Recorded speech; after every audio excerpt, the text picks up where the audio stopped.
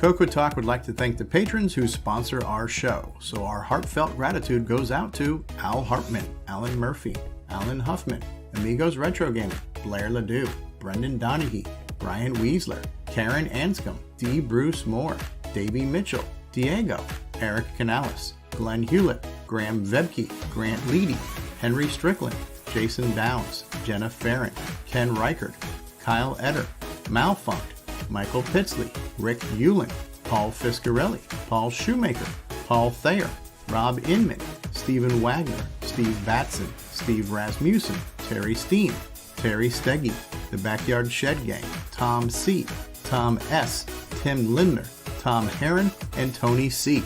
Thank you ever so much, patrons. CoCoTALK is an unscripted live broadcast. Anything can and will happen. The views and opinions expressed by members of the panel and the live audience are their own and not necessarily those of the CoCoTALK show, its sponsors, affiliates, or subsidiaries. Open minds encouraged, sense of humor recommended. If any off-color comments were made, we're sorry. Hi, this is Dale Lear, designer of TRS 80 Color Baseball, and you're listening to CoCoTALK.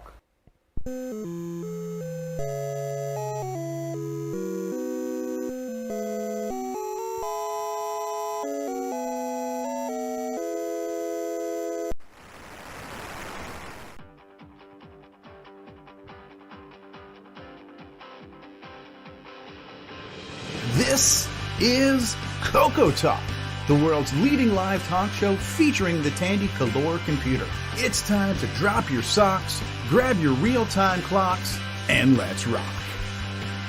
CoCoTALK is rocking the 8-bit world, keeping the Tandy flame alive. We may be mocked, but we'll never stop, cause CoCoTALK is rocking the 8-bit world.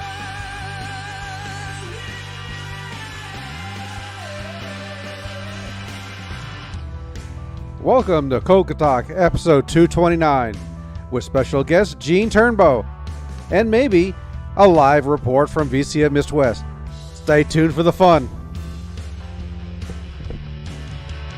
CoCoTALK is rocking the 8-bit world, keeping the Tandy flame alive.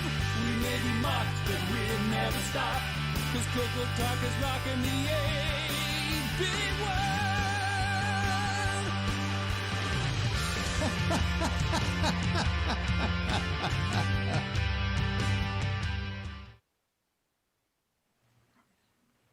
Hello, everybody. Boy, I don't hear echo now. That's good. I'm in the I hit the wrong buttons already. Well, I guess we'll start with the panel introductions. Oh, in my top left, we got Marco.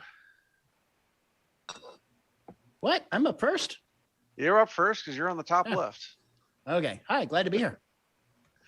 All right. Next one over is your host, me. Hi. Next over, Ken Waters.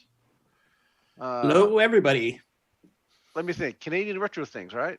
That's it. Yep. All right. I remembered. Next over, our foreign correspondent, L. Curtis Boyle. Welcome to the show, everyone. All right. Carriage return, line feed, Sloopy. Greetings. All right.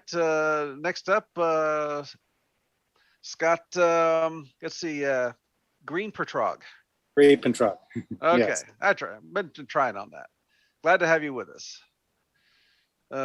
Next over, Ron Delvaux. Hello, everybody. With a big garage the size of a Walmart. Yep. Let's see. Next up on next line, we got Patrick Euland. Howdy, folks. And Alan Murphy. Greetings, Earth. And from the land down under, Nick Marentes. Hi, everyone. Just a quick mention, too, if you notice the panel's a little bit smaller than usual, that's because we have quite a few of our staff are out at VCF Midwest in Chicago, which we'll be going to live later in the show. Okay. Today we have a special guest, Gene Turnbow. Hi, everybody. Glad welcome, you could join Gene. us. Yeah, welcome. All right, Curtis, I'll turn it over to you. Okay, so a big welcome to Gene Turnbow. He's actually been involved with the CoCo community since like the first year of its creation type of thing. But we'll go into a little bit of prehistory even before that first. So first question for you is, when did you first start using computers, and what was the first computer you ever used? I first started using computers in 1974. I was, let's see, 56. I was born in 56, 66, 76. 18? Yeah. Wait, 56, 66, 76. That doesn't make any sense. No, because I got my, I think I was 17 years old, and I was the only guy who was visiting the local Radio Shack who could make their Model 1 do anything. So the store managers let me stand around and program funny graphics on their Model 1 because it helped them sell computers. I was good for business.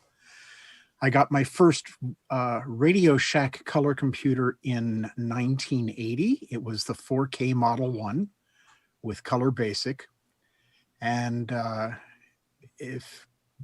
for those who aren't completely familiar with the original Model 1, you had, I think, 1K of system registers and 1.5K of graphics memory, leaving you 2.5K to do whatever it was you were going to do with that machine. And even there, I was still able to write animations and simple computer games. I even made a Star Wars Death Star trench game. So my first language was Microsoft Color Basic. And because of the speed of the processor, my next language was Motorola 6809E assembler. And it took off from there, and I've been programming ever since. And I'm pushing 65 now. Okay. When we had our pre-call with you, you'd mentioned that you'd actually, like one of the games you did, and we'll get to right away here, is Star Trek, one of the very first Star Treks for the CoCo from Spectral Associates. But you'd mentioned you'd actually played Star Trek, I think, remotely from a terminal at some science fiction convention show in 1975 or something? Yes, that's right. I believe it was NASFIC, the North American Science Fiction Convention.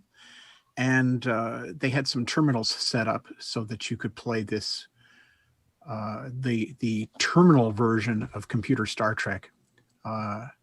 And I think that's, that same year, somebody had brought an Apple one of the original hand-wired Apple ones to the same convention, and they were flaunting that. But yeah, that was my first exposure to computer games at that convention, and Computer Star Trek was the very first game I was exposed to. So yeah, that was my incentive to create the first version of Computer Star Trek for the Radio Shack color computer. Yeah, because I find that fascinating. I've read the history, like there've been Star Trek games on mainframes and minis like PDPs and VAXs and stuff since the early 70s. But I had no idea they were bringing terminals to science fiction conventions of people, because back then you might get an Altair or a Heathkit kit, which didn't even have a screen. So how are you going to play Star Trek on that very well? I didn't realize they actually brought terminals to link it up so you could actually try playing these computer games before the home computer revolution even really started. Oh yeah, this thing was huge. They were doing it on paper. They brought a paper printing terminal. Was it like a teletype? It was quite an accomplishment getting it there, I imagine. Wow. How much paper did they go through during a convention? I think they went through 8 or 9 boxes of it. They were running it day and night for like 3 days. Were those IBM Selectrics with the ball? I do not remember. I don't think so. Because in '69 we had one at our school, and the green bar was the screen. Yeah. Mm-hmm. I think the ASR teletypes are more common, like the 33. Yeah,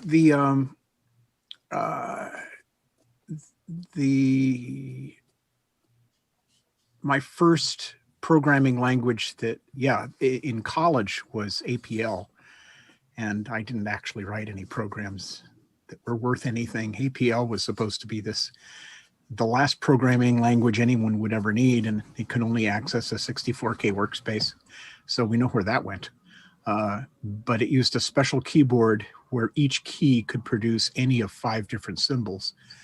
And all I did with it was send movement instruction codes to the type ball, and I made the type ball do the mamba. It's like we've seen in modern times that people have, done Star Wars theme music using 64 floppy drives and chiming the motors back and forth to get that, different tones. It kind of sounds like you were kind of doing that with the printer. Except it wasn't fast enough to actually make noise. I was just making it dance. So it was a bit of silliness. So you had that mischievousness even then. Oh yeah.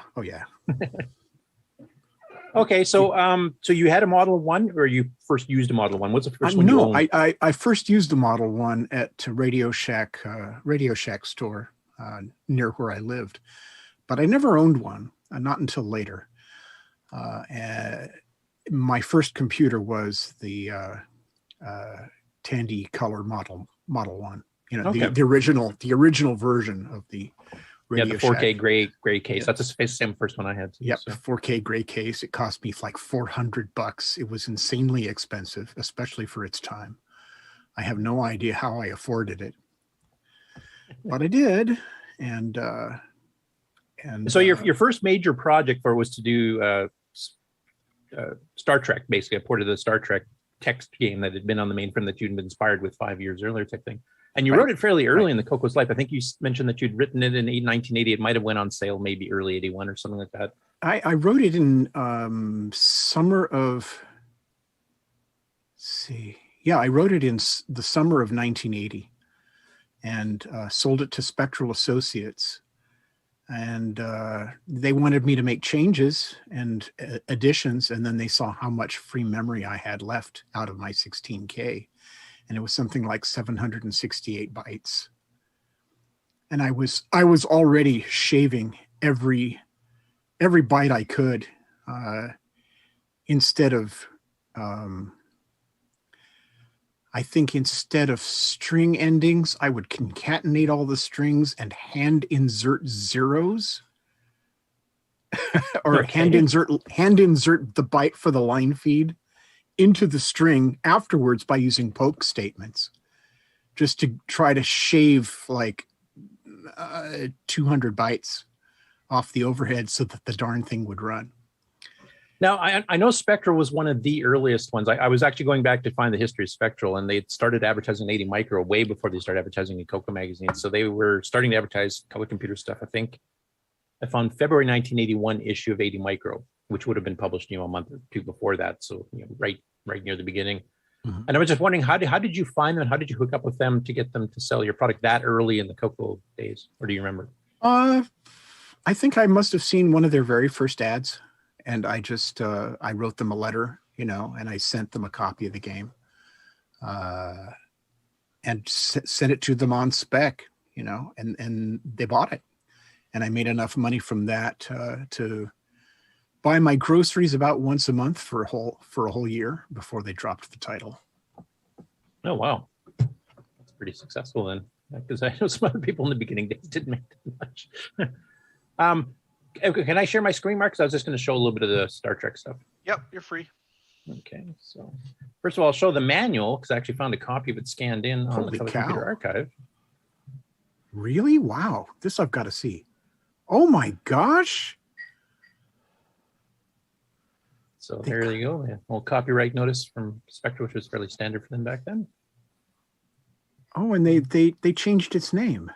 They changed it from Color Trek. Oh.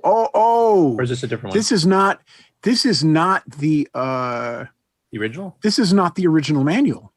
They rewrote it. See, after about 8 months, they wrote me back and asked me if I could change the names of the starships because they didn't want to get sued by Paramount. Well, Paramount wasn't looking in those days, but they didn't know that. And, Plus I think Adventure International in 1981 actually did get official licensing from Paramount. They actually made a CoCo version. Lance Miklas did that one. I don't know if you're familiar with it, but they did the Model 1, the Atari, and a few other ones. And at that time, Paramount didn't really think it was like home computers. Who cares? 15 people will buy it type thing. And when the sales actually went up, they started getting much more restrictive on licensing, and you owe us a lot of money type thing. So that was one of the last ones. So the manual that you just showed was from the re-release of the game. It's not the original manual.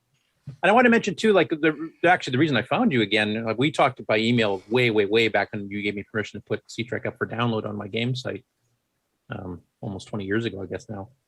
But you actually put a little video here up on your Sci-Fi Radio, which we'll also get to in a bit here. But you actually did a little video of how to load it, and you did a little bit of gameplay of it and stuff too.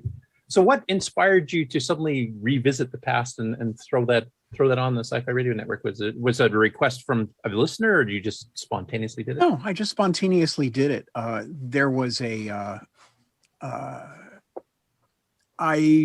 have the original machine that it was written on, believe it or not. Oh, wow. But I haven't plugged it in many years because I heavily modded it and some wires came loose, and I think I've got them soldered back in the right places, but I don't even remember all the mods I made. So I don't know what's going to happen if I plug it in, and I was afraid to plug it in. So I've been running, I wanted to have a copy of my earliest work. So I found it. I think I found it on your archive site, actually. No. Yeah, it could be. I think it's. I gave it to you, and then I had lost track of it, and I used your website to download it again, and then I set up an emulator on a Raspberry Pi 4, and so I can play the game myself without actually needing a real CoCo. And then I realized, hey, Star Trek's really popular. I'll bet the fans would like to see this. So I did the how-to video, and I built a zip file. And if you go to sci-fi.radio and search for C-Trek or Color Computer Star Trek, you'll find this article, and you can download it and play it yourself on Windows. Yeah, that was pretty cool. I'm just going to post that in. Oh, I guess somebody already got it for me. Thanks. Puts it in our chat windows so it'll show up on the screen for everybody. Yeah, because I was pretty cool because I was searching for your name because I've just been randomly searching like every year or so I try to do some searches for some people I'd like to get on to interview, and most of the time I can't find them. But this year I've locked out a lot, so it's been pretty cool. Yeah, there are a lot of really great people on your panel today. Well, thanks. I can hardly wait to hear what you guys have to say because it's been a while. Yeah, I mean, if you're able to stay for the whole show, which is probably going to be pretty long with all the VCF coverage we're doing today too, but there's a lot of new stuff coming out, hardware and software and tutorials and all kinds of things. There's a very, very active CoCo community. In fact, Nick Marentes, you can kind of attest to this too. When you were selling some of your CoCo 3 games in the late 90s, early 2000s, you were selling like maybe 50, 60 copies a game, and now it's more than doubled since then. So the market's actually expanding. That's so weird and cool. Nostalgia sells. Yeah. Yeah. I think COVID actually, in a weird way, helped that because everybody was kind of holed up at home. And what am I going to do with some of this free time? Because I can't go anywhere and do stuff. So people were actually like prices of CoCos on eBay have skyrocketed the last year and a half, 2 years. Like they've tripled, quadrupled in price. They're actually more expensive now to get a CoCo 3 than it was at Radio Shack back in the day. Really? Because I was just on eBay the other day, and I think I saw one for 120. So that's a pretty good deal. Ken, you'd found one on eBay yesterday. You told me it was a 128K with a deluxe joystick and typing tutor and some other things, and it was like $600. Yeah, and a disk drive for 600 plus Canadian. 650 Canadian. Oh, yeah. Well, that translates to about 500. Yeah, about 500. Well, with the disk drive, Yeah, I guess that's true. But I mean, CoCo 3 has been going for 200 to 300 at least what I've seen lately, as I'm sure a lot of the panels can attest to. Yeah, my CoCo has been upgraded to 512K, and I originally had when I had it all set up, it was running, I think, I want to say 40 megabytes of hard disk storage and 3 floppy drives. So it was, yeah, it was about as hot as CoCo gets. Well, back then anyway. Well, we'll update you on what's happening now. So anyway, one question I wanted to ask you, because you had done some fiddling around with the Model 1, and of course you played the original Star Trek game remotely on a teletype back in '75. So you kind of knew what the game was about, and you got this brand new computer, which was brand new to everybody, so you wouldn't have had too many people to go talk to, like how do you program a CoCo or something. So how long did it take you to write the original version of C-Trek? I'd say about 2.5 months, something like that, because you have to remember the original CoCo did not have a line editor. You typed the line, and if you made a mistake, you had to retype it. You had to type it over. And in some cases, I would have to type it over and then rerun those poke statements to make the asterisks into new line characters. So every time I had to retype something, I mean, it was incredibly slow, mostly because of that. Okay. But I sure put my high school trigonometry to use. C-Trek is the only version of computer Star Trek that actually has animated torpedoes. So you can fire a torpedo and watch the torpedo march move along across its the map trajectory. I've seen some that do like that, but one I was mentioning by Lance Nicholas does have animated photon torpedoes, but it doesn't do it on the grid. Like it'll switch to a different scene. It'll show like the Enterprise and a Klingon or whatever, and it'll show it shooting across, but it's just an empty screen with no map. Mm-hmm. So it's animated, but not the real time thing. Mm-hmm. Okay. Next up, question wise. You've also mentioned that your version was one of the first ones to feature individually damageable parts of the ship. Yes. Yes. No Because other. I think most of them just took like you took an energy hit and you lost 500 or whatever. Yeah, you lose your shields and then you lose your hull integrity and you're dead. But in mine,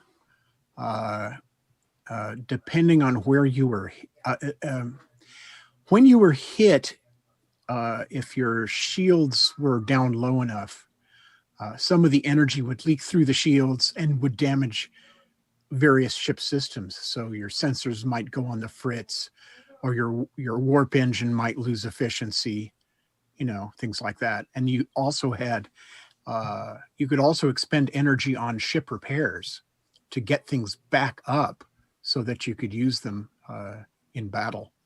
And I think my version of computer Star Trek was the only one that had that feature.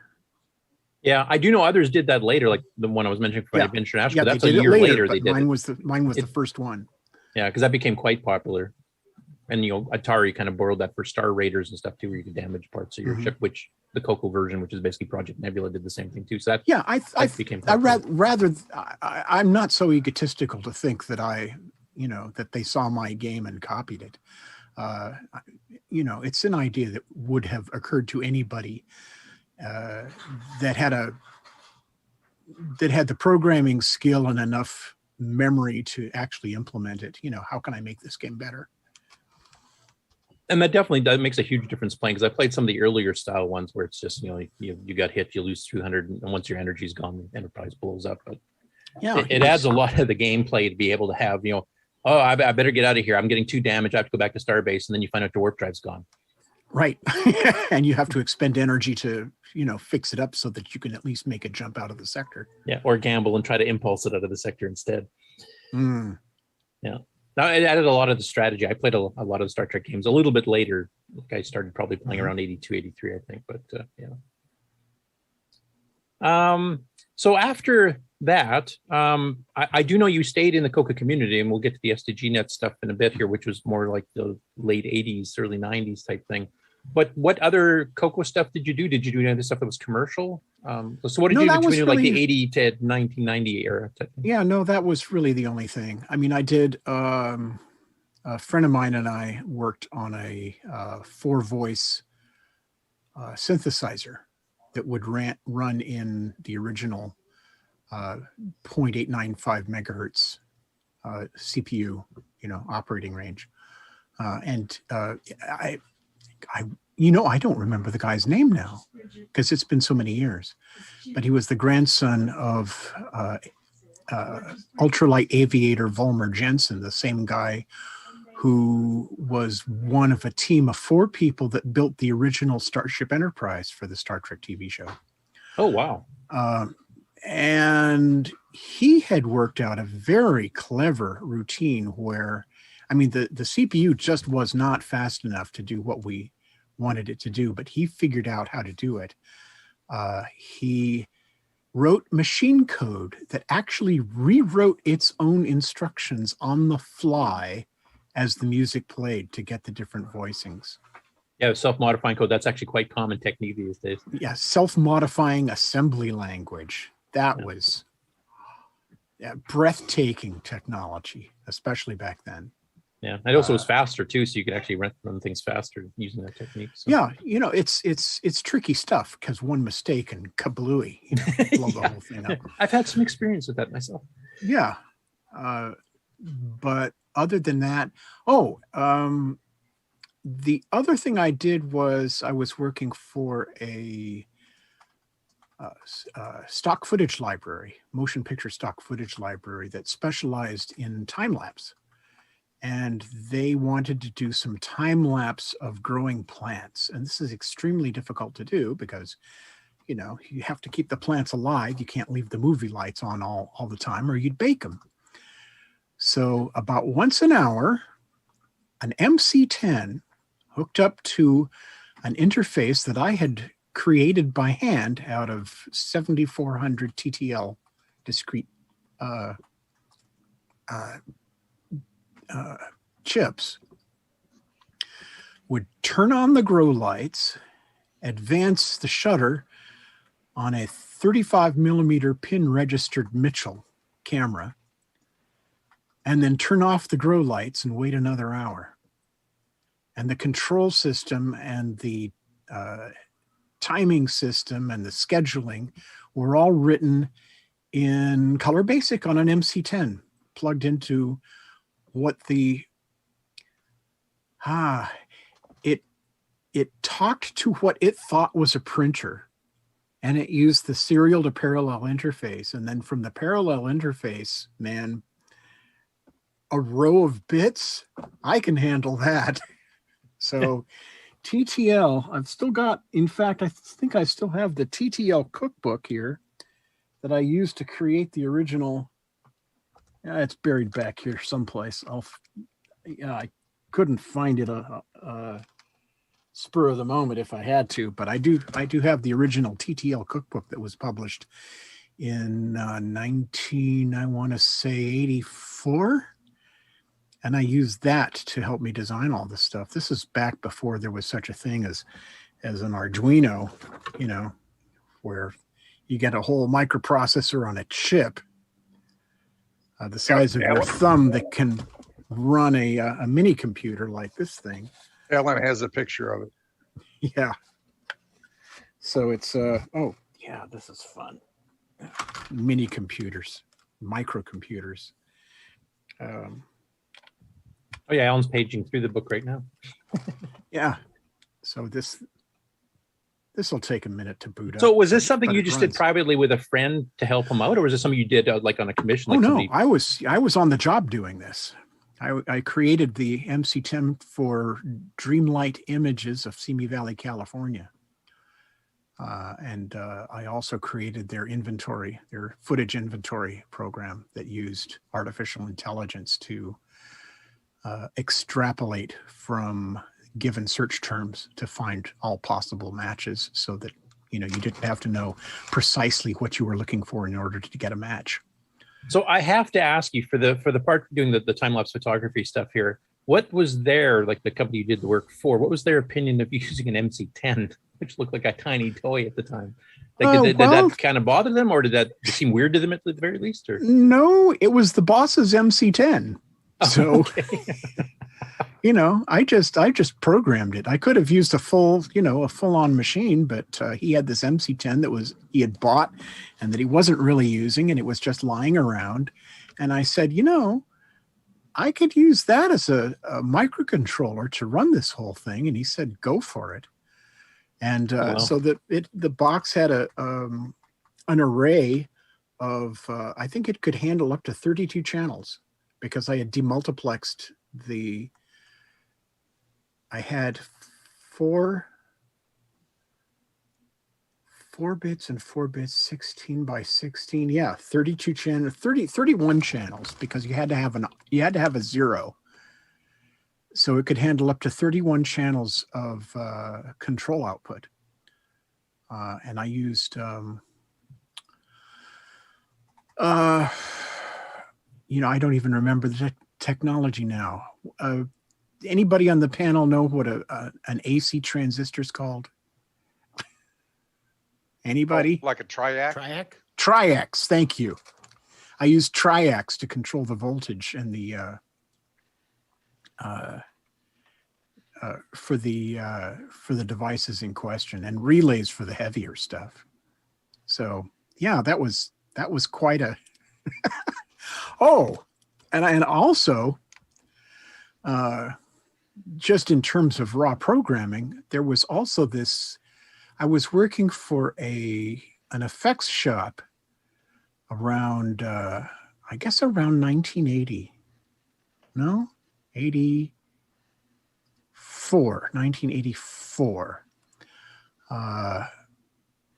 And the son of a famous Wild West sharpshooter, his father died, and he wanted to continue his father's legacy and do the Wild West sharpshooting show again, with this Junior's Wild West sharpshooting show. There was only one problem. Junior couldn't hit the broadside of a barn. So he hired me to make a device that listened for the sound of a gunshot and incrementally moved forward in the register triggers to send the firing impulse to a squib that would detonate and blow up the target. And it worked. It worked great. There's only one problem. Hollywood trickery. Yeah. Oh, yeah. Total trickery. So there were cables running everywhere. And anybody watching the show would have, they probably dressed them up or whatever. But the thing that they didn't tell me was that they were also going to be running the power lines for the lights in the same conduit as the data line that was hooked up to all the squibs. Oh. And you can guess what happened. They set it all up, and they were going to test it, and they keyed the lights, and it made the data lines ring, and every goddamn squib fired at once. Kapow! That's just how awesome of a shooter he was, obviously. Setup in a split second. And then they came back and complained, and they said, "Well, what can you do about this?" And I said, "How much more money do you have?" And they said, "What? This is your fault." And I said, "Oh, no, it's not. You didn't tell me you were going to be running high tension lines next to my data lines. I'm not responsible for this. This is your screw up." And I never heard from him again. So I don't know what happened after that. I just want to do a shout out from the chat here. Jim Gary mentions MC10 rules. Now he's kind of infamous because he's the main MC10 programming guy. He's the guy who comes out with like a couple of games that he's either ported or created himself for the MC10 every week and has been doing it for several years. So he's got hundreds and hundreds of MC10 games and other programs out that he can download off the site. So that's really neat. I mean, So- I don't necessarily covet it, but it gives me a warm feeling in my heart to know that somebody has built this and has made it available, and it's enough for me to know that it exists in the world, and that's very cool. Yeah, actually, he kind of took the week off. We're actually going to be doing an MC10 special. So if you want a bit of nostalgia kick there, we're going to be doing that probably in mid to late October. I think it's the tentative schedule. It's not officially set yet. We're still discussing amongst the special guests. So. Oh yeah, it finally booted up. So it's too bright, I guess. Wait, no. Anyway, you can see the image there. This thing runs on a Raspberry Pi Zero and actually emulates a Macintosh. I 3D printed the thing. It's I used it on my trip to Wisconsin It was my go-to computer. Oh, cool. Built it myself. So between the 1980 to whenever you joined STGNet, and I know you were one of the later nodes on it, so you basically were working in what industry? Were you switching between jobs fairly often, or were you contract work, or what? At that time, I was doing robotics programming for Technicolor. Oh, okay. At that time, they were still doing everything on video cassette, VHS. They were I think the single largest manufacturer of videotapes in the entire world at that point. About 72 to 75% of all VHS video cassettes came out of Technicolor in Camarillo, California. And I was writing controller code that made their production line run, including the machine. It was a spray jet printer as contrasted to an inkjet. And what would happen is the video cassettes would float under the print head at very high speed, and the printer would spray barcodes and dot matrix tracking information on the spine of each one. So each one got its own individual tracking number, so that they could identify exactly where each individual cassette was in the pipeline, where it was going, and what was being done to it, so that, they could keep track of everything. So if you've got any old VHS cassettes, look on the spine and look for that dot matrix white printing. That's me. Cool. The program I wrote. Gray color. Sorry? I remember it being kind of an off gray rather than white. Yeah, it was an off gray by the time it dried. It was an off gray. Okay. All with an MC10? No, not an MC10.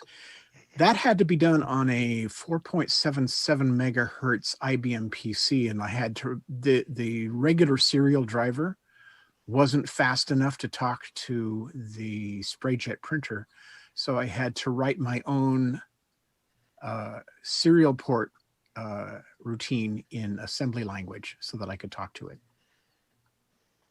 Yeah, the BIOS one was pretty slow from what I remember. Yeah, it's pretty abominable. Yeah, very pretty bad. limited too.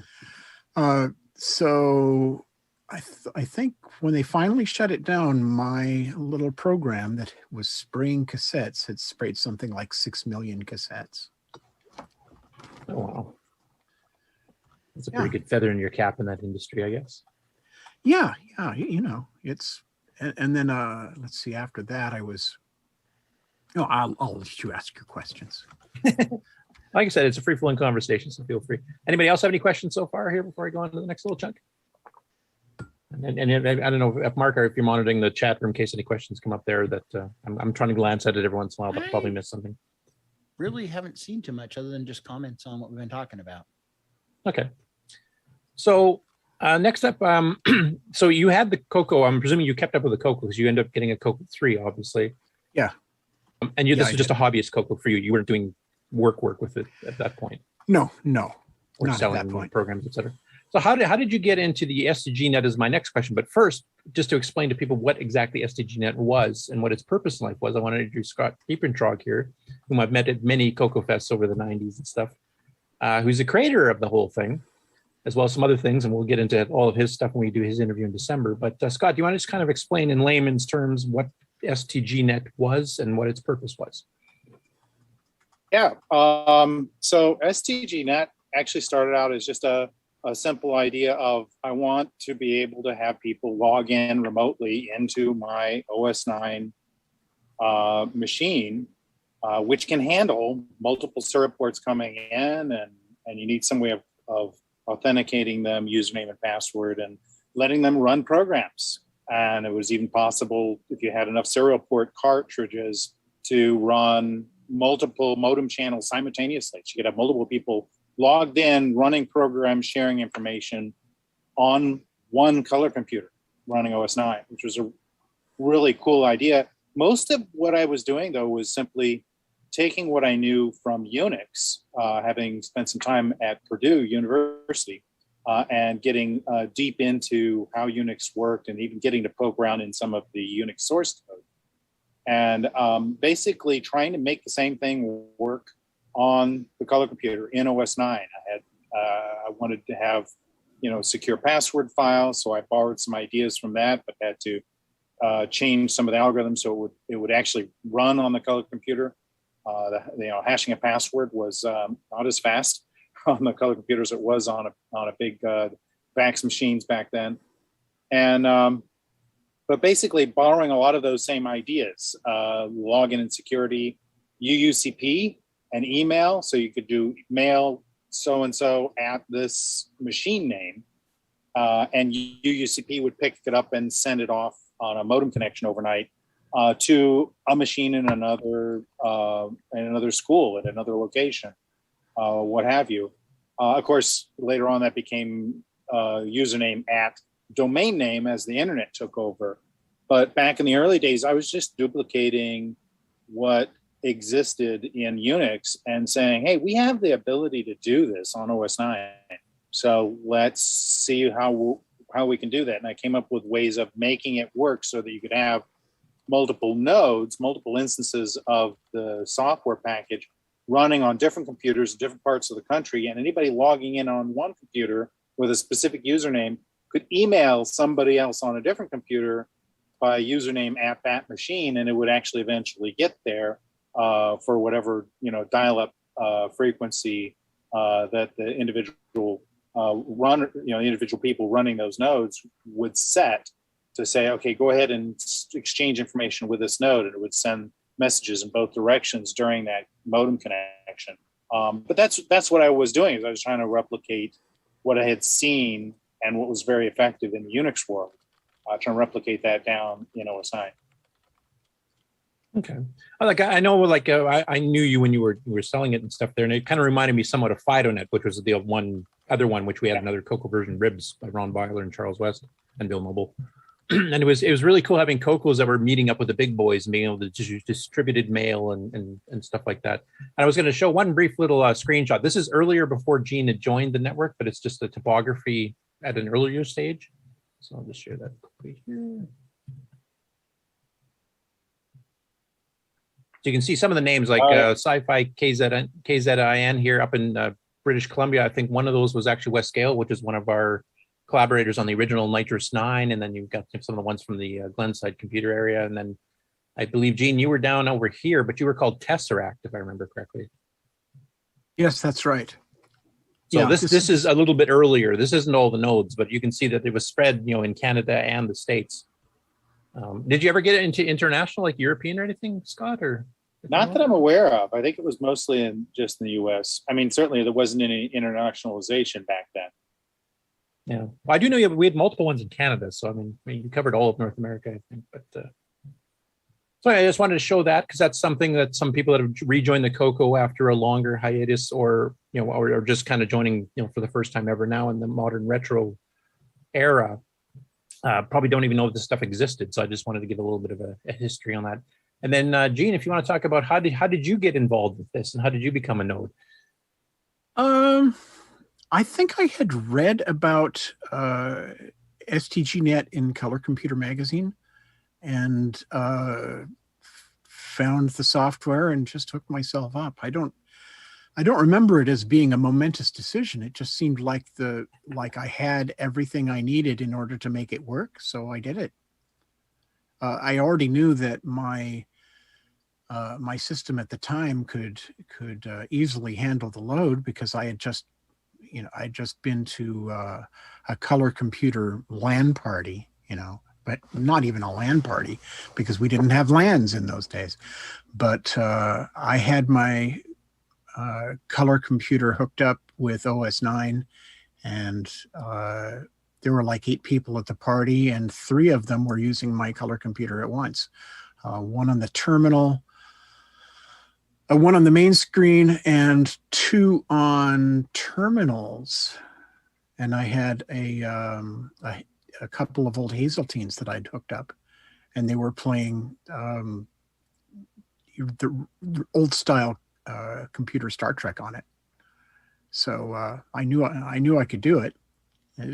But in those days, hooking up that many terminals to one CoCo was kind of a parlor trick. But yeah, tell me about it. At work, we had 8 terminals on ours. Oh, that's impressive. It couldn't have been very fast. Well, we were running Nitrous 9 because we were running 6 or 9 native code, so it ran not too bad. We had to limit it, I think, to 2400, 4800 baud for most of the terminals, and they weren't doing a ton of stuff on the terminals, but we even had some online text adventure games that our people at work would play on. But yeah, we had ADM 3As, ADM 22s, Freedom 100 terminals, and a couple others, like a mix of them, and some custom software we wrote for work. But yeah. I remember Lonnie Falk, we told him about it at Rainbow Fest, and he said that's the largest color computer system he'd ever heard of. So we had a mega RAM, we had 120 meg hard drive space, and dual floppies and a whole bunch of other Tell stuff. him what system it replaced, Curtis. What's that? Tell him what system it replaced. Oh, it replaced a PDP 1134. That's awesome. I was certainly as capable as a PDP 11. Yeah, well, the PDP, like at that time, this is the late 80s, early 90s, the PDP was starting to die, so we'd have to replace a board, and those boards are $1,500 a crack. And we had to replace a second board in the span of 3 months.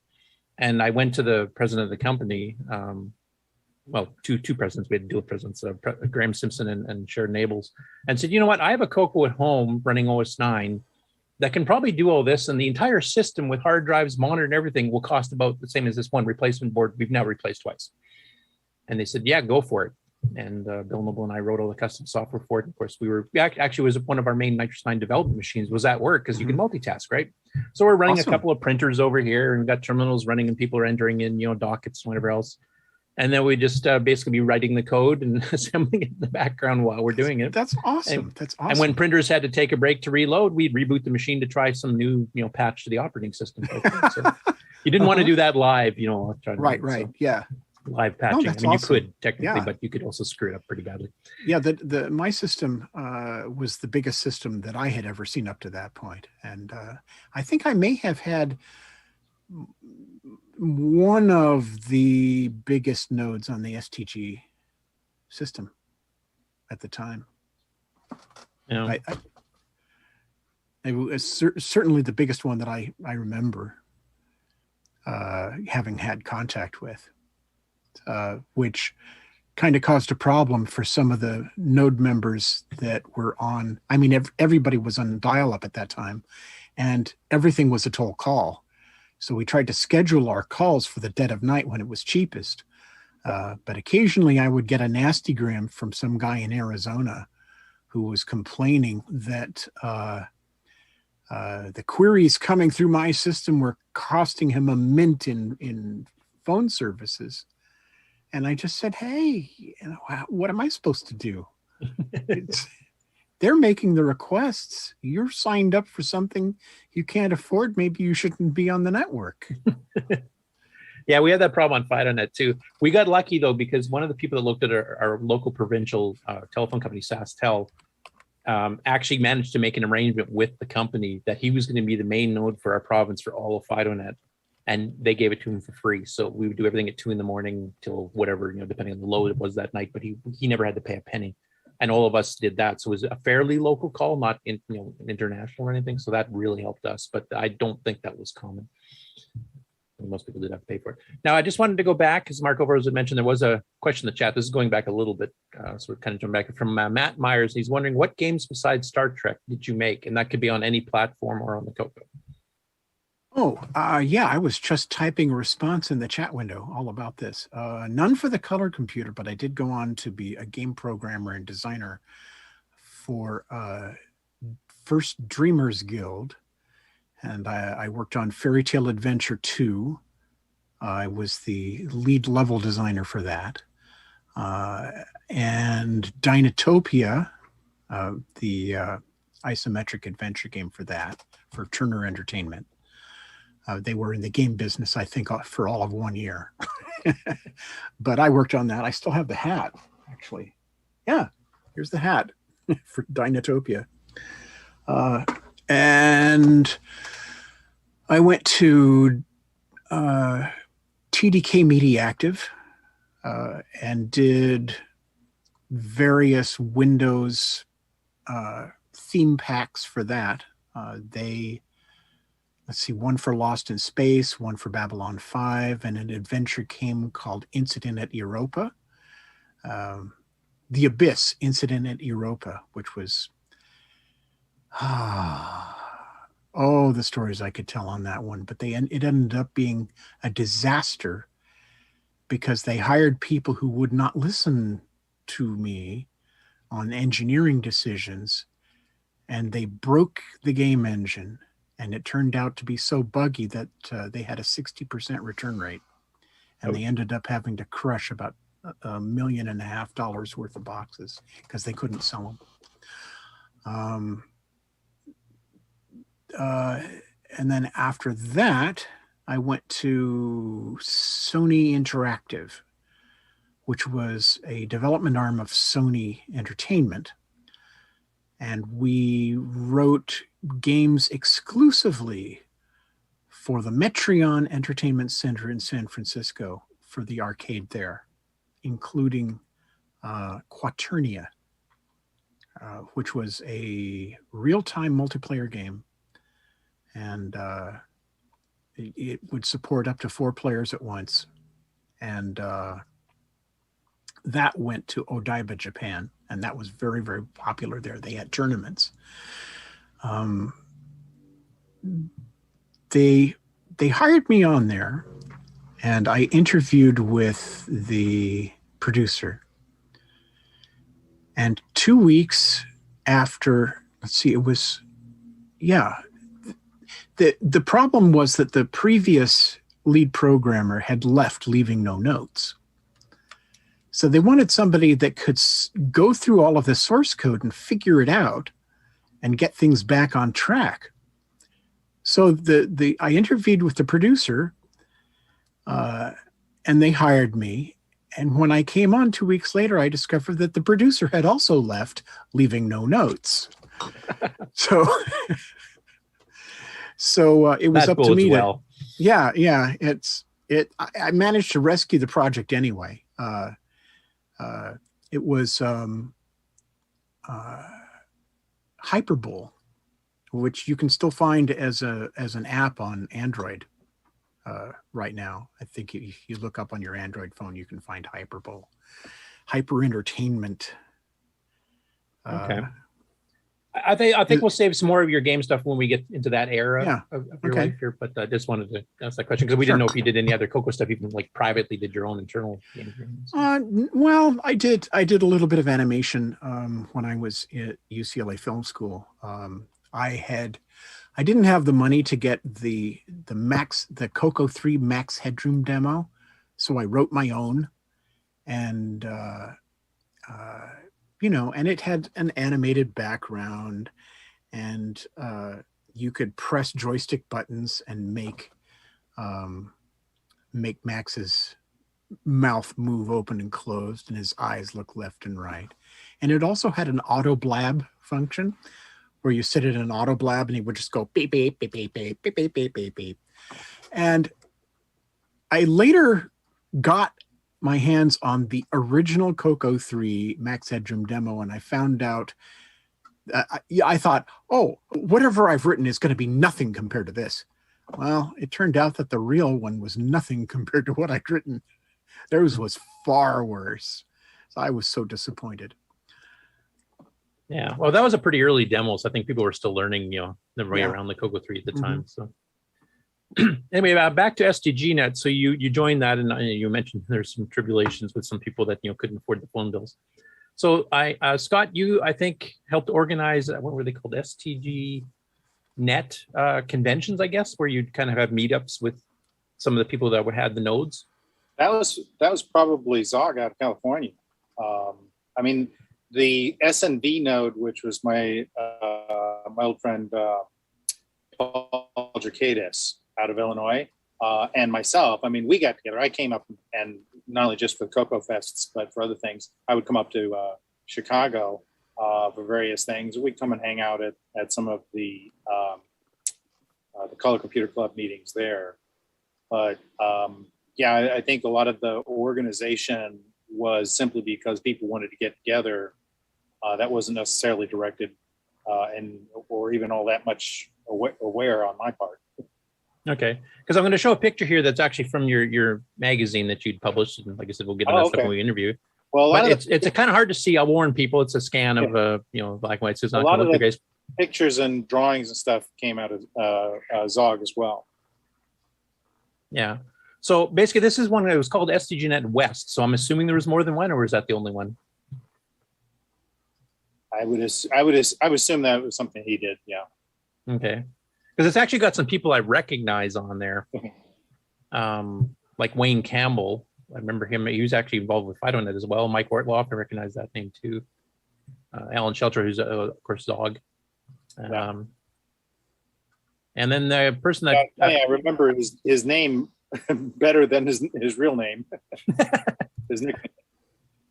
And I think Gene, you'd mentioned to me before that yours was called Test Track. Now this one, it's calling you Flatline. Was that a handle or a username as opposed to the name of the node? That was a handle that I was using at the time. Flatline was my handle at the time. Okay, so I'll just share the photo here. And it's got pizza, so it's obviously a great article about that. Oh yeah. I remember that. Okay.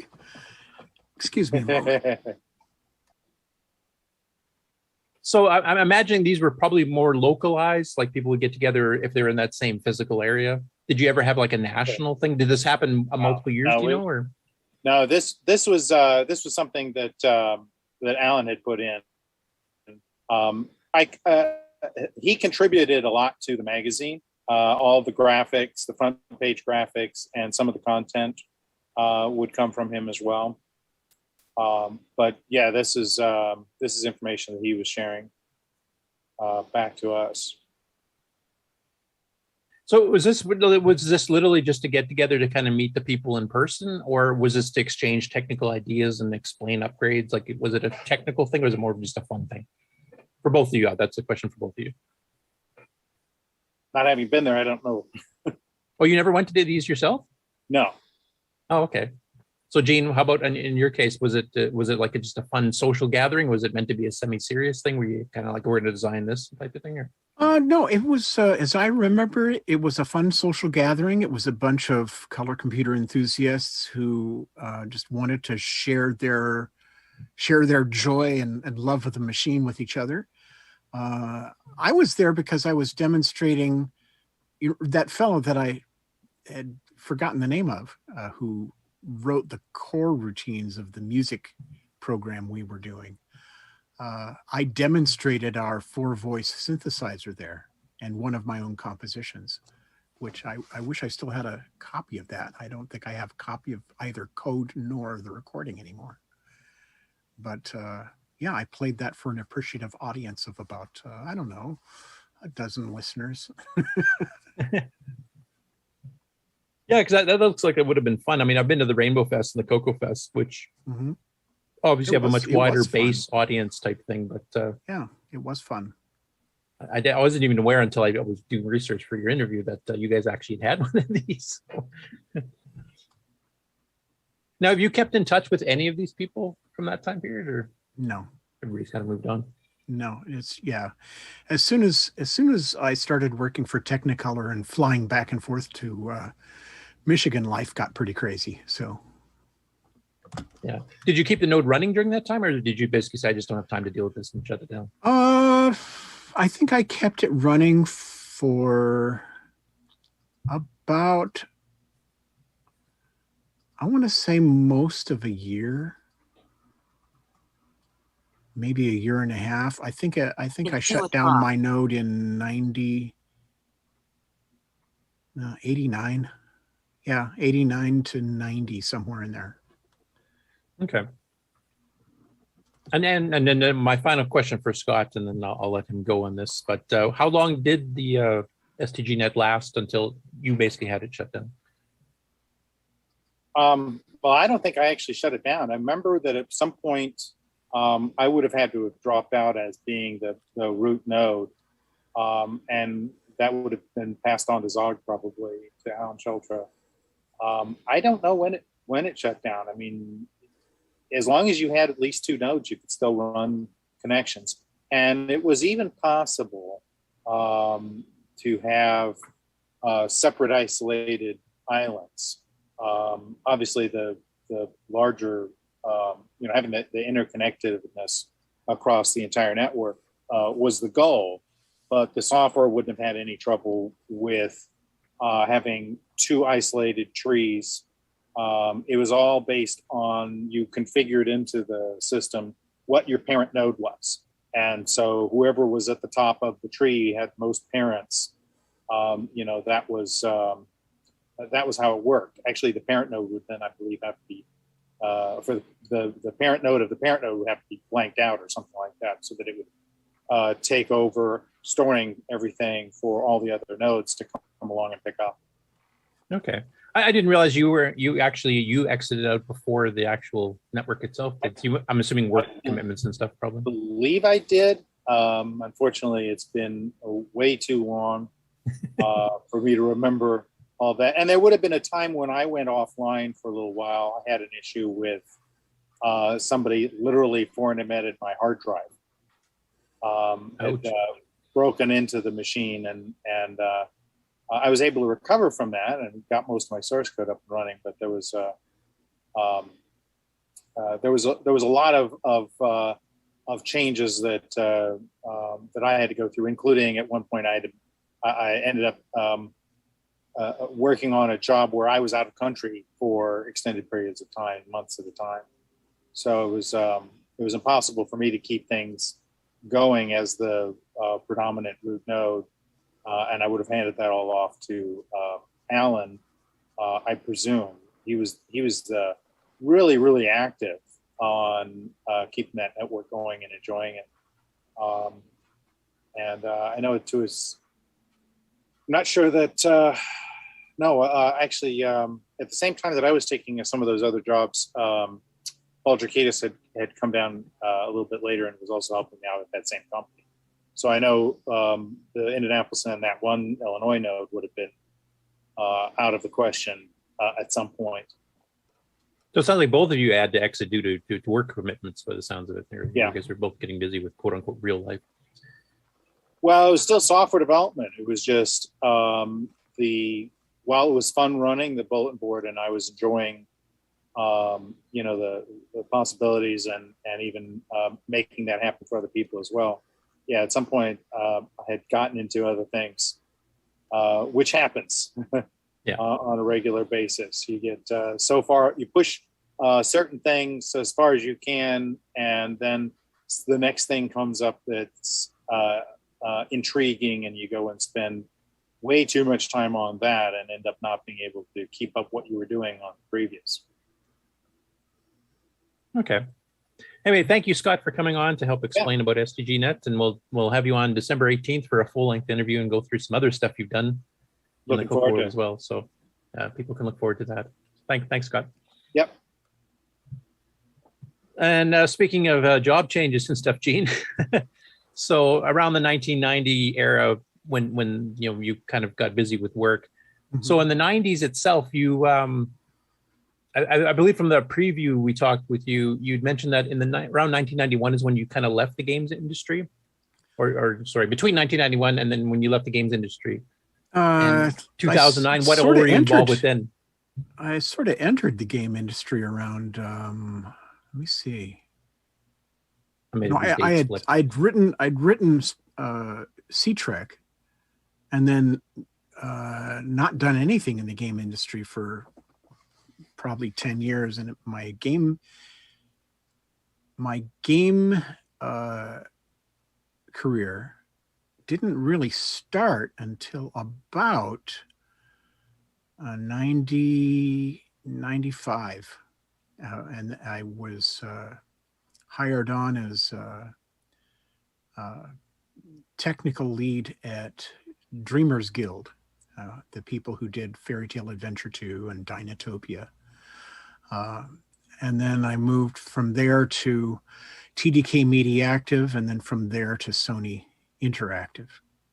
So, I mean, between like the C-Trek era and when you started getting into the game industry, you were kind of more in the I guess, Hollywood industry. I don't know what you want to call it. Industrial robotics mostly. Okay. I did, yeah. You just happen to have some Hollywood contracts were involved, like making VHS tapes. And stuff like that. Right. And I was also going to film school during that time. Between about 1987 and 1990, I was in film school. So you actually were planning on a career in like making movies and stuff? Or yeah. Because I'd been doing props and visual effects and this kind of thing since 1979. I was one of the guys who built the Cylons for the Universal Studios tour for the Cylon attack. Okay. Let's go a bit through that career then, because we haven't really covered that. That kind of overlapped with your CoCo stuff. But so what were you doing in the 80s then, I guess, before you got in? Besides the MC-10, which obviously you mentioned I started my professional career as a sculptor. Okay, so what kind of projects were you involved with during that time period? You mentioned Battlestar Galactica, obviously. Yeah, Battlestar Galactica. I did a lot of makeup effects for independent films and TV commercials and this kind of thing. You might remember a Dole pineapple commercial where you have I'm looking for a cylinder here. You have this stack of rings and come on, AI camera, knock it off. And you would have a stack of rings against a black background in an open pineapple, again, in front of an open pineapple. And then the rings would drop off the stack one at a time into the waiting can. And I figured out how to do that and built the device that did it in real time. This is all pre-CGI. And the link for it, oh boy, finding that would be Dole pineapple. So you were kind of doing like special effects then? Yeah, special effects, but practical ones, effects. like yeah, special effects and practical effects and makeup effects. I remember building an emergency model for a low-budget film by carving up bits of balsa wood on the dressing room floor, using nothing but a razor blade and cans of spray paint, and they used it because they'd forgotten they needed this model, and they asked me, "Hey, can you whip this up real quick?" And I said, "What you got?" And I did it, and they liked it. And I also built a full-scale working replica of Yoda that made his appearance at the Egyptian Theater in Hollywood for the 1985 premiere of Return of the Jedi. And that was just a fan project. But my apprentices went on to be the head prop maker for Star Trek for, I think, 4 of their series. And the other one turned out to be the lead makeup designer for Babylon 5 and a bunch of others. And they were both my apprentices. And they both got their start working on my Yoda. Cool. I know there's a couple of huge Babylon 5 fans in our audience, and as well as Star Trek and Star Wars fans. So you know what prompted you? Like, it sounds like you had a pretty good career going in the effects and the makeup and stuff like that. So what prompted you to suddenly jump back to doing games, which you hadn't done in like 14 years? I got tired of sticking my hands in toxic carcinogenic chemicals up to my elbows was the main thing. So it was like health reasons for you? Yeah, it was. Well, a combination of 2 things. One, the guy that ran the shop that I was shop foreman for in 1983 was a terrible businessman, and he kept getting stiffed by his clients, and he hadn't paid the rent on the shop in like 3 months. And I came to work one day to find a padlock on the door, and all my stuff was inside, and I never got it back. Oh, really? Yeah, I lost hundreds of dollars worth of tools and radio control gear and you name it, all gone. And, so basically my livelihood was locked up in somebody else's building with no way to get it back, game over, man. So I had to change careers real fast. So how did you get into the game industry? How did you choose that? Did somebody come calling for you? You knew some people in the industry that you talked to, or how did that work? No, I was just fascinated by games and game development because I'd already done one. And I started researching, how to do high-speed graphics in games and what the techniques were, and taught myself C++. By that time, I'd already learned 6 or 7 languages, so C++ wasn't that hard. You still weren't using APL, though, eh? No.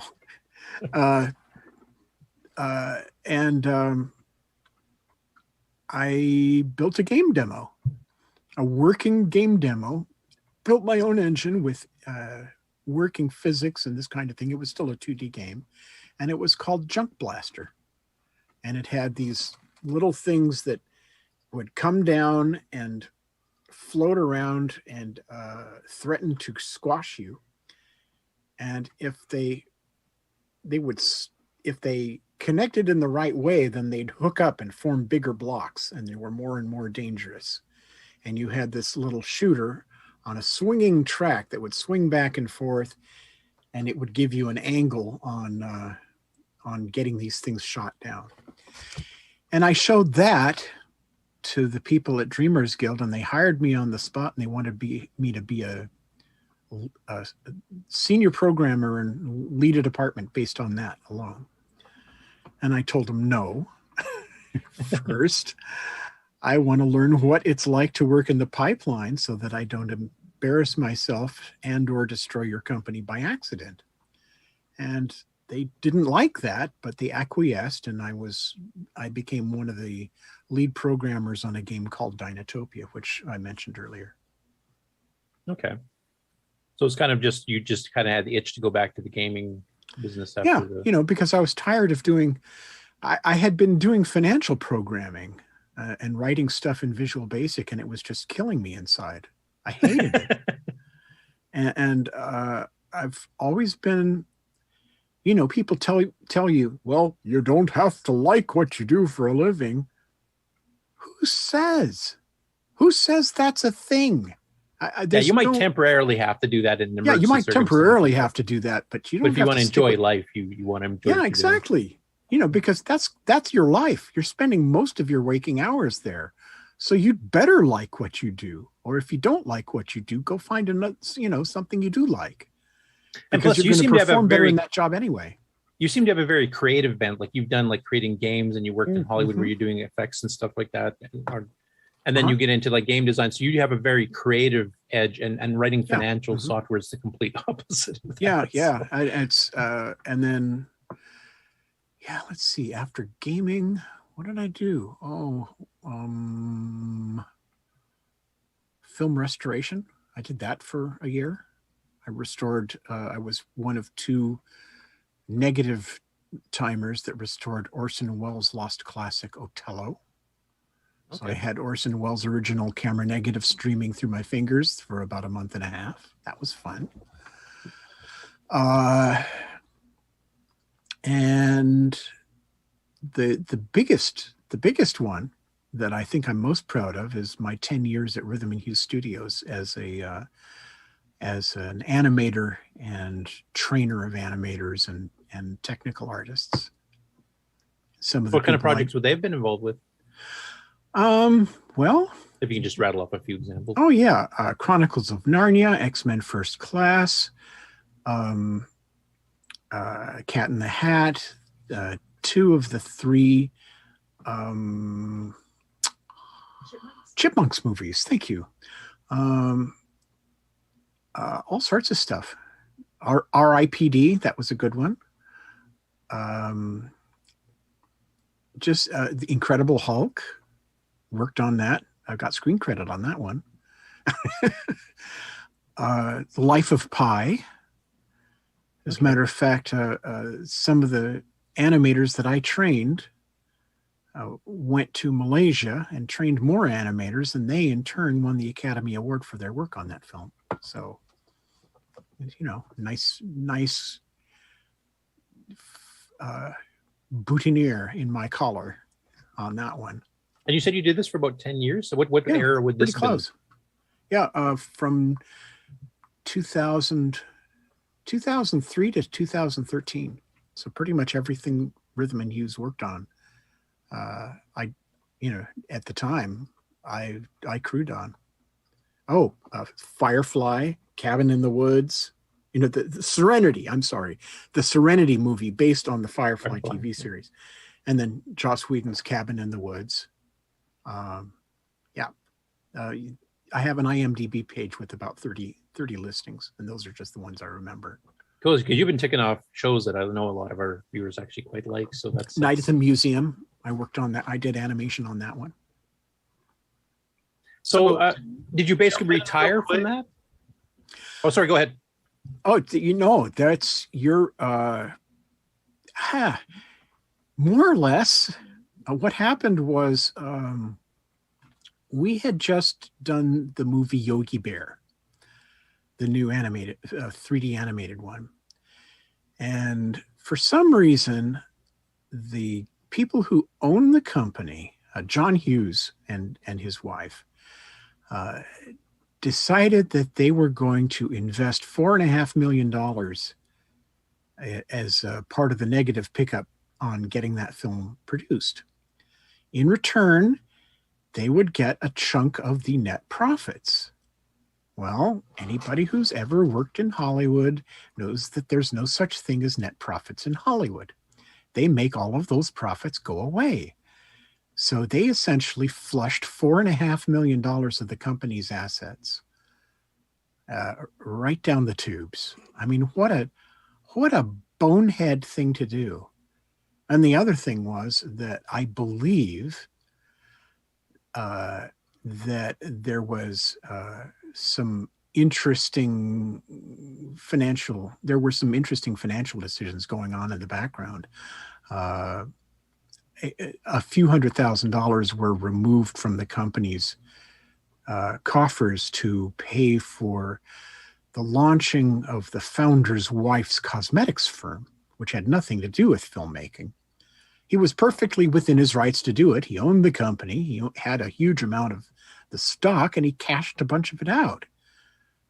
Well, unfortunately, when the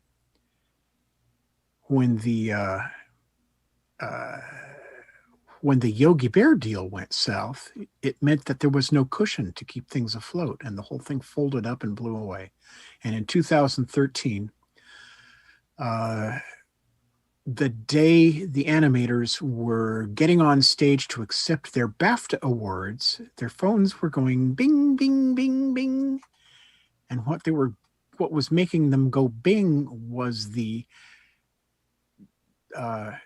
clear out your desk, don't come into work on Monday emails from H.E.R.O. They had let go hundreds of employees with 16 hours of notice. Ouch. Robert Allen Murphy, you were making a comment before I really interrupt you, I think. So I had posted the link to the IMDb page for Gene. Oh, gosh. Who are not familiar with that. So I have family in the movie industry as well, so I'm used to looking up IMDb stuff. One of the things I noticed on your profile, it says many episodes of Knight Rider. And Yes. for CoCo enthusiasts, Knight Rider does show up in our pantheon because Audio Spectrum Analyzer was used on screen, which is a CoCo application, in several episodes of Knight Rider. And so I was wondering if that might have been something you had put in as a practical effect. No. What I did was in the opening title sequence for the first season, when they drive the car up into that diagnostic bay in the back of that van, and you have these things hanging, these white boxes hanging from the ceiling with a green display with little lights going beep, beep, beep, beep, beep, beep, beep, beep, beep, beep, beep, beep, beep. I created the electronics for that. It was a generic sequencer board that I built and installed in all of those display consoles. So my stuff is in the titles of the first season of Knight Rider. So now But we it was have electronics. more CoCo connections. Yeah. Yeah.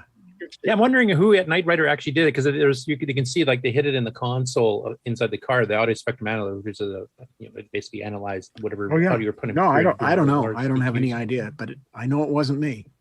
Okay, so there's a couple CoCo connections in there. Go ahead. Close. Did you see anything else on the IMDb you want to mention, Alan? Oh my good gravy. There was quite a bit up there that was interesting.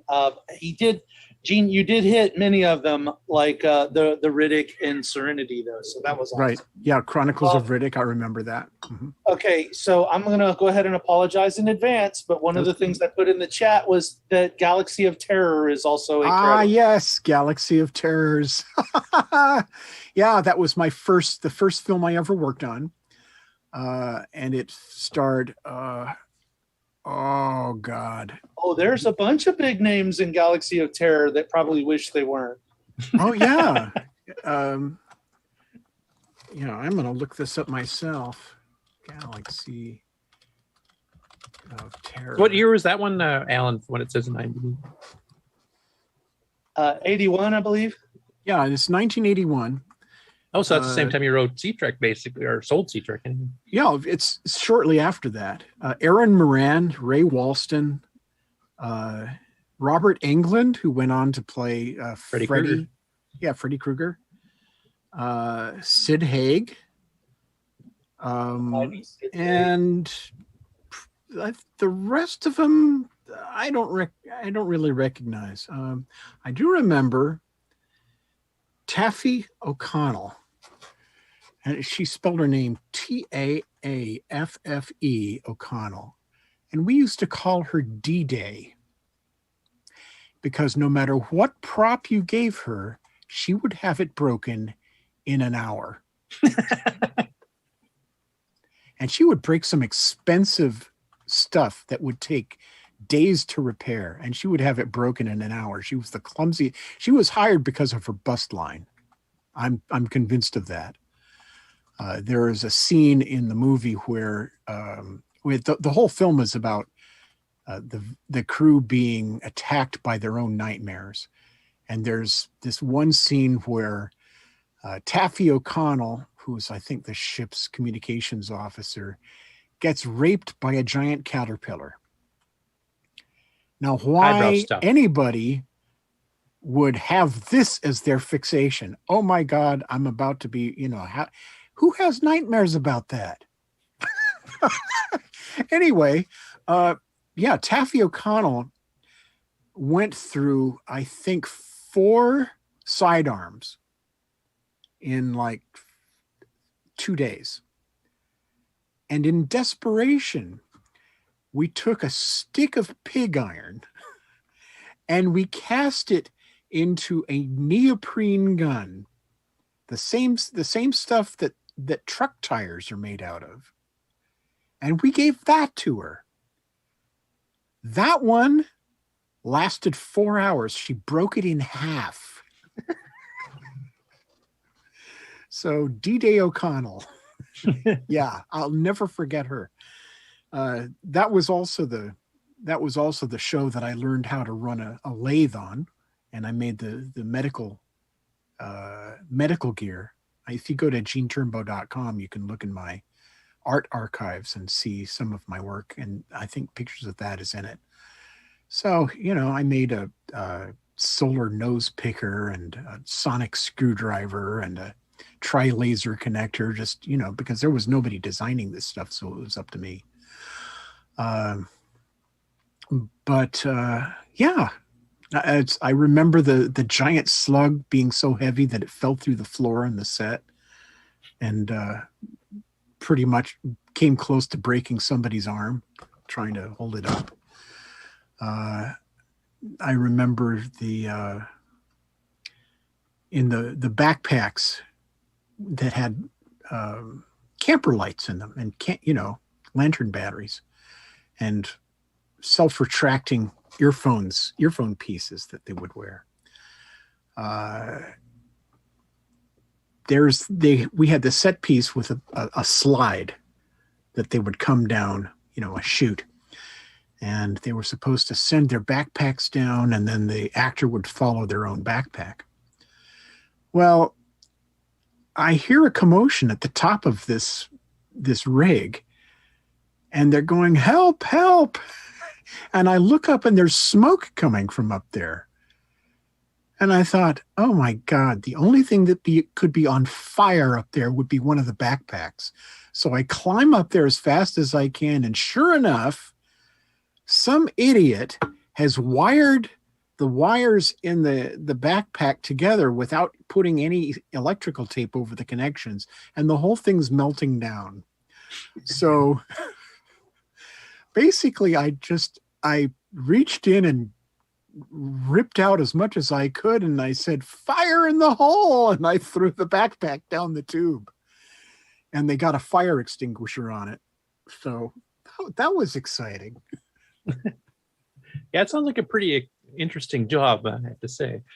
I will mention that we posted in the chat here too a link to your website directly, so if people want to check out some of the images, your image archives and stuff that you talked about, they can do so. So I want to get into now kind of like what you're doing now. So in 2013, this company folded. Now this overlaps with Krypton Radio, I think. You started. Yeah, it does. I started Krypton. I started Krypton Radio in 2009, and I didn't leave Rhythm and Hues until 2013. So I was running it as a side hustle. And then my role at the studio was I was trainer and technical writer for the studio. And I was the only technical writer they wanted to hire because they thought they needed only one. What they needed was an army, and they didn't have it. So I redefined my own job as information architect, and I designed all the systems they needed to be able to maintain their documentation themselves. I was the guy who initiated the MediaWiki installation so that they could document the stuff on their own. I created the desktop recording system that made it possible for them to run multiple studios overseas and show each other's dailies with pixel accuracy, that sort of thing. But after that, I was unceremoniously dumped on my butt, I found that I couldn't get back into the industry because there were only 5 other people in the world with my job description. And for me to get one of those jobs, I would have to move to another country, first of all. And secondly, whoever had that job currently would have to die. Yeah, you don't want to really wish that on other people. Not really. So my options were kind of limited. So, I've worked various contracts and this kind of thing, but I haven't worked full time since.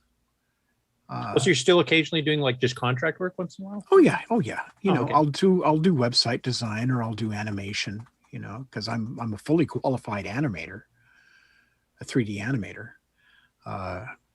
But Sci-Fi Radio, the Krypton Radio became Sci-Fi Radio in January of 2021.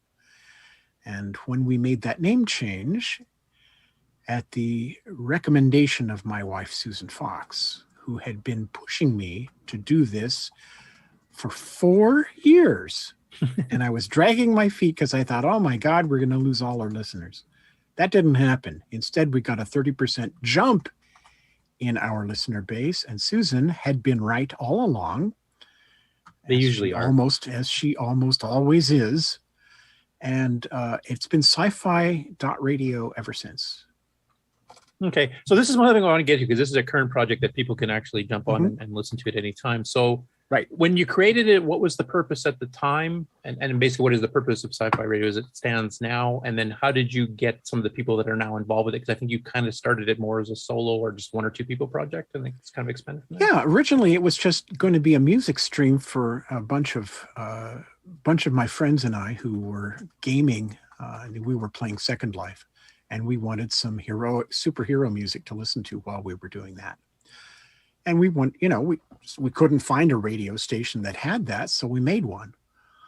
It started out just being a 2-hour music loop, and then a 4-hour music loop, and then the library kept growing, and then and it was intermittent, it was only on when we were playing. And then in April of 2009, we decided to put it on the air full time, and it's been on the air full time. It started as Krypton Radio, and it's been on the air full time ever since. I think we've lost 2 servers in that time. One because of a system crash, and one because our hosting provider subcontractor apparently wasn't paying his bill, and our server was a casualty, and he never owned up to it and never contacted us back.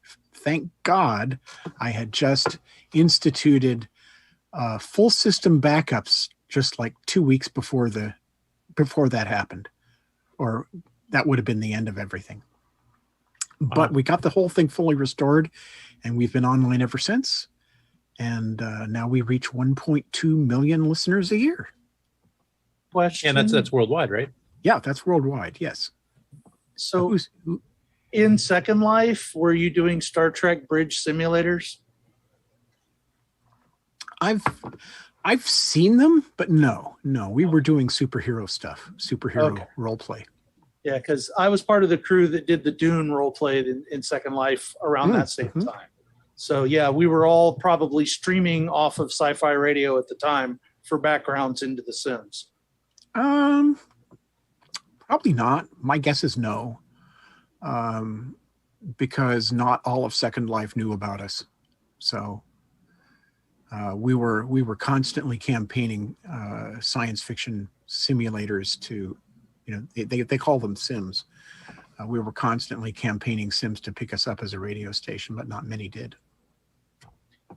Now, one thing I want to get into, basically you guys are doing a lot of theme music from TV shows and movies and stuff. Have you expanded beyond that to other things too, or is anybody writing music for you guys specifically, or? Oh, yes. We just got one, that newly discovered rogue planet. There's an artist called Kroeker Not Stirred who just sent us an original piece about that rogue planet. It's got a number. It hasn't got a name. It's just this dark. It's not even a failed star. I guess it is. I don't know. But we got a piece of music written just about that sent directly to us. So yeah, sometimes people write stuff specifically for us, but we are one of the few radio stations that broadcasts fan written stuff. But we also play music from science fiction and fantasy and sometimes horror movies and TV shows and computer games. The stuff the fans write themselves, folk music. And we also have talk shows. Just about to ask that. Yeah. And adventure serials, The Adventures of Superman. We have all 1,158 original episodes of The Adventures of Superman from the 1940s. That plays at 6:00 p.m. on Pacific every day, 7 days a week. And every 3.5 years, it starts all over again. I should mention too, this isn't like pirate radio. This is you've got legitimate rights paid for all of this stuff. Oh, yeah. So this is... Yeah, no, we broadcast out of Canada. We're licensed through SOCAN. So we're fully licensed. Oh, I didn't realize you were broadcasting out of Canada. So we're in Canada. Toronto. Okay. Yeah, we broadcast out of Toronto. And the reason is that in 2015, there was a conference on small broadcasting licensing that took place in Washington, D.C., and it was dominated by Sony and iTunes and Spotify, and I think one other that doesn't exist now. And they were all negotiating good rates for them. and leaving out the small broadcasters entirely. The small broadcasters had no voice. So in 2016, the established rates for small broadcasters went from an average of, for us, for example, our licensing was costing us about $45 a month. Suddenly, it was going to be $2,000 a month. Holy crap. Yeah. So in 2016, that was the great purge. In 2016, 85% of all independent internet radio vanished. Because they couldn't afford the rights to. Yeah, because nobody could do it. We figured out a loophole. As it turns out, the music licensing you have to pay depends not on where your company is based, but from where your signal originates. So we moved our server to Canada where they aren't insane. And now we pay something, we pay less now from Canada than we were paying in the United States when we still had a server in the US. No. So Wow. yeah, it made it possible. And I know a lot of people who were running radio stations at the time that just said, oh, that's it, we're done.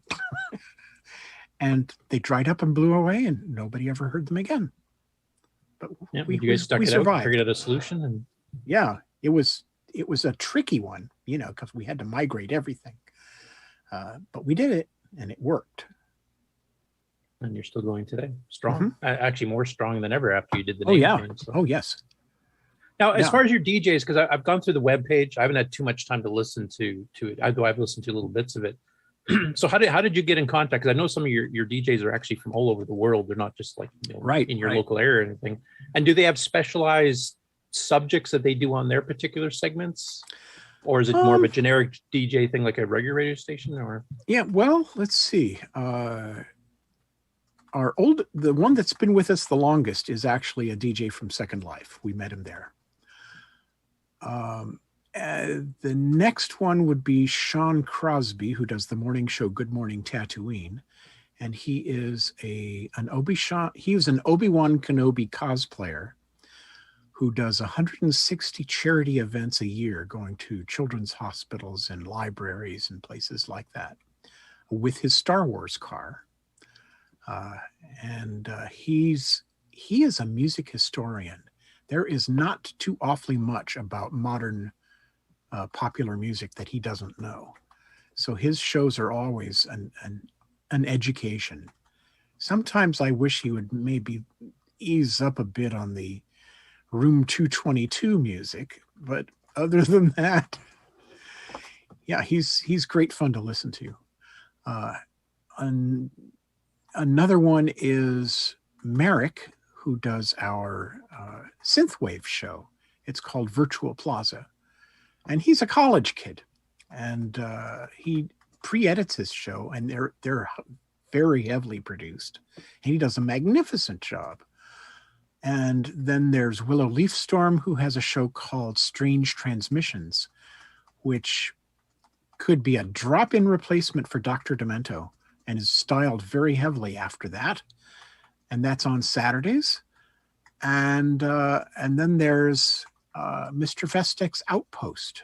And the conceit for that is that this guy was traveling in the asteroid belt, found an abandoned space station and set up shop there. Basically took the place over, and because he's bored out of his skull, broadcasts once a week via graviton beam to a satellite orbiting Earth that relays to our server so that our audience can hear him. so some of your DJs are actually kind of role playing on the air type. Yeah, thing. yeah, some of them are. So yeah, it's fun. It's varied. Sometimes I have to take the helm because one of our DJs can't do his gig for that week. But I was just going to ask that. I didn't know know if you actually do DJing stuff yourself, or did you start doing it at the beginning and you kind of now you're more managing the station now, or? I didn't start DJ. I didn't Yeah, I started doing DJing when it became clear that somebody needed to fill in if somebody was away for a week. So I started doing DJing afterwards. And I have varying degrees of success. Sometimes I'm ready and everything flows smoothly, and sometimes it doesn't, and it's a disaster. I heard it was a little bit rough yesterday from watching the chat on your Yeah, Discord. that was, yeah. Yesterday was bad. Yesterday was probably the worst DJing day ever. You're right. Yeah, we have moments like that here too. It's our viewers are well aware. Some days you get the bear. Some days the bear gets you. Now, is this actually turning into, like you mentioned, you still do some side projects in the movie industry, et cetera. But is this kind of like a job for you now, or is this still like a hobby thing as far as you're concerned? Like, could you sustain yourself on it, for example? Could I sustain myself? No, not yet. We are getting to the point where it is at least sustaining itself, and I am able to pay stipends to all of my writers for the website. I'm the managing editor for that as well. And our production coordinator, who helped me schedule the interview that I'm on right now, and our DJs all get a stipend as well. So they're actually making money doing this. But I myself, sadly, am not. So it's more of a project of love and adoration for the industry and all the music. Well, it's it's not supposed to be. It's supposed to make money, and we're getting there. I am finally connecting with people who are better at promotion than I am, who know how to get the station in front of more people than I have been able to, and they're helping with this process. And do you have any cross promotion with the people like in the movie industry that these themes and stuff are made for? Do they help promote you at all, or? Yeah, to some degree, but it's what we find is that the A-listers generally aren't interested in helping us out for whatever reason. They probably want to sell the actual, yeah, they want us to pay. Yeah, they want us to completely. pay them or something. I don't know what.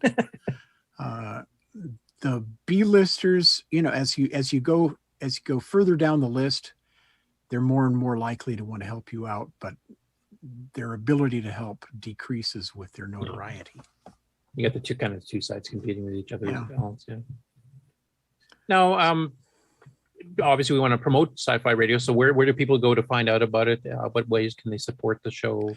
Well, sci-fi.radio is both the name of the station and its URL. So, if you type sci-fi.radio in your URL bar in your web browser, you will find it. We also offer free player apps for iOS and Android. And there is an Alexa app that's also free that you can use to add to your daily news briefing that will play the top story of the day, whatever that is, in your daily news briefing, your flash briefing.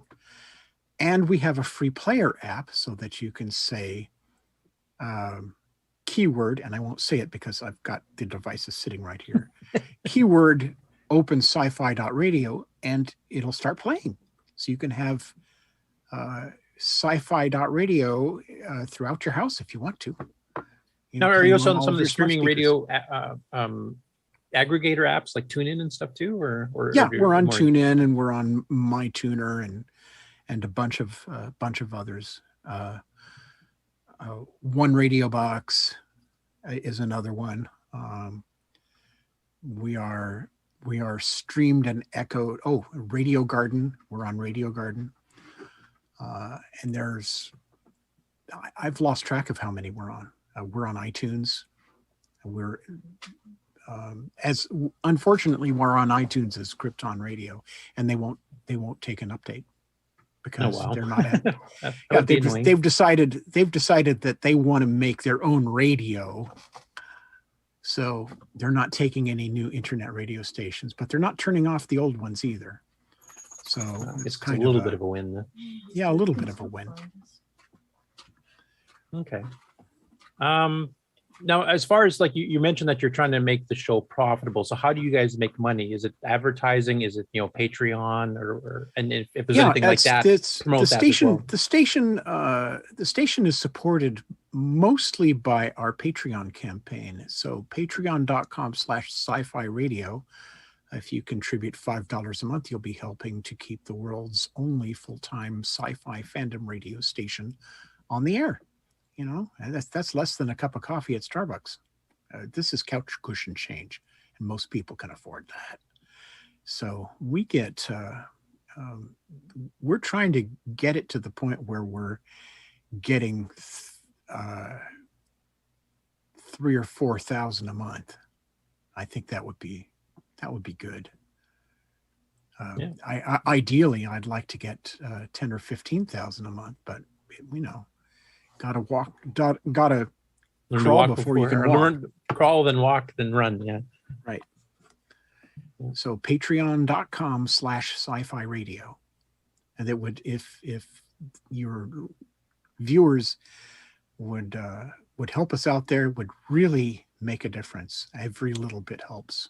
You hear that, about these fundraisers, but it really does. It adds up. Even if it's a small amount, you get enough people going. Yeah, you get enough people going, and it makes a huge, huge difference. And I think there's a big crossover with the audience. Like, Robert Allen Murphy obviously has a lot of the same, interest in some of the TV shows, movies you worked on, etc. But I think a lot of programmers like having that epic, superhero fantasy, science fiction music as an inspiration in the background, because there's usually not singing, so you're not getting distracted listening to lyrics and singing along and start typing in the lyrics while you're trying to code. And it's I'm thinking about breaking the station out into different channels, different tone sets. One for the more moody stuff, one for, the 110 beats per minute stuff that wakes you up on a Monday morning. Another for, so that people can run them in stores and sell monthly access to our stream that way, things like that. So we're still exploring that.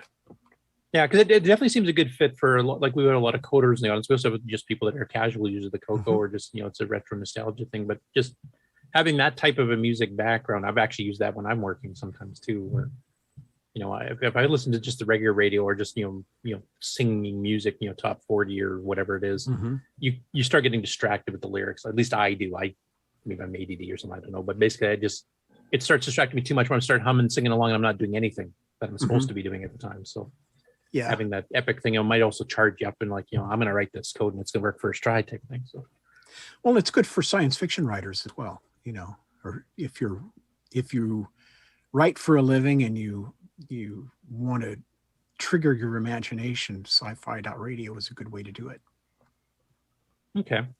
Now, I think that concludes what I wanted to ask during the interview. So I want to open the floor to questions from anybody else who's on the panel. Anybody in the chat, there'll be a bit of a delay there, so we can kind of gather that. But and especially Robert Allen Murphy, you seem to have a lot of cross interests with stuff that he's done. Any questions from the panel? And anybody in the chat that can type them in on the chat on Twitch and Facebook and YouTube. Can Make It wants to know, do you sell tote bags? Say that again about tote bags. Viewer can Make It was asking, do you sell tote bags on your website? We don't, but that's a good idea, and I can fix that this afternoon.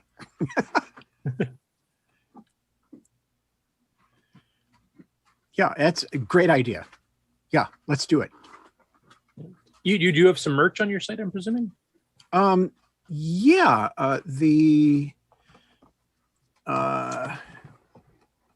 well, actually, we used to. That's weird. We should. Well, they have like baseball caps or something. Yeah, we should. We used to. I think I've lost the link to it. We do have an online store where you can get some of our t-shirt designs, but it's not currently linked. Oh no, wait, I'm looking at the wrong website.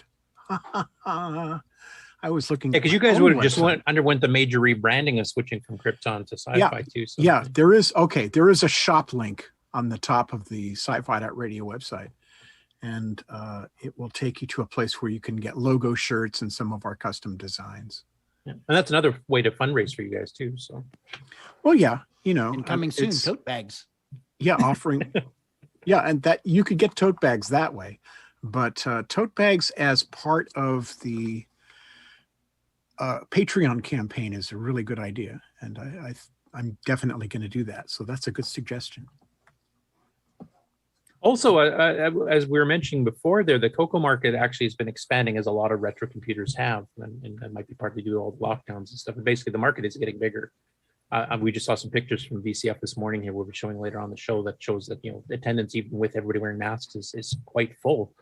Have you ever thought of getting back into your roots of the CoCo and maybe writing another game nowadays and see if you can maybe sell a digital copy for $5 or something? That hadn't occurred to me. It might be fun. I'm actually I've actually got so much going on right now that I have to ration my efforts into those things that are going to produce the greatest effect. I wasn't meaning to do pressure. Just a question if you ever thought of that. No, I would love to. I don't think I can afford it in terms of my time budget. Okay. But it would be fun. Yeah. I know I still do actually I'm doing quite a bit now. So. Any further questions from the panel? I'm just taking a look in the chat here. Just posted some of the links to some of your stuff there. Can Make It was asking about the tote bag. He said like the PBS stations. So I guess they sell that kind of thing too. So, and they're viewer supported as well, just like you are. Yeah, no, tote bags is a good idea. I think we have those links up so far. Yeah. So now, once again, to plug that, if you want to play C-Trek and watch the video, the link to the video that you did for Sci-Fi Radio that talks about the game and explains how to get the emulator set up is already in the chat. And then, of course, you can download the actual game itself, either from the Color Computer Archive or from my site. If you guys want to give it a shot. Right. Well, and you can download the game itself in a link from that article. Right. Okay. Yeah, there's a zip file there, and it contains everything you need to play it. So it's all pre-set up and ready to go. Yeah, it's all pre-set up. Cool. Yeah, so you added the independent systems ship damage piece that I hated so much as a kid. It had its intended effect. It was very frustrating. Yeah, well, it's it makes you plan things. It reminded me later of the sequence in Wrath of Khan where they're pointing at where Khan has shot up the Enterprise. So I was like, yeah, this is what you do in the bridge simulator. Right. You deal with your problems, and sometimes it's a Kobayashi Maru, Yeah, but just for the background, I'm one of the worst game players involved in this CoCo Fest type situation here. So yeah, everything that makes a game harder automatically kills me a lot. Yeah, I suck at first-person shooters. I die almost instantly. I need a puzzle game or,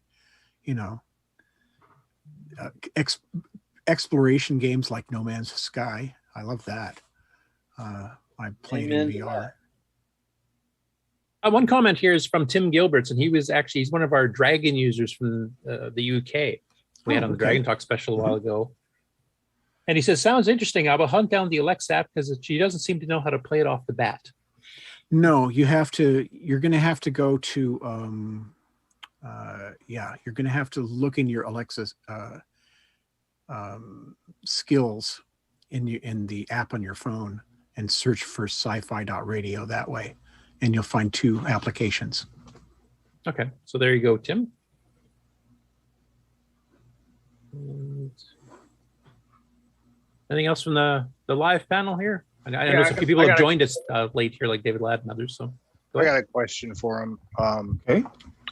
Are you aware of all the stuff that's happened to the CoCo since the days before? I am. I know that there has been activity developing extension boards and this kind of thing to replace the hardware that you can no longer get your hands on, like floppy disk emulators and this kind of thing. And but I don't know specifics, and I'd be fascinated to learn. If you ever have the time, go to Ed Snyder's webpage, Zipsterzone.com, and just take a look at some of the stuff that this guy had come up with. It's amazing. Zipsterzone. Yep, .com. Yeah, he's one of our premier hardware manufacturers. There's more. I mean, Rick Euland on the panel here is also a hardware manufacturer. He's working on some Ethernet and serial port stuff. And David Ladd's helped design the PS2 adapter. Mark Ovehorlser will actually have an announcement. And what's the exact URL for Zipsterzone? Zipsterzone. TheZipsterzone.com. V, okay. V is Zipsterzone? T-H-E. Oh, the. Yeah, the. And he's made keyboards. He made MPIs, the multi-pack interface again. He's the new making Gimme X. a new Gimme chip for the computer. The computer's going to do 2.6 gigahertz now. With better video output, such as VGA. Oh, there it is. I needed 2 Ps. Okay. Projects, hardware. Oh my gosh. Yeah. Wow. This is great. It will might even cause you to want to invest in some of that stuff and start playing and actually do some coding. Yeah, well, I've got, I do have my CoCo emulator running on my Raspberry Pi. And it actually in our news, there's a whole bunch of stuff on the Cocoa Pi project, which is a kind of a pre-bundled with the MC10, the Cocos, the Dragons, all pre-set up and ready to go, all the emulators with live updates off the web. I downloaded that boot image and I could not get it running. So it's been getting updated like literally several times a week at this point. And I know they were updating the undercore, the main OS that hosts the Raspberry Pi. So maybe that's something to do. Are you running on a Pi 3, 4, or 400? 4. Okay. That's one of the ones Ron Klein has been testing on. So if you contact Ron Klein or he hears us here, he can definitely help you out with that. Him and Stevie have been working on it for a couple months. So. Well, fascinating. Okay. Also, feel free to join our Discord too. I know I'm on your Discord because we've been talking a little bit on there. So if you have any questions on there, there's like 5,000 channels to choose from on specific topics. There's not that many channels. Yes, there is, David. Have you seen lately? We have a system to deal with that. Yeah, we have a channel called There's Too Many Channels channel, just to give you an idea of how bad it's gotten. And I'm not even kidding. Oh, that's funny. No, I'd love to. It sounds like like you said, you probably don't have time to do with everything else you've got going on, but it'd be just fun to have you kind of get involved in keeping up and asking questions, just kind of. Yeah, I've gotten to there it went. I'll have to get it later. Yeah, but I've been doing 3D printing, No lightsaber? Or? Yeah. That's all. In multiple colors. Yeah. And I just sent one overboard. I'll have to collect it later. It fell off my desk, and fortunately, it's light. It won't hurt itself. I'm sure it didn't hurt itself. Yes, building your own lightsaber is one of the last tests. Yeah. Well, I've, I needed to help a doctor from Children's Hospital here in Los Angeles produce dozens of personal protection equipment, face masks, durable ones that would last for more than a session, because they couldn't get a year ago around this time, they couldn't get their hands on anything because, government holding up supply and demand. Yeah. Holding up the supply. So they couldn't get their hands on anything. So a doctor Dr. Hanouni from Los Angeles. She gave me money for materials, and I got 3D printers and started cranking. And we produced almost 6 of them.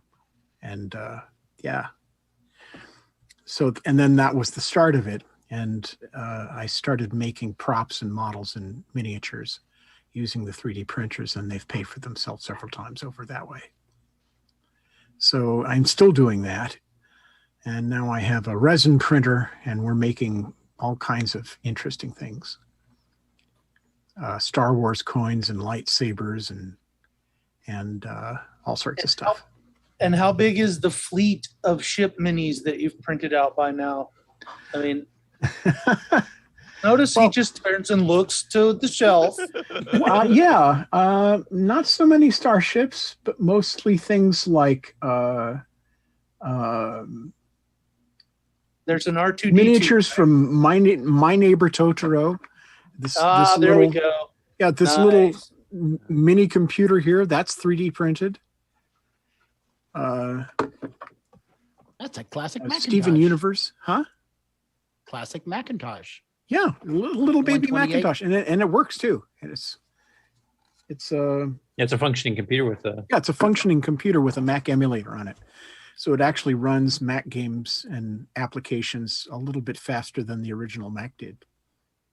So the MC10 is also going through a revelation too. Is it really? Curtis, tell him what some of the stuff is for the MC10. Yeah, actually, I think Ed's actually manufacturing some of this stuff there, but most of it's been designed by Darren Atkinson. So he did an upgrade a couple years back that adds 128K of RAM, and now he's got a new one that's got, I think, 32K of RAM plus an SD card reader with a modified BASIC that supports some of extended BASIC with some graphics, high-res graphics commands.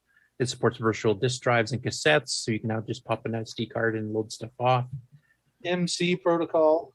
Yeah. The only thing he has to do now is to make a nice replacement keyboard, because the one thing I hated on the MC10 was that tiny little the itty bitty chiclets. Yeah. You know, if I was 5, my fingers were small. Part of the charm of it, to have to go after it with a cotton swab about every 6 months, because the gunk from your environment would jam up the keys and they'd stick. Yeah. It was still a far cry better than the ZX Spectrum, ZX Spectrums, or not Spectrum, the ZX80, ZX81. Right, right. Or the Atari 400 membrane keyboards. I hate those far worse. Yeah, the Atari 400 membrane keyboard, which it was so fragile. I mean, I don't know what they were thinking.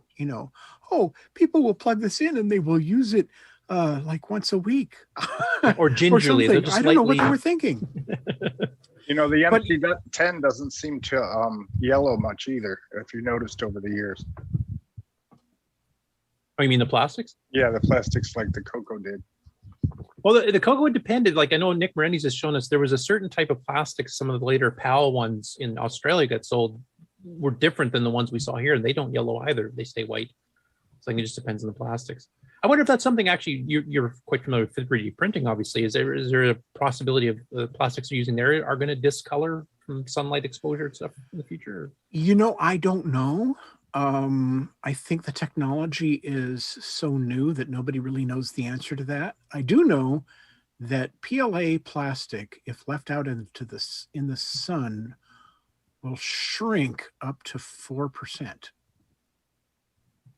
And I know this because I printed a flange for a solar collector for the lights that I've decorated the outside of my workshop with. And it fit perfectly 6 months ago. And then 2 months ago, I had to take it off and use a Dremel on it to core it out again because it had shrunk so much that the stupid thing was popping off because it no longer fit. Because it just, as far as discoloration, too early to tell, I guess. At this point? It's too early to tell. Well, some of that had to do with the plastic having anti-fire retardant stuff in it or something. Isn't that what was said? Yeah, I've read about that. One of the chemicals that causes the yellowing is stuff they put in for regulations for. Yeah, bromine. Yeah, that's strange because you get it up above trigger temperature and it's going to go up no matter what they blended in it. Yeah. It's just stupid. But it's going to go up like a torch. You heat it to 480 degrees Fahrenheit. It's going to start turning black, no matter what it's made from. When these printers print, what is the temperature coming out of the tip that causes it to stick? Do you know? Yes. I typically print at 215 degrees centigrade. Echo, what's 215 degrees centigrade in Fahrenheit? Well, 100 to 212, so 419 degrees. 419 degrees Fahrenheit. Yeah, 400. Yeah, roughly 420 degrees on average. Oh, good. I thought you were trying to make me do math live. Oh, God, no. That's what I have a computer for. Sorry, something went wrong. I wasn't talking to you. Perfect. Computers. Anyway, I'm out of questions. If anybody else has any last ones before we wrap up the interview with Gene, and thank you very much, Gene, for coming on and talking about your history in a variety of industries. You've obviously been a very busy person and a wide variety of interests too. Getting into designing programs, designing electrical, doing props, doing all kinds of things, and then internet radio stations. Yeah, I'm also an illustrator and a musician. So we haven't even touched on any of that, but. I should have just asked what you haven't done yet. I have not done skydiving. Although I came pretty close, I guess around 89. Yeah, I was assistant cameraman in a helicopter shoot. From the inside of the helicopter, the cameraman was sitting in the open bay with his legs dangling out the open door, running a Mitchell, and I was loading Mitchell magazines in a black bag in my lap, with nothing between me and the open sky but about a quarter inch of plexiglass. Yeah, that was fun. Yeah, I didn't know if I could handle that. Yeah, it's been an interesting life so far. Yeah, sounds like it. Any last questions before we wrap up the interview segment here? Mitchell cameras, they're used for like high speed stuff, aren't they? Or like high speed? High speed and low speed. Okay. Mitchell cameras are the workhorses of the effects industry. In that they are extremely stable. They're big, they're bulky, they're noisy, but they're also rock solid and they're easy to make parts for. They are modifiable so that they are pin registered. That is to say that instead of just having one pull down claw on each side, they have a pull down claw and then a bunch of pins come forward to fix that frame exactly in place before they open the shutter. Keeps in plane. Right. Yeah, to keep it in exactly in plane so that it doesn't shimmy and it doesn't weave. Right. So Let's see. Shimmy was this way. Weave would be this way. So you're talking film. Yeah, this would be a 35 millimeter film camera. So is that Kodak? Kodak or Fuji. Yeah, mostly Kodak, but Fujifilm, I think, makes most of the 35 millimeter film now. The reference I'd seen before to the Mitchell camera was Space 1999, and their models they were using. They're using a high marked down from $24.95. Yeah. Yep. Yeah, so that's why I see that reference before. It's like, oh yeah, I know, I've heard about those. Yeah, I did. I think I did the math once, and in order to move the moon at the velocity they said it was being moved, you would have to impact the moon with enough energy to liquefy it. And not only didn't they turn the moon to plasma, Barbara Bean's boobs did not even collapse. That's some underwire bra, I gotta say. Yeah, they would have had to do a slow burn of the moon and like gradually accelerate it to get that kind of velocity. That's because it was all UFO technology. Ah, right. Yeah. Yeah. Physics be damned. Yeah. So are you going to the CoCo Fest? No, I don't. Where is it? Where's it going to be? Chicago. No, yeah, I can't go to Chicago. I've got an invitation to go to Boston for the RegioCon. I can't go to that either. So, no, alas, I'm not going to be able to make it. Well, we plan on streaming some of it, so you can virtually be there if you're interested in seeing what. Okay, well, that would be neat. When is it? The next one here is the first weekend in November, and that's because of delays of COVID and waiting for stuff to open up a bit. And then it'll be back to its normal schedule in the spring, starting next year again, which I think will be, I don't remember the date, Brian, you might know. Is it early May or late April or something? Mid-April to early May. So which how is many its normal time. So how many of my fellow panelists are actually CoCo software developers besides myself? 1, 2?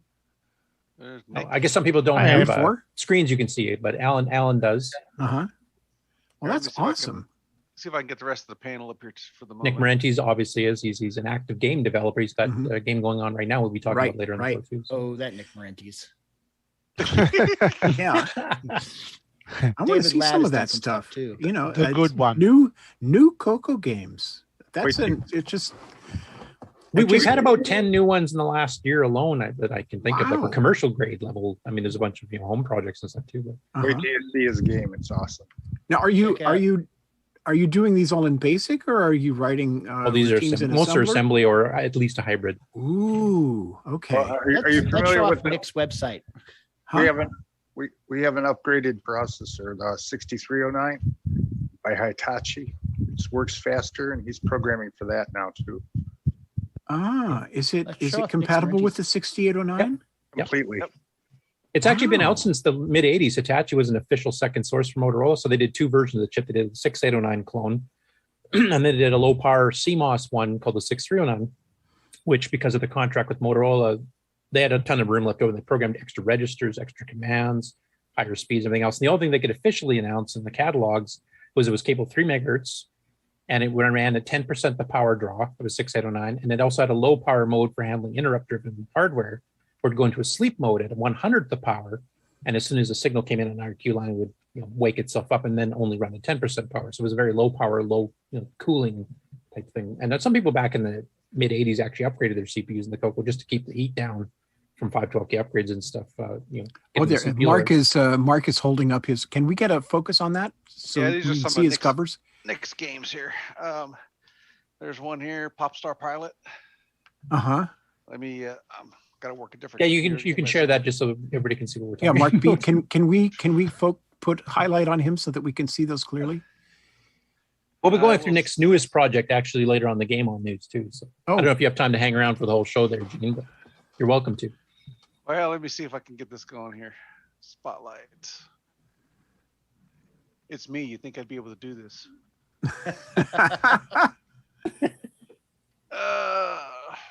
As you can see, our there we go. Aren't that much high, very high. Cool.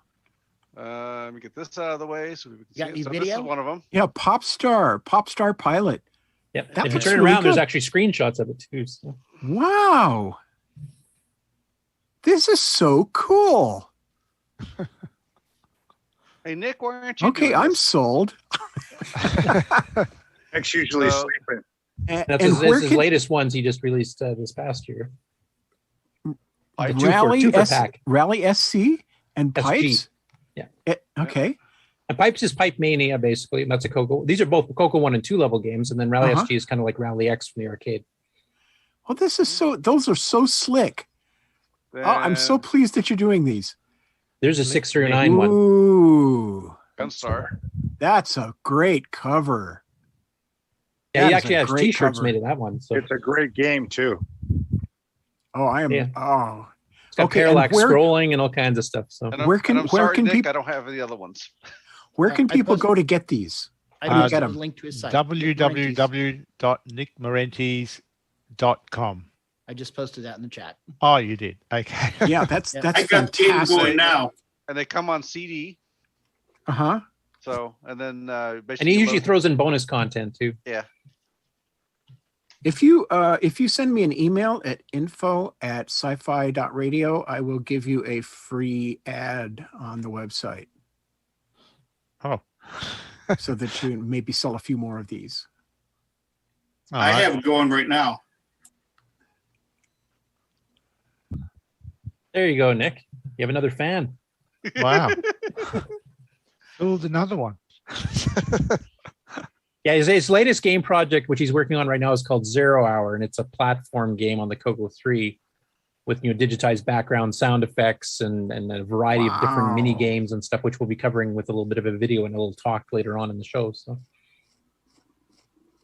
yeah, that's awesome. That's wow. That's great stuff. And he's just one of people that have actually been releasing commercial quality games and stuff too. So I think he's the most prolific. It's so much fun. You should see all the Ferraris I've got now. Let's not forget Nightmare Highway. Yeah, they're in a shoebox, but he does have 3 or 4 of them. So. That's our ongoing joke. He's making so much money. He's got these little Matchbox style Hot Wheels cars. Well, I just tell people I've got Ferraris. You just leave out they're really small. I leave out the shoebox part. Yeah, you leave out the fact that they're 1/98 scale. Yeah, that's right. They don't need to know that. That's funny. Yeah. Well, I mean, his sales have increased the last few years. I was mentioning earlier, in the late 90s, early 2000s, if you sold 50, you were doing awesome for a CoCo game. And now you can sell over 100, and several people, including Nick, have done that now in the last few years. So, the market is increasing. The STC has sold hundreds, right? I think it's sold over 1,000 now. That's the SD card reader for the CoCo. Yeah. It's over 1,000. It simulates a hard drive and a floppy drive simultaneously, so you can actually run either or. You can run OS 9 Nitrous 9 directly off it as a couple of 128 meg hard drives hooked up to it on one SD card. And what's the throughput? Is it going to be superior to the regular? It emulates the floppy at a low level and it's still faster, but it emulates it at a low level enough it'll actually do copy protected disks. If you make an image like with a cat weasel or a grease weasel or something like that. And the hard drive runs at, I haven't done a speed test on it in a while, but it's at the high end of the old CoCo hard drive systems like the IDE or the SCSI or any of that. It would be at the high end of those. It runs pretty quick. And if you have a multi-pack, you can actually take some of your floppies and put them on the SDC. Yeah, you can restore stuff onto there so you don't have to keep using your old floppies. Wow, that's amazing. I just the 6309. I mean, just the fact that exists. That's I had kind of dropped the color computer right about the time that came out, and I wasn't sure about its compatibility and what it could do. But wow, that sounds like a real advancement. I would love to have seen OS 9, or Nitro S9 running on a chip like that. Well, you got the emulator. You can download Nitrous 9 pre-installed, ready for an emulator to go if you want to try it out.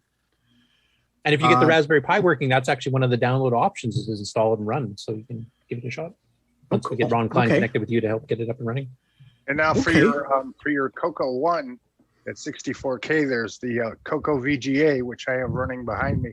And that's a picture on my VGA monitor from the CoCo 1 at 64K it's a 128 by 96 picture of myself on there. Pretty cool. Yeah, the CoCo VGA gives you VGA output on a CoCo 1, so you can hook it up to modern monitors, but it also adds in some extra graphic modes, including the one that he's showing here, which is a 128 by 96 16 color mode with a palette. If you have the old version of the CoCo VGA, it's a 512 color palettes like the Atari ST. And the new one's 32,768 color palettes. You can actually do some pretty impressive graphics on a CoCo 1 or 2. Yeah, it's I remember being constantly amazed at the crazy stuff that we could get away with on such a slow processor. And it was the first it was one of the first chips ever made to be that was oriented towards running high-level languages. Yes, as I remember. Yeah, because of its ability to handle 8-bit and 16-bit registers and combine them and have those registers talk to each other. And then the 5 stack pointers, that was awesome. It's probably still the most powerful 8-bit chip ever made. I mean, the 609 is more powerful because it's got a bunch of extra stuff on top of the 609, but those two are definitely the cream de la creme. Yeah. I mean, and now we've got like Arduinos and Pis and stuff now. Yeah, and now we've got one of these, which $35 supercomputers that outperformed the Cray back in its day. Yeah, absolutely. Yeah, very much so. This is Raspberry Pi Zero with a meg of RAM. I think it's a quad core, and it's got Bluetooth and Wi-Fi and all of it. And dual HDMI outputs, which is nuts. Yep. But anyway, we probably should wrap up the interview for now. You're invited to stay on the rest of the show if you want to, Gene, or you can just watch it if you have other things to do or listen to it later. We're going to do a brief commercial break here, and then we'll bring in Steve, because I just noticed Steve Strowbridge is we'll get a brief little shot of VCF Midwest in Chicago that's live right now, and then we'll get on the Game On segment 2. Did you have any final thoughts before we go to commercial break? Just that I'm very grateful to have been asked to join you, and it's been a lot of fun.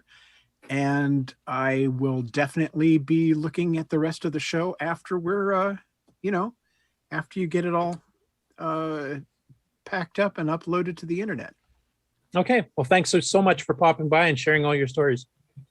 Thank you for inviting me. It has been a blast. And I thank Scott Griepertrog, of course, guested earlier on too. I don't know if he's still on the call. I can't quite see. I don't think he is, but no, I think he dropped off right at the end when he was finished. Okay. Well, thanks again, Gene. We'll take a rendezvous break and be right back.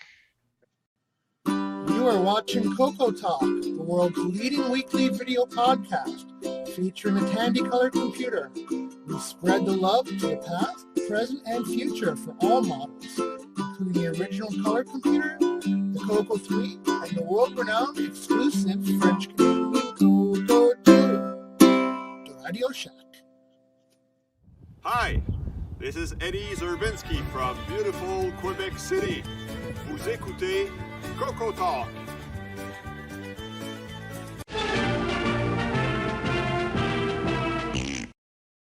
As you're enjoying CoCoTALK, we also want to remind you about the CoCo Discord server. This is a place where people come to connect, to ask questions, to provide answers, to share information, and to socialize. So when you're done, why don't you head on over to the CoCo Discord server and we'll continue the conversation there. The easy to remember link is discord.cocotalk.live. See you on Discord. CoCo 123 is the Glenside Color Computer Club community newsletter that's been in publication since 1985. While the Rainbow magazine may be gone, it doesn't mean you still can't have a cool CoCo periodical. Head on over to the Glenside Color Computer website at glensideccc.com and then click on the Documents link to view all the past issues of the CoCo 123 newsletter. Not only can you read all of the past and present issues, we'd also love to hear some submissions from you. So if you'd like to send an article, a column, something to talk about, maybe even a program listing, send an email to glensideccc@gmail.com. We'd love to hear from you.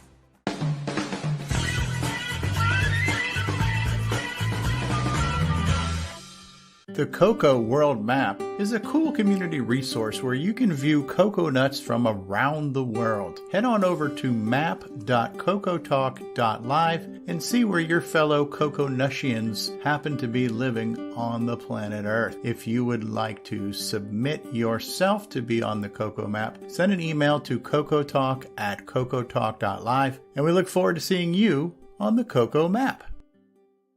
Hey guys, it's Stevie Strode, and if you've been watching CoCoTALK for a while, hopefully you understand that everyone is welcome to join this show. You don't need an impressive resume to get on. You just need to enjoy the CoCo and be willing to talk about it. There is no wrong way to CoCo. There is no wrong way to be a fan of the CoCo. There's no wrong way to be on CoCoTalk.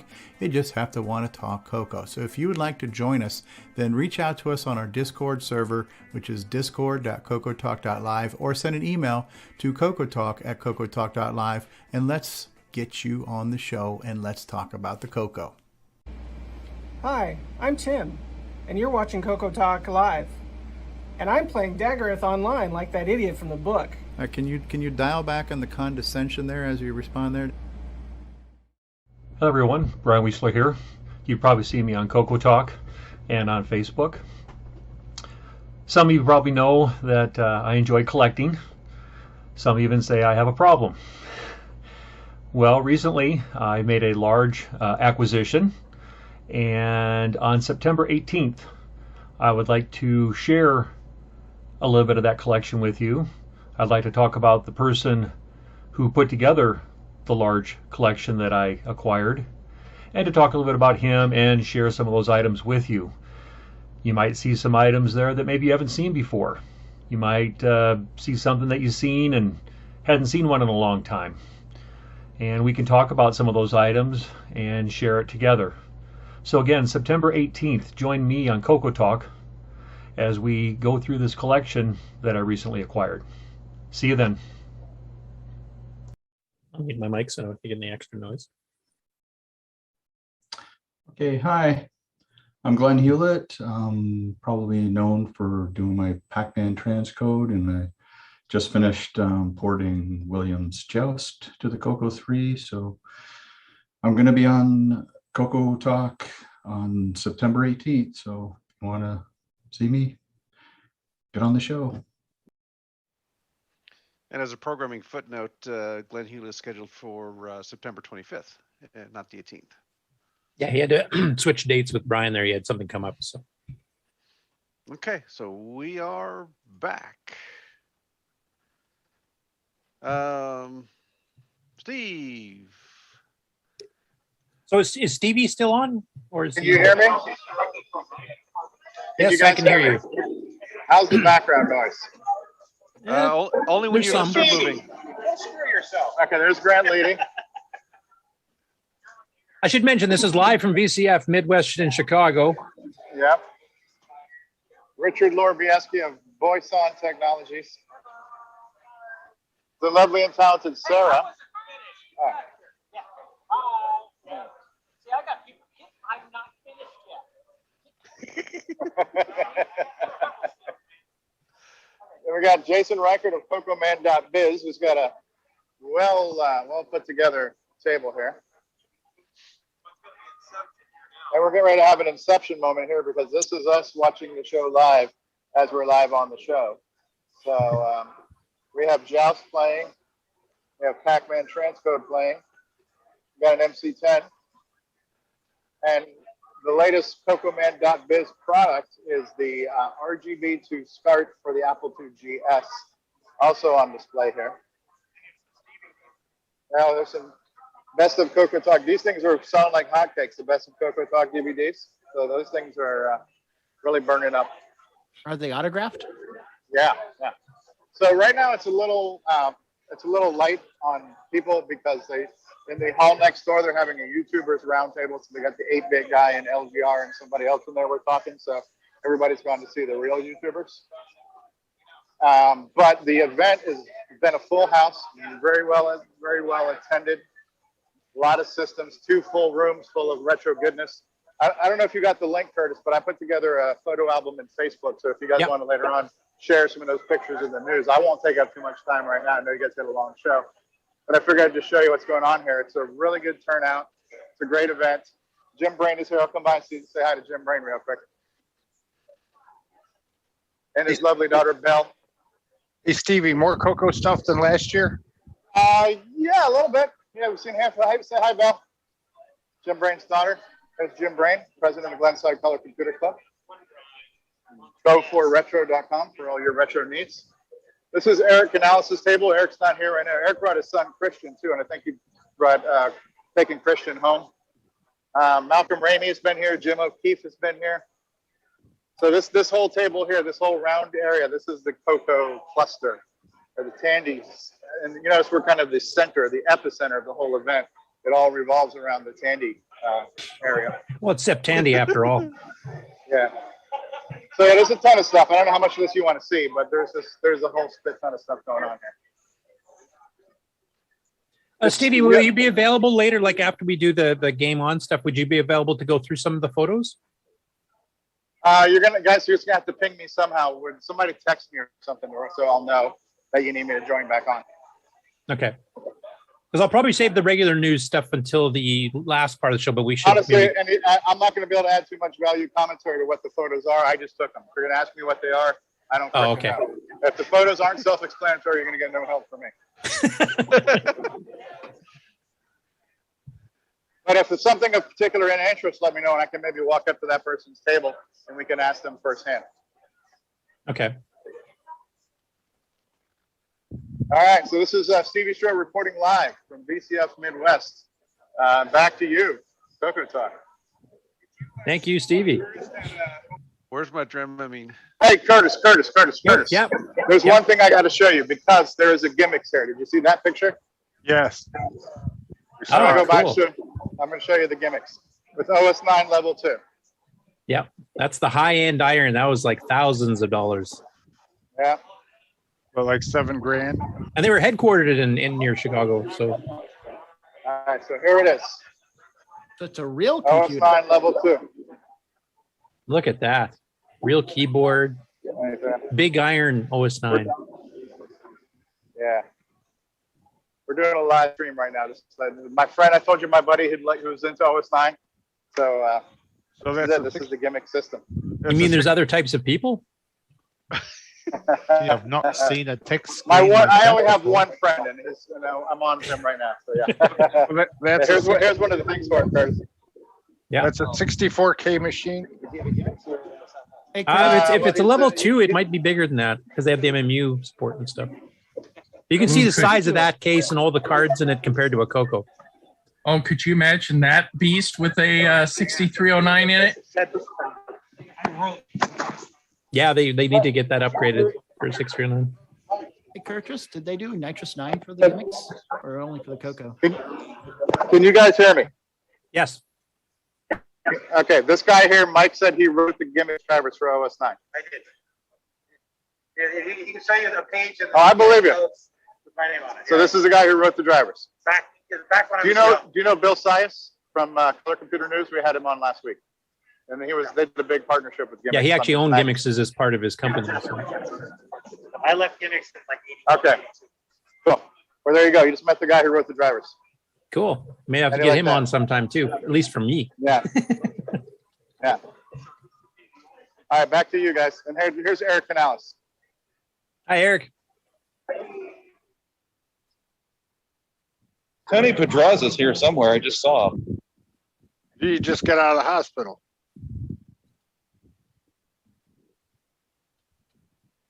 Okay, well, thanks, Stevie, for the update. We'll try to hit you up a little bit later on here as well.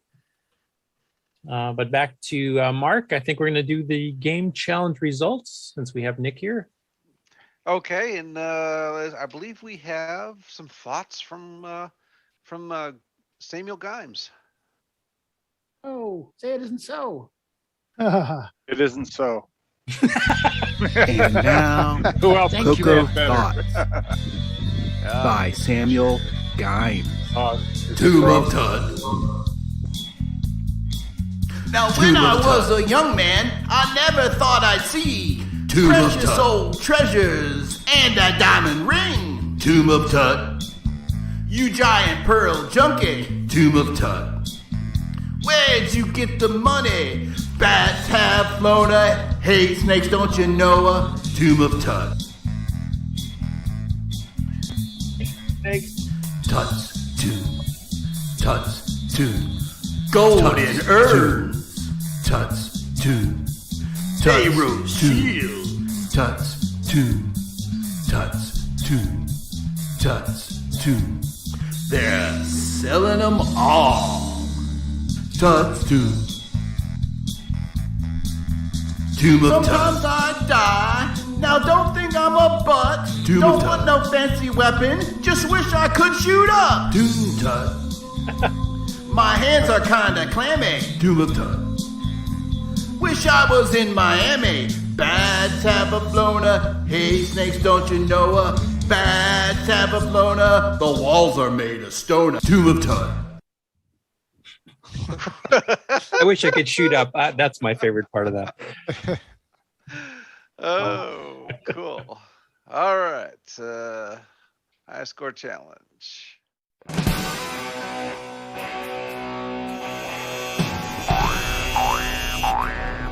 High score challenge with Nick Marotta.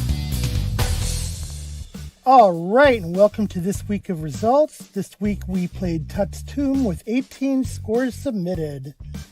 Exile in Paradise, 560. Mr. Dave, 2,660. Gary M, 3,700. Ciaran, 6,760. Pedro Pena, 7,680. Rich N, 10,500. Jim Rye, 14,900. Rick U, 15,440. Paul Shoemaker, 15,620. Damon Beals, 16,060. Joshua Kroeker, 19,060. Tom C, 25,020. Canadian Retro Things, 27,620. S. Orchard, 27,960. L. Curtis Boyle, 28,920. Buck Owens, 35,200. Tasman, 85,160. And the number one score this week belongs to David Kroeker with 118,340. Excellent scores. Thank you to all this week's participants. And Alan, the only reason you're on the bottom of the list is because I haven't been playing lately. Okay. So there's going to be a bit of an announcement of a passing of the torch for the Game On Challenge for the foreseeable future, which we'll get into a second here. Some people that are on our Discord already know this is happening, but some people don't. I will let Nick announce that. But I did want to read one private message I got sent this morning as a thank you to Nick. This is from David Kroeker, actually. And he says, Curtis, thanks for CoCoTalk. It's been something for me to look forward to every week through the pandemic, which has meant a lot. I'm not set up yet for video capture of gameplay for my CoCo 3, so I'll need to work on that. When Nick does step down, not sure on the timing, feel free to read this tribute from me on the show. Hi, Nick. Just wanted to thank you for all the weeks you've run the challenge and tallied our scores and put up with our shenanigans. I'm thankful for the way you encourage families to take part and your fun banter with Stevie each week. I really like the touch of class you bring to the show as well. No swearing and keeping things positive. I hope you'll continue to be on the panel for a long time still. Oh, thank you.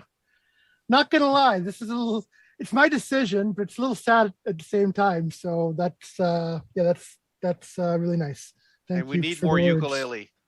Definitely. I'm hoping you will have time to occasionally at least pop by, even if it's just for a brief little bit. So yeah. Oh yeah, I intend to be around still, but just for personal reasons, I needed to step back, and we're going to be passing on the torch of Game On to somebody who I think is a really, really good choice. He's been providing us videos for the last, I don't know how many weeks, quite a few anyway, of gameplay. And he's got his own channel, which he does CoCo content on, and he's a good guy. So if you haven't guessed by now, we'll be passing on the Game On Game On segment to Canadian Retro Things, also known as Ken. So Ken, right here. So welcome aboard. Welcome to the helm. Thank you for those kind words. Thank you for stepping up, and I'm sure you're going to do a great job. So why don't you go ahead and take the reins? Okay, well, maybe you introduce yourself first for any new reviewers that maybe aren't familiar with you yet. I don't know how that's possible, but well, for those of you that don't know me, I'm Ken. I have a YouTube channel, Canadian Retro Things, and I like to play CoCo games. It's the color computer was my first computer that I ever owned, so I've been a lifelong color computer nut, so I'm really enjoying discovering, especially this segment, discovering all these games that I never knew about when I was a kid. So what are your qualifications? Not really. Well, it's hair. His hair. Well, one, he's Canadian. We had to keep the segment Canadian. There that you was go. one. Well, plus his hair. Yes. They have similar hair. Yeah, that hair to die for type thing. Yeah. Yeah. The lovely locks. Yeah, I don't know. That's me in a nutshell.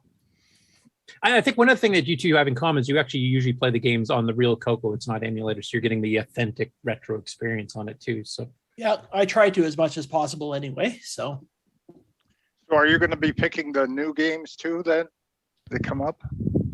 Yes, I will be. And I'm definitely open to suggestions. I'm always looking for interesting things to play, good or bad. And you still have Gimes? I think I like him. We'll keep him around. Ron's so disappointed by that, but well, we all take the good with the bad, don't we? And so basically, keep sending in suggestions. Just send them to Ken now. You can do that in our Discord because Nick has taken suggestions too. Both of them will you give them some new games they've never seen before. One thing we did mention, this has been talked between all three of us and Stevie too, is that we want to start expanding game on. Like right now, it's kind of loosely a high score challenge, but not all CoCo games, including some really great ones, are score based. So we don't want to totally ignore those, like Dungeons and Dragons. I'll just give as one example. So we are planning on maybe opening it up a little bit to having some where it's just a participation thing. You send a screenshot of something cool you did in the game, or you made an achievement or something like that. And we will list everybody who played, same as we do now, but there won't be a score to list.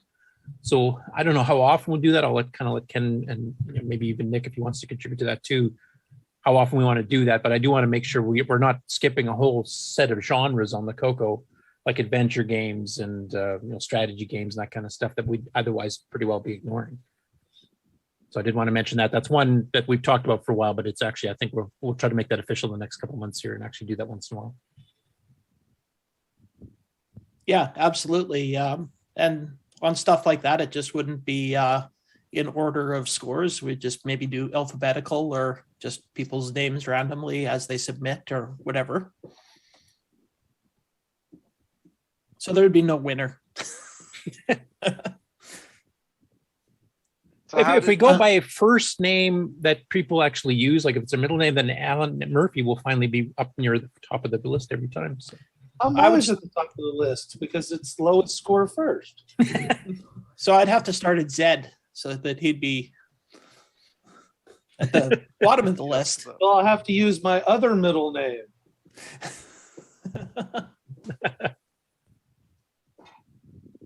So anyway, welcome aboard, Ken, and thank you, Nick, for everything you've done. Yes, absolutely. Creating this segment and hosting it all this time. Like I said, I hope you're able to contribute still in the future. Thank you. I will try not to crash your segment too badly. I'll return it with only a few dents and dings. So I guess as part of your first official thing is to start the discussion, for anybody who has any tips or tricks or, little kinks of the game discovered. So, well, I was going to show here, looking through some of the old magazines.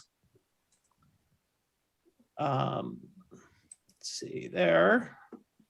A nice full color ad from the March of 1984 Color Computer magazine for Tuts Tomb. And there was a review too.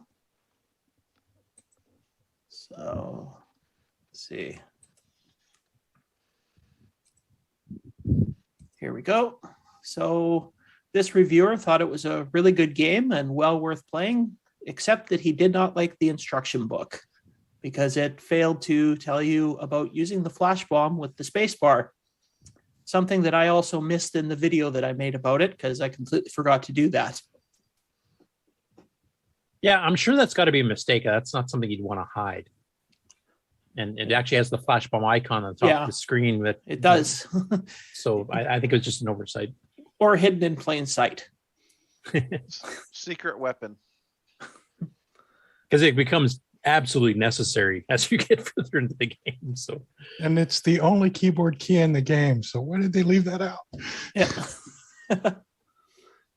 So is Tuts 2 done by the same people who did Shock Trooper? Yes. Or the same programmer, I should say? Yeah, it's an earlier program done by Rob Shaw. Right, so it came before Shock Trooper. Yeah. And let's see if I get some video playing here. Do I have?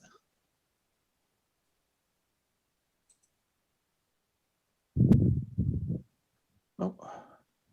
It's a good game, and it's back when Mark Data Products was actually one of the premier ones, up with Tom Mix and Spectral at that time. So. Oh, I seem. Also, just a shout out while Ken's getting his video ready here, that we would love to have anybody who's playing the games each week to contribute their own videos, especially if they're better players than the rest of us, so we can show advanced parts of the game, or just maybe in certain games it might be an RGB versus a composite or whatever. So please feel free to put some videos up in Discord, or links to them in Discord on your own YouTube channel or something. Absolutely. I don't want to look too conceited, playing my own video every week. So I would like to get other people's perspectives, possibly better players, so that we can see some of the later screens in these games. And also just learning how to play the game better. Like some people just have a natural knack for certain games and do really well. So as far as people on the panel here, what did you guys think of the game? How any tips and tricks that you guys have had? Ken, I guess we'll go with you first. What's your opinion of the game, and what tips and tricks do you have, if any? Well, I absolutely liked it. I guess the biggest tip and trick is after you've played through a few times, which treasures not to waste time getting, because you can kill a lot of time trying to kill enough creatures to get up to some treasures, and then you get like 500 points for them. It's not really worth it, because it's worth a little bit more in the bonus at the end. So plus the imminent risk of death and some of the ones that are really out of the way. Yeah. Hey, do I look like the guy? Yeah, I was actually going to ask you if that was one of the early models for Ron Delvaux. So this is pre-Timberman days, but a younger one with a black beard. Yeah. Well, they can't put gray on it, right? Yeah. So if that's the case, Ron, how come you can't shoot up and down? I actually personally don't have a problem with that.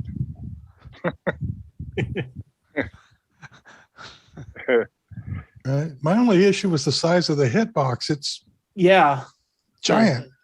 The hit detection was pretty bad in this game. Overzealous, I think so. Overzealous, Sure. yeah. Or I just presume that those are spitting cobras. So they got close enough to spit on you, you're dead.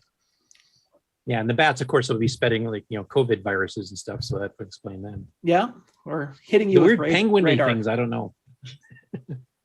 You don't have to really touch the things that you grab, huh?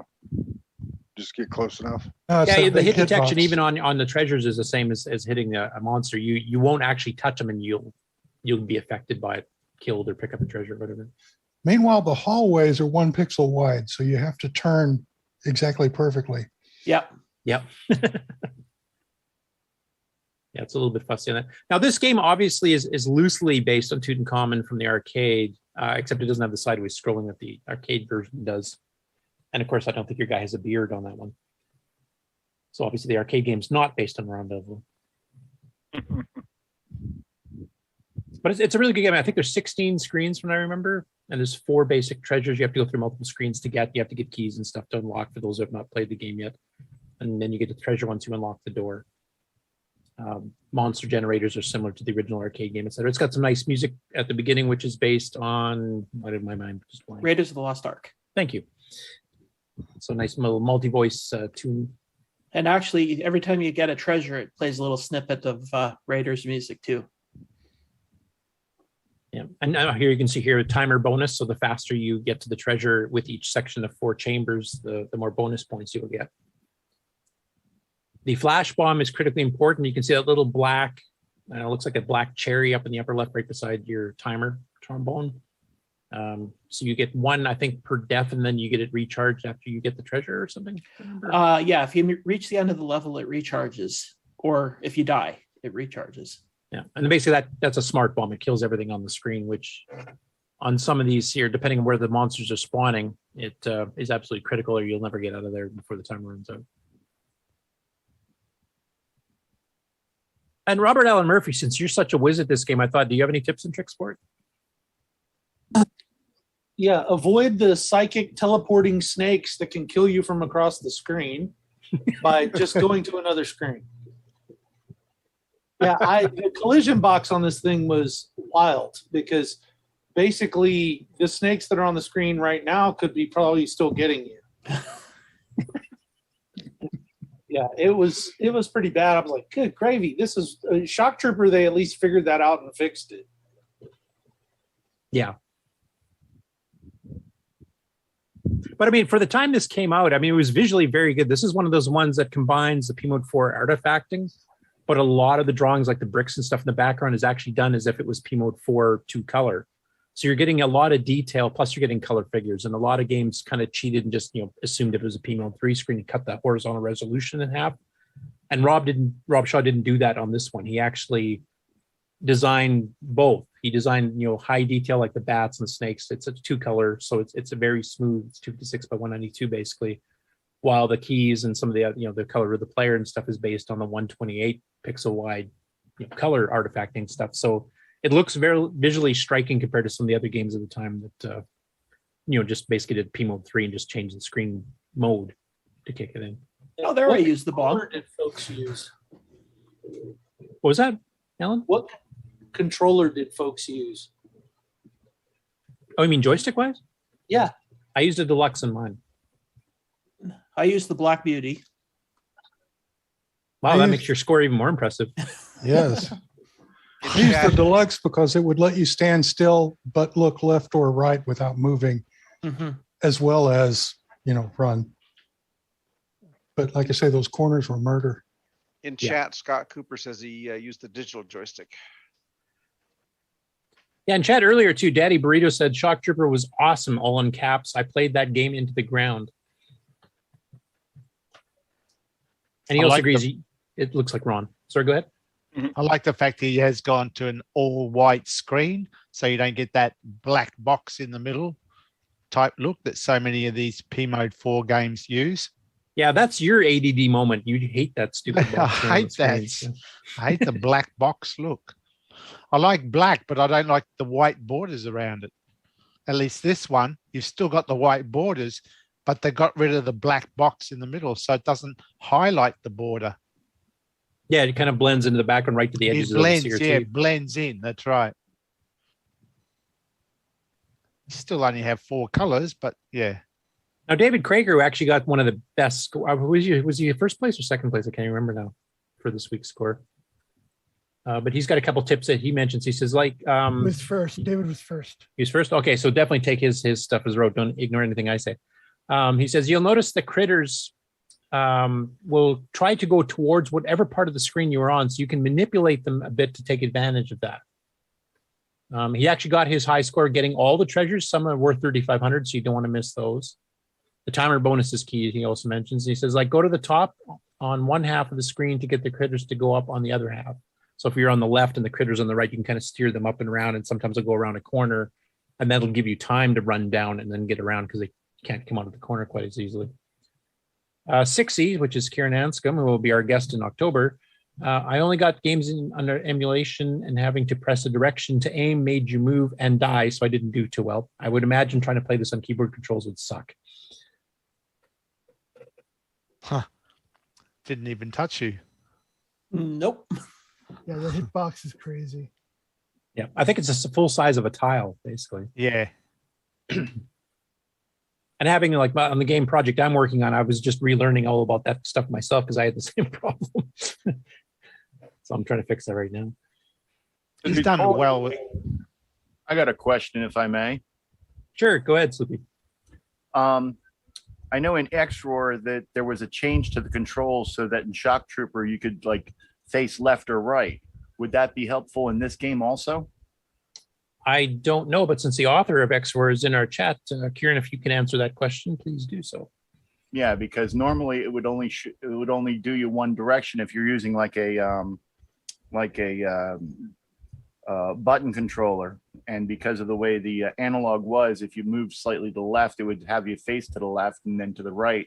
And evidently in emulators, this is a problem, so that Shock Trooper only would face to the right in VCC and such, and H.E.R.O they changed it so that you could face in either direction. So it seems that that would be a helpful thing on this game also. Now, would that be if you're running an actual analog device on the emulator, or is that with digital sticks? With the digital. Ciaran says it didn't help. No. Didn't touch you again. It would have been cool if they'd let you go shoot through a single thin wall in some cases. Yeah, because it seems that every time he stops, he always faces to the right. Yeah, it did favor the axis. Like, there's not a dead zone in the middle of the joystick reading it. There's just left or right, and it immediately switches at like 32 X position or whatever it is. Right, so you picked your poison. With the deluxe, you could face left or right without moving, but then it was really hard to turn corners. Or with the digital, you could turn corners really easy, but you couldn't stand still ever. Yeah, I think you could stand still as long as you hold down the fire button. You got to be firing then, which limits your ability to do something, especially if you fire in the wrong direction. I did find some. Go ahead. Since I did find something interesting, if you're waiting for a snake to come up for you to shoot it so you can pass, and you're kind of time constrained, you might try to stand really close to the corner. And if you do, the snake won't come up high enough to hit it. You have to stand a cell back from that point. Yeah. To entice it to come down low enough that you can actually hit it and move on. Sounds like somebody needs to design some sort of device so you can have both joysticks plugged in and switch back and forth. I was going to say, I have a new product idea in mind. So Ciaran is saying the return to center behavior of H.E.R.O was actually inspired by Shock Trooper, which it really helps for, but ironically enough, it didn't help for this game at all.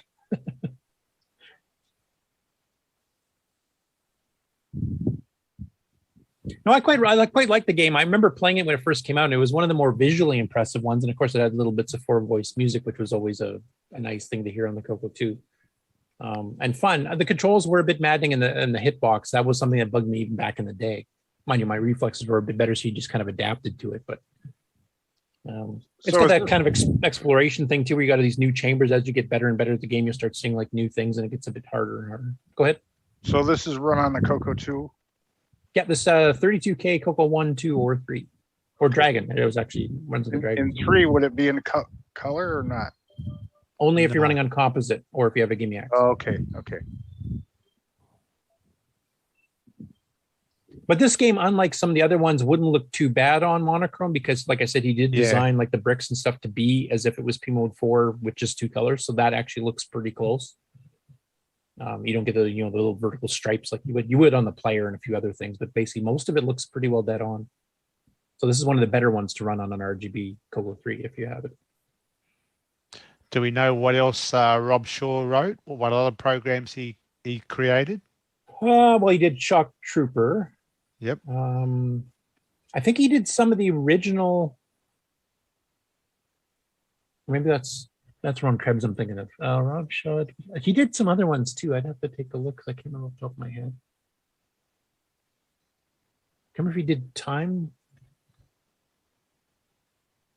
Because that full page ad that Ken had showed earlier with Tuts and then had another one, Time Fighter, down the bottom. That might have been one of his too. Right. Now it's interesting to see how his programming skills evolved over various games. So if this came out before Shock Trooper, you can already see that he's improved the collision detection or whatever.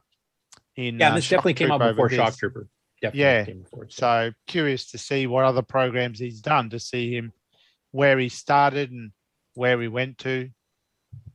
Let me find out here.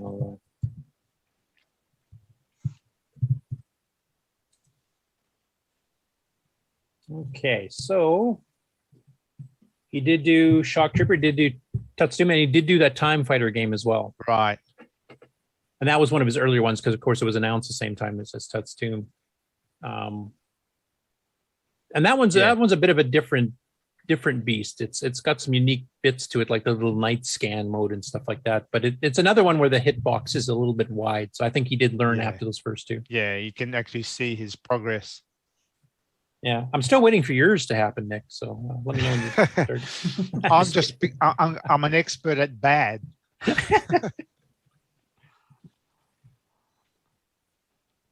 Anyway, it's a good game. If anybody didn't get a chance to play it during this, I would not hold off playing it. It's a good one, and it's a visually nice, one of the better looking ones on a CoCo 1 and 2. It's a nice way to show off the color computer. Yeah, I agree. And for the Commodore people that make fun of us not being able to have music in our stuff. Not having this has got those nice musical interludes when you get the treasures and also the intro screen. Yeah. When the game first starts, there's a blue screen. That's the artifact color check to make sure you got the right, blue versus. Oh yeah, orange. there's a mistake there too, because it says to hit any key to continue, but you have to hit the return key or the enter key. Well, how do you turn it red by reset?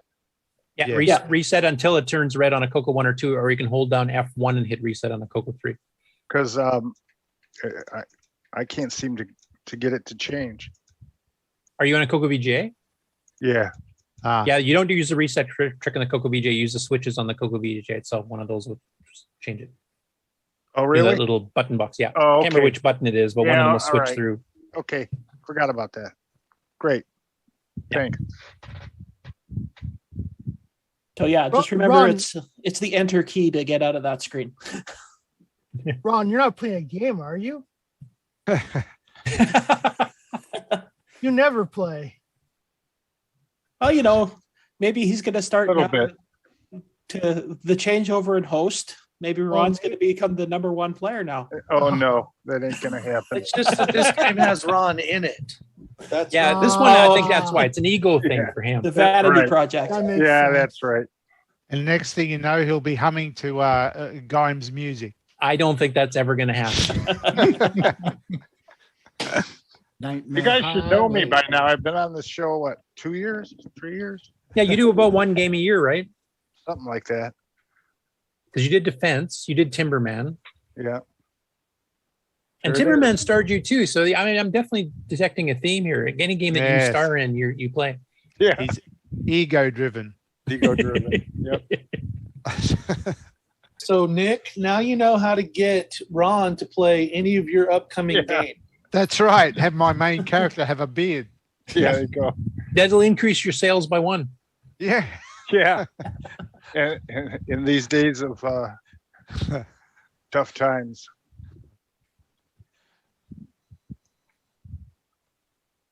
Yeah, he's drawn the graphics quite nice. He's obviously done very good pixel art for this game.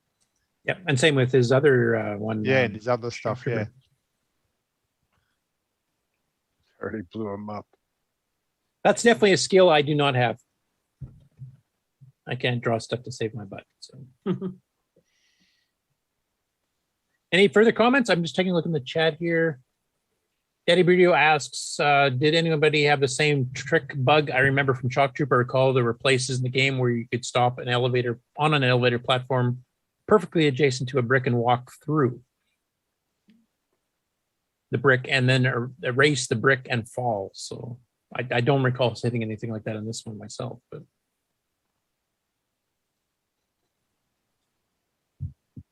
I have no further. Rob Shaw and Ron Krebs.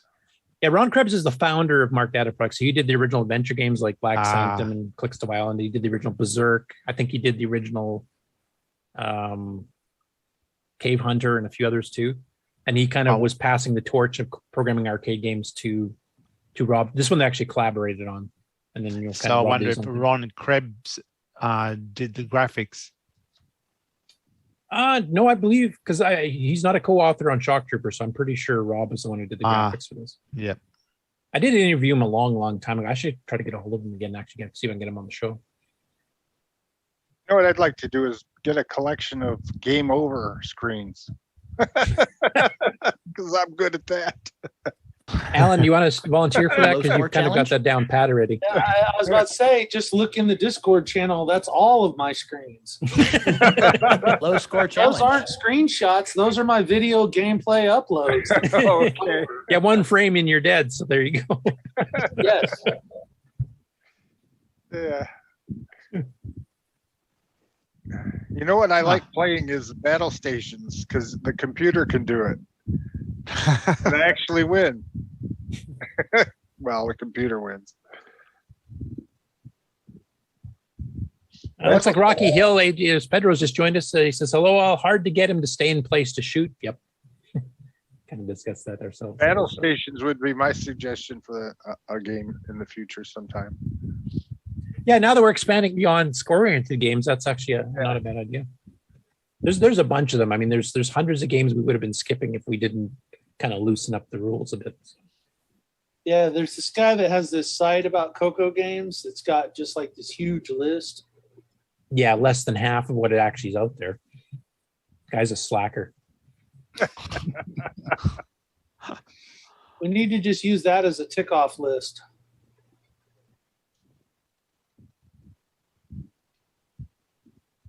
Yeah.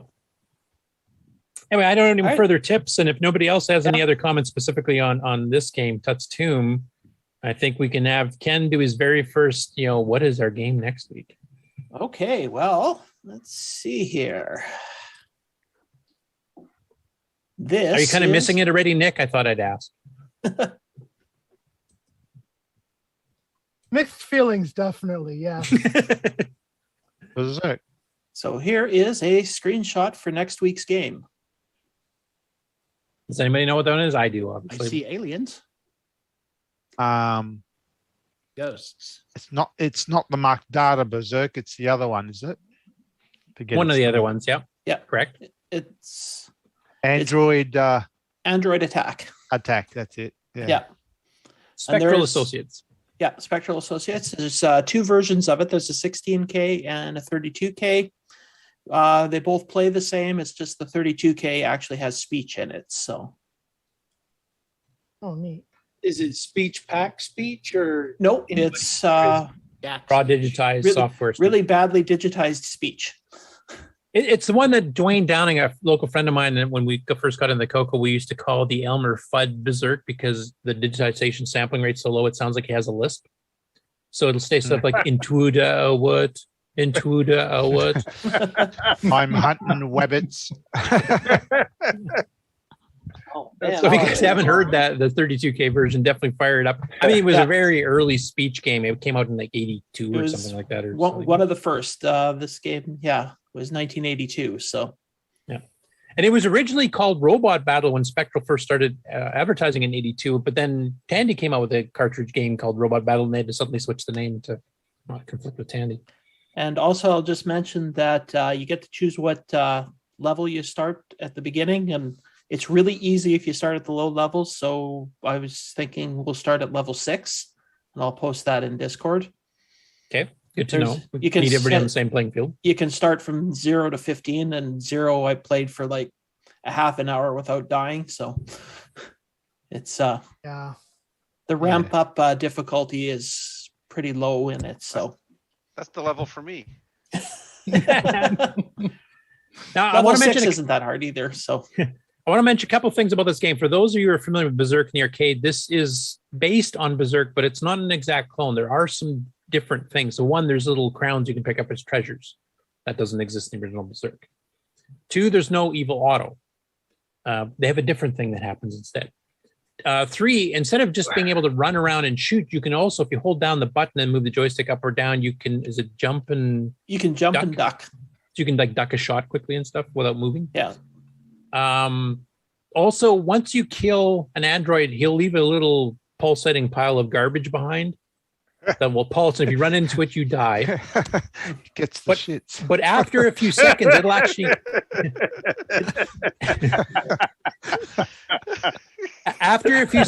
actually turn into a ghost that can go through walls and come after you. But unlike Evil Auto, you can still shoot them. We'll have to edit that. Yeah. After Dark Nick, thanks a lot.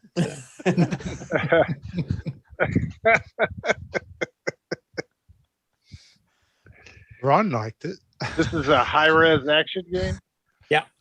I will mention too, Ciaran has mentioned here that the Dragon only had the 32K version, which was called Talking Android Attack, which I think was a micro deal one too, one of the ones that they licensed from Spectral. So they skipped the 16K version entirely. Being there were no 16K Dragons, it's probably a good thing. Actually, I found out on the Dragon group, apparently they were originally going to do 16K, and some of the very early motherboards, they actually slapped in a little adapter satellite board to get it up to 32K. Yeah. Actually, I didn't know. That was new to me. Anyway, it's pretty cool. It's got some unique aspects to it. The lisping thing is funny as hell to me nowadays. And there's a few different sayings. I mean, Tudoa is one of them. Or was it coward? And coward.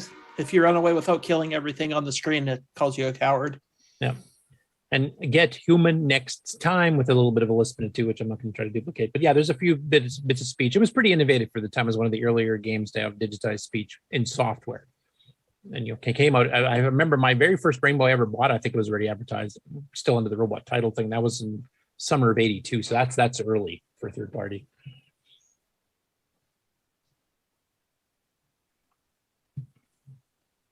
So that's the game on for the week, I guess. Yep. So every day, join in, send your screenshots into the Discord, into the Game On Challenge channel. It's one of the 1,500 channels we have. Remember to play on level 6. Requires a joystick, requires 32K, CoCo 1, 2, or 3, or a Dragon 32 or Dragon 64. Or a 16 if you don't want the speech. You can run it on 16K. Yeah. No, we need to hear the speech. In fact, there needs to be some sort of acid house techno rave dance mix. Actually, that's a request I will make, Ken, for next week when we start talking about EnterTrack. Can you actually record some of the sound with the speech to just let us hear what some of the samples are, especially to people sure, that maybe absolutely. Really? Actually, no, it'd be wheelie. Or I'm sure that Grimes could put it in a song. Yeah. Yeah. I'm sure you can. A nice techno song. Okay. We're ready for the Game On News. You want to take a commercial break first? Well, I'll need a commercial break before I get onto the news stuff. But I didn't know if Stevie and them when would you want to fit them in to actually kind of go through some of those photos, or did we want them back on? Maybe we just want to wait and they can summarize the show next week or something. What do you want to do, Mark?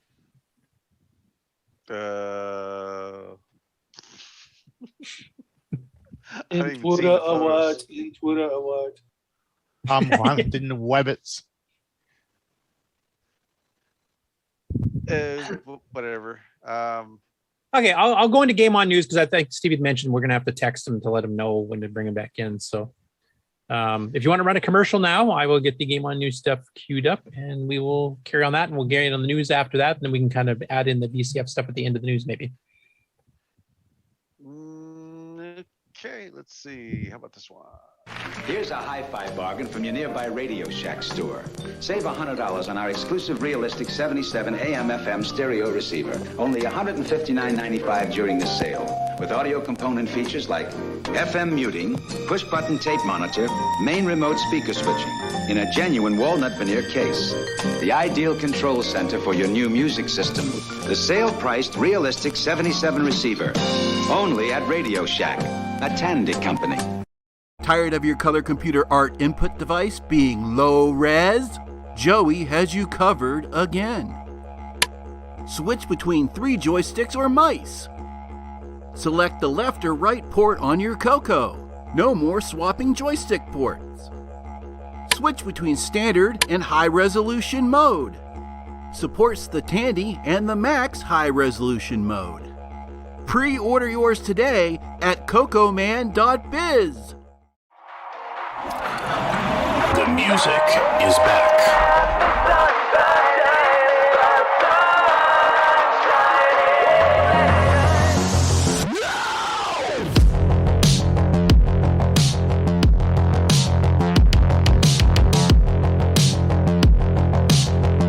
The mini Maestro Miller.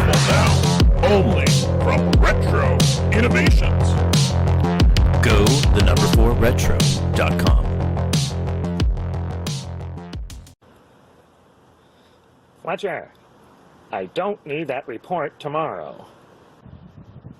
That's great, JT. I need it tonight. Oh, JT. Fletcher like saved over 300 clams, you dig, when she got her a Model 100 from Radio Shack, like a good little consumer. It's like a word processor, a phone directory, and dialer, you dig, man? It even like, you know, can groove with your office computer. Fletcher? Fletcher. You'll go far, Fletcher. You'll go far. ESP 8266-01 RS232 TTL Wi-Fi network 4-pin DIN Bitbanger DB9 PC IP DriveWire. Oh, I'm much happier breaking stuff. Hello, I am the speech and sound pack, and you are listening to CoCoTalk.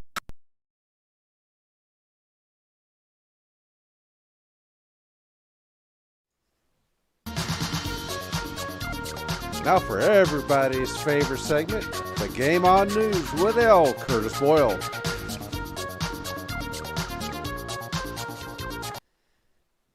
Very well done intro.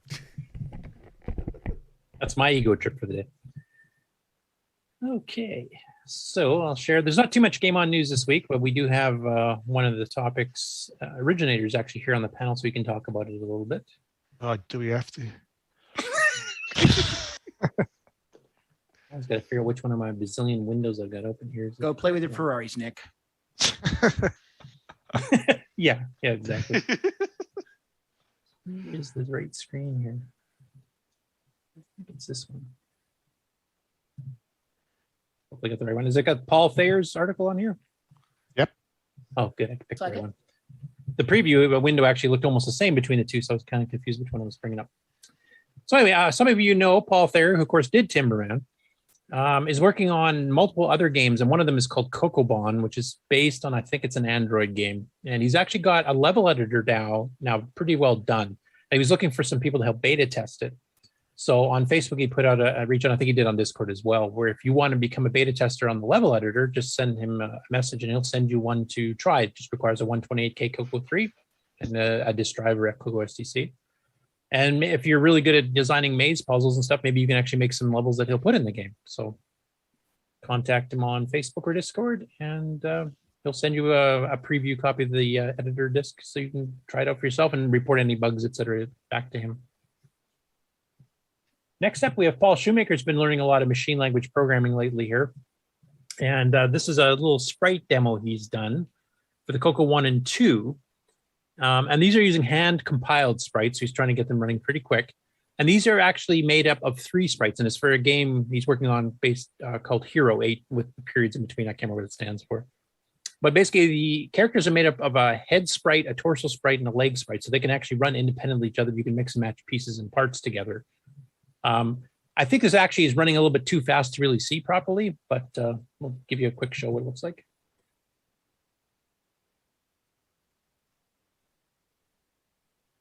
Like I know that little spinning thing on the top is supposed to be a little helicopter blade, but it's moving so fast you can't really tell what the shape is besides the legs. No, that's H.E.R.O. Yeah, H.E.R.O. Yeah. That game was released on a bunch of different platforms, if I remember right. But the CoCo was unfortunately not. Yeah, that's where you're one. going through underground caves and stuff, isn't it? Yep. Okay. Yep, you've got to rescue people. That's why you're the hero. Is right. It's one that reminded me, or Steve York's game, Mine Rescue, kind of reminded me, except it's much slower and you're not flying. You're just running around like Pitfall. But yeah, I mean, it looks like his sprite engine is actually running at a pretty good clip, so that'll work well. And that game, if I remember the original, doesn't scroll. It actually just switches screens, so that should be nice and easy to do.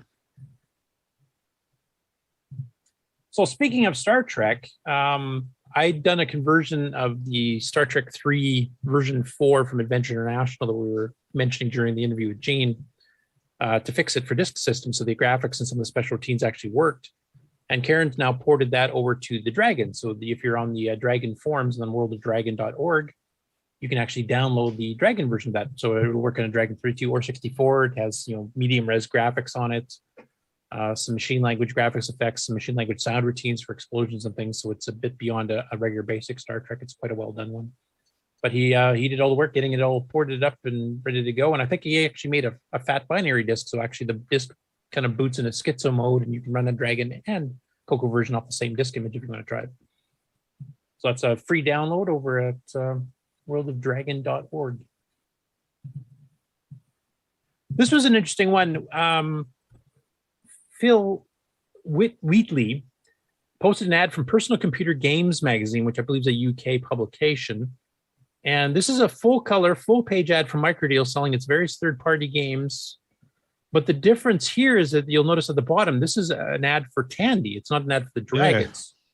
So these are all the third-party games that Tandy was actually selling, Microdeal games, in Tandy stores, which they never did here in North America. And I don't think, well, they did a little bit in Australia. I guess they carried some third-party, like your stuff, Nick. Yeah. But you could buy like The King, The Composer, Buzzard Bait, etc. at your local Radio Shack, which I wish to God they'd done up here. I think sales would have been much better, because a lot of third-party games were much better than the first-party games that Tandy did, though they had some good ones too. Plus, you would have had a much larger library to show people, because a lot of people went into Radio Shack not knowing about third-party, and they go, okay, here's a CoCo. It's got about 70 games. And you go off to another computer shop, and Atari's got hundreds of them, or the Apple's got hundreds of them. So that's kind of a failed opportunity of marketing, I think, that Tandy screwed up at the time. But it's nice to see that at least in the UK, they didn't have that issue. There were numerous places did that. TI totally messed up their TI 994A by just restricting the development and all that stuff. I mean, totally tanked it. Yeah. And Alan asked in the chat there, is Buzzard Bait not Lancer? I don't know, because Microdeal licensed both Tom Mix and Spectral. And of course, Spectral made Lancer and Tom Mix made Buzzard Bait. So they might have sold both. I don't know if Ciaran or somebody else from the UK can mention if they remember that one being sold. Maybe Microdeal would pick the best, or what they figured was the best of the various clones of the same game, or maybe they carried both types. I honestly don't know. I mean, obviously they should pick Lancer, but Next up, this is a channel I've not seen before called What Ho Snorkers. So it's kind of I'm not really sure how to describe it. It's an attempt at doing some comedy mixed with some retro stuff. So what he does here is he's picked out, I think, 3 basic games done for the Dragon 32 back in the day, written in 1982, basically, by a guy named Kevin Smith, and he kind of makes a joke. Maybe it's the same Kevin Smith of Hollywood fame. I'm pretty well guessing it's not, but he wrote like a Lunar Lander, and he wrote a Missile Command in basic, and they're not bad. No, not great, but it's probably a kid writing it for publication in a magazine or something. The unique thing about this show, besides him doing the comedy bits in between, is that he actually will play the game and kind of explain what the game is, and then he'll actually go through all 3 of them and then add features. Like he'll actually take the original source code and then modify it and update it. And I've not really seen anybody do that before, like take existing basic games and then here's how you can fix them up and add some features. And in some cases, he's added like quite a bit to the game for the original. So let me see if I can find a little bit here. I'll skip the comedy bits. You guys can watch that if you guys do watch the full video here. But so he's doing a Space Invaders game here, for example.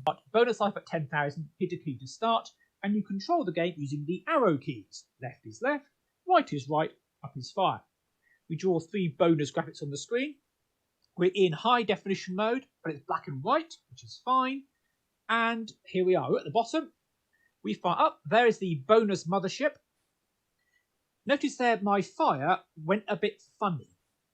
And I can't find a way, I can't work out why it's doing that. And also the alien fire occasionally splits as well. Then it just doesn't work. I'm not quite sure why that is. But we have to clear the screen of aliens. If you hit the mothership, you get a bonus, which is nice. And there it is. When it fires above, you fire at double speed. It's perfect. I mean, he goes through multiple games. Like I said, there's a Lunar Lander, there's a Missile Command too.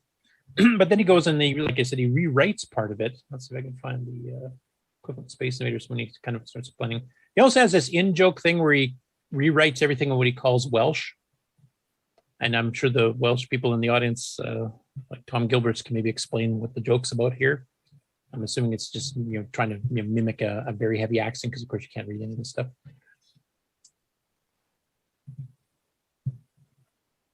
When you shoot something, because it's an explosion effect. See, up it goes, bam, little bleep, and a thing. So he's added explosion effect. He's added this number of men left in the lower left. You cannot easily have the score, which is text, on the high-res screen. It's doable if you use machine code, which I'm not going to do. I also couldn't fix the shooting. That didn't work. So I couldn't have score. I tried to do drawing of the score, as if turn the score into a string and then draw each digit as you go along. And I ran out of memory. Ran out of memory when I got to drawing the 0. So okay, how well could we get a sense of progress? So I thought, okay, you've got 20 aliens on the screen. Whenever you shoot one, you get a bleep. Why don't you have the bleep ascend in scale? So as you kill more aliens, the bleeps gets higher and higher. So you have a bit of excitement that way. It'd also be nice to have the lives on the screen. So at the bottom left, you see the lives. And when you die, rather than a very short bleep, I made the bleep a lot slower and also a lot lower, so it's more likely to notice. Only thing I will point out is, as the game goes on, the alien shots go through your lives at the bottom left, as you see there, and start wiping them out. Anyway, so he does some improvements, and then he does mention earlier in the video that he's pretty new to the dragon, so he's not super familiar with it. Like, I could already probably give him some tips on how to solve some of these problems he's talking about on his version. But I thought it's a rather interesting take. I've seen quite a few YouTube channels that take a basic game and type it in, or load it off a tape or something like that from a tape magazine, and then they play some of these old games. But it's rather unique to see them actually try to improve the game and add some extra features to it. And on some of them, he added quite a few extra features, like on the missile command. I think it just had little boxes you had hit before, and then he actually drew cities that looked like the ones from the arcade and actually named them underneath. And he has like Swansea, which is the home of the dragon. Data itself and stuff is one of the cities that gets bombed, and a few other things. So that's actually a rather interesting take on it. So I definitely would recommend watching this video, because it's kind of cool. And it might give some inspiration for some other people to maybe try to tackle something like that too, like take some of the old Rainbow listings or Color Computer News or Color Computer Magazine, Hot Cocoa, and go through some of the old basic games. And if it was written by a beginner, maybe doing some improvements and then releasing the results. I think it'd be kind of an interesting idea to do. And the last one for the Game On News here is by some Aussie guy named Nick Marentes. I can see how to improve that game already. Yeah, Diskinny 0. No, I'm just kidding.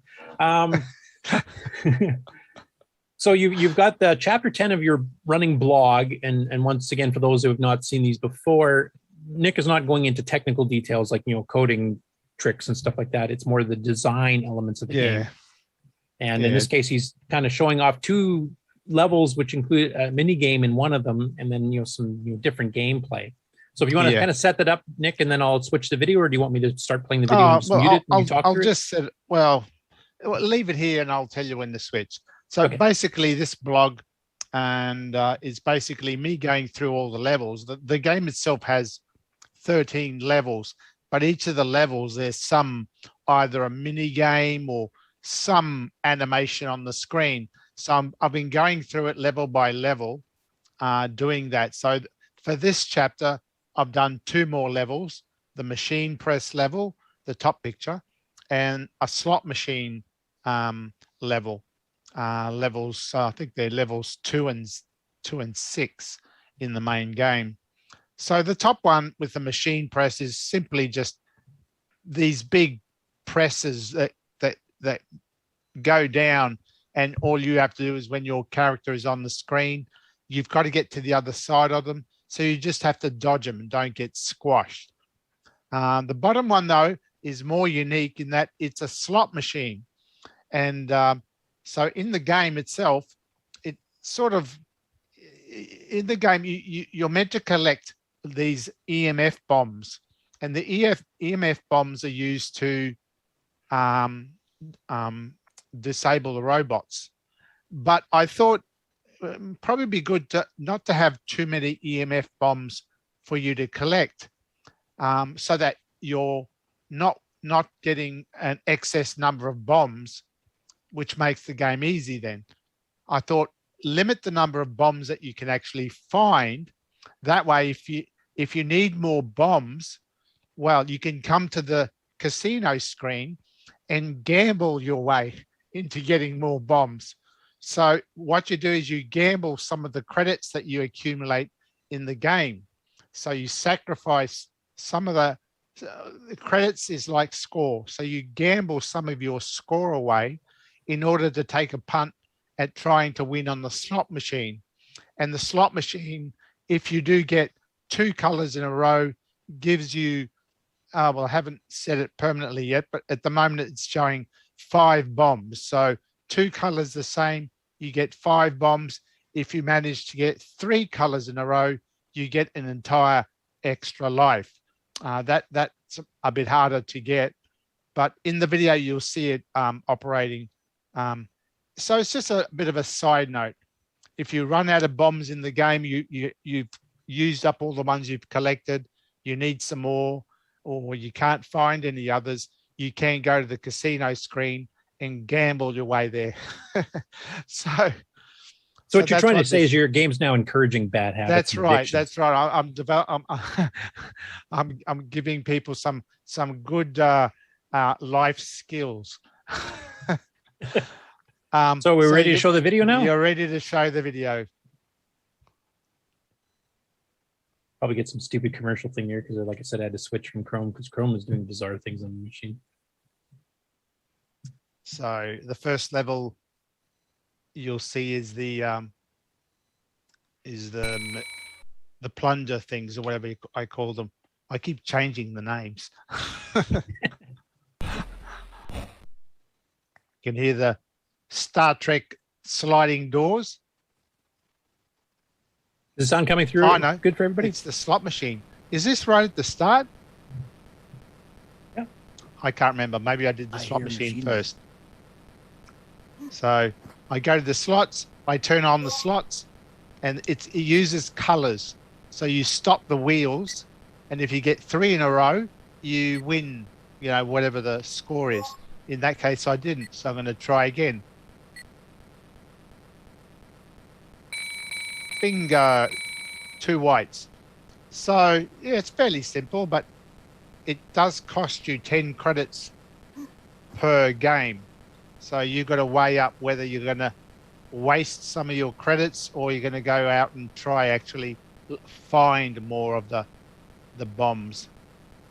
Actually play the game properly. And there's the sliding door. Back to the foyer. And then we'll go to another level, which in this case I want to go right up to the top end, or second from the top. And this next one's the stamping unit thing. The stamping one, yeah. All the levels do actually come up. I can go into any of the doors, but the machinery may not be operating yet. So this one's not going to be too hard. All you do is just avoid the stamping. But it's got a neat sound. Thump, thump, thump. Now you have to get the red switches on either end of those stampers, which is why you're forced to go past them all, which I'll do in this one.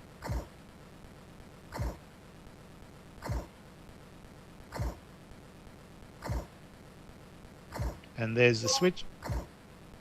That switch is now deactivated. And you've got to do that on every level. All those switches have to be switched off. But I don't do it in this video. Every level's got switches, and you've got to disable the switches on every level. And when you do that, you do finally get to the last level, which is where the nuclear bomb is at the top of the building. And that's it. Well, thank you, Nick. So yeah, it's just little things every now and then. I just try to do a level every now and then in between all my other projects and stuff. Yeah, so some of us are rather famous for Project Overload for some reason. Yeah, yeah. It's a sort of game where it takes a lot longer to put together because every level has its own little unique extra bits of code that you've got to put in there to make animations happen, mini games to operate. So it just takes ages to put together. It is a bit different though. Like you've done platformers before, like Rupert Rhythm, where it's basically the same gameplay. It's just like different maze of platforms and stuff. Right. And this, you've actually got some quite unique things you're throwing in. Donut Dilemma was the first one I did that did have each level being different. So I have done it before. This one's probably a bit more involved.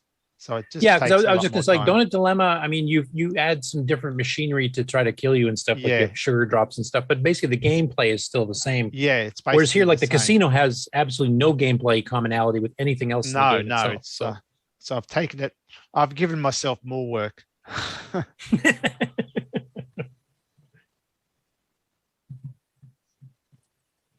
So anyway, that covers the Game On news for this week. So Jim Geary must have been taking the week off. I didn't see anything new from him, though he is helping me organize the MC10 special, which we're shooting probably in October. Still waiting for some responses on some people here. We've got some responses ready, so it's starting to get set up. Dragon Talk 2. I did ask in the Dragon group, and I mentioned this last week, trying to figure out if we wanted to do it live from the show on that Saturday, or if we wanted to do a wrap up the following week. And they said their internet connectivity is quite well. They do streaming events from there all the time at Cambridge. So I think we'll be shooting for doing it live. I'm just trying to organize like who's going to be our representative there with a camera to go around and talk to people. Now, they did point out that because of the time zone differences between the UK and us, this is going to be, even if we have the first thing on the show, it's going to be like early evening for them. So they're all going to be in the pub. So I have no idea what kind of a streamer to get out of that, but we'll give it a shot and see what happens. Could be good. Yeah, it could be awesome. We might have to make this an after dark, even in the afternoon. New definition of shaky cam. It might be called beer swilling cam by that time. I'm not sure. All right, we're ready for the news? Yep. No. From around the world, what you need to know. Get caught up on News with L. Curtis Boyle. And now a Muppet News Flash. And take it away, Curtis. Okay. Let's see if we can find that one.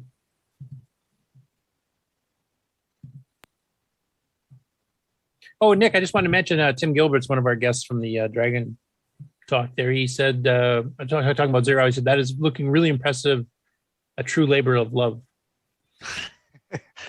That's right. Obviously, he hasn't got to know you yet, but definitely a lot of labor. And the longer it takes, the less love there is. Yeah, that's exactly what I'm hitting in my game. And I'm imagining Alan are you having the same experience with yours? Oh, very much so. Swear, throw things, swear, take a break, think of another project instead. Yeah. I was thinking of trying to do something like Rick Adams did at CoCo Fest a few times, where he's doing live coding, where you get to watch him like write, he's writing bomb threats, stuff like that. But I would have to make that the most after dark ever if I tried to do that. It would be just exactly. We need that channel. Yeah, it'd be a complete stream of F bombs. I might as well just put it on repeat. F bomb coding channel. Or you can do what I do, which I didn't mention just before. Have a second project. Or in my case, I'm doing a second game, but not for the TRS-80 actually. So not for the CoCo, I should say. So basically, when one game gives me the shits, I switch to the other one. So I'm fresh again until that one gives me the shits, and then I go back to the first one. So I multitask the rage. Yeah, you kind of switch between them. Vegemite. Okay. Yeah.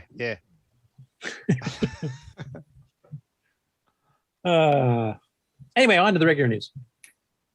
So Deborah Maxwell in a CoCo Facebook group has actually been doing lots of type-ins from, I think, some books and stuff. Sometimes they're actually CoCo programs. Sometimes they're like Tier City Model 1 and 3 programs she's converted to the CoCo. And I've only shown one here, but there's a ton of them she's been doing the last few weeks. So she's actually got the downloadable cassette images on the Facebook group in the files section. So if you want to try out some of these things, and she's got some other posts that, show pictures of the book she's doing stuff in. She's even asked for some help in certain cases where she's trying to convert something that's quite a bit different than the CoCo would have programmed it. But it's cool to see people actually, kind of getting into the whole retro typing in from a book or magazine type thing. I know the Amigos did that once, we mentioned on the show a while ago. So it's kind of interesting. And there's a lot of these little things that a lot of people haven't seen if they didn't have that particular book or access to people that have already typed it in. So it might be some new games. And this might be another project to go with the previous story of the person that's actually taking old Dragon games and then actually, like modifying them, improving them. This might be an opportunity for that kind of thing too. So.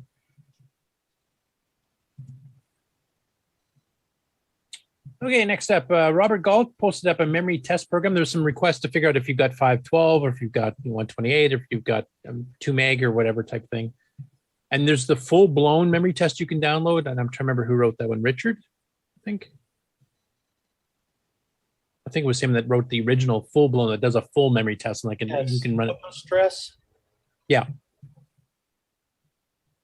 So that one does a full memory test, a test for bit pattern problems and all kinds of things. But if you want to just do a quick detection to see, how much RAM is installed in the machine, then Robert Gault's program that he uploaded to the Facebook group is actually a very quick and dirty way to do that. You can probably incorporate it into your own program, so you can just do an auto sense. NitroSign itself has a routine like that built into it in the kernel that actually, when you're booting, it does that same thing and it figures out how much RAM you've got and kind of allocates itself based on that too. So it's the same algorithm. There's another program called sysinfo that works well. Shows your gimme too. Yeah. Yeah, I think the purpose of this one is that you can incorporate this into your own program. Like the sysinfo one is nice if you plugged in a random CoCo and you just want to see what it has. You run the program, it tells you you've got an 86 gimme, an 87 gimme, how much RAM, etc. Whereas this you can actually incorporate into your own program so that you can actually just detect it and your game or program can adjust and you go, oh, the guy's got 128K, so I can't load sound samples or something like that. So I think it's more meant for the programming side to allow somebody to not have to come up with a way to figure out how much RAM you have or prompt the user for it, who may not even know. Next up, Sheldon McDonald's been busy. Now, we've had him on before, and of course, this guy did the treasure defense for the CoCo VGA, and he's also done a version of it for the PSG from the Zipster Zone, which is a sound/joystick/flash memory card.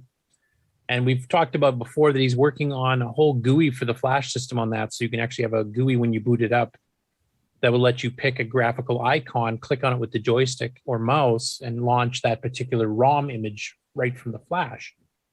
So he's done multiple posts this week on this because he's been updating it as he goes. And this is all in software. You can flash it right from the CoCo. You don't have to take out like an SD card and pop into a PC or a Mac or something. This can be done completely self-contained on the CoCo itself. So he's been working on it, and he's got his little utility he showed us on the show when he was our guest. I'm showing you how to use it. So he's got this restored disk image you can actually grab to take a look at it. So you run restore.bin or load restore.bin here, and it requires a CoCo PSG, a multi-pack, because you need to have that along with the CoCo SDC. And then you run this in drive 0 on the CoCo SDC, and then you can flash stuff over onto the PSG. And once you've done that, you don't need the multi-pack or the SDC anymore. So those programs you can actually just unplug and just plug in a straight PSG cartridge with the ready flashed ROM and immediately run the game and immediately run the GUI file picker that he's got going here. So that was his first post about that testing version of it's up and running. And then he did a little bit of a video here. Hello, Sheldon McDonald here. This is just an update on the PSG loader software that I'm working on. So I'll turn this on. And now it's got like some icons. So I've set it up so you can click on either of the joystick ports. The first one that clicks, it'll turn the mouse cursor on, and then you can click on the icons and it shows the name. If you double click it, it'll launch. So if I want to run Megabug, I click it twice.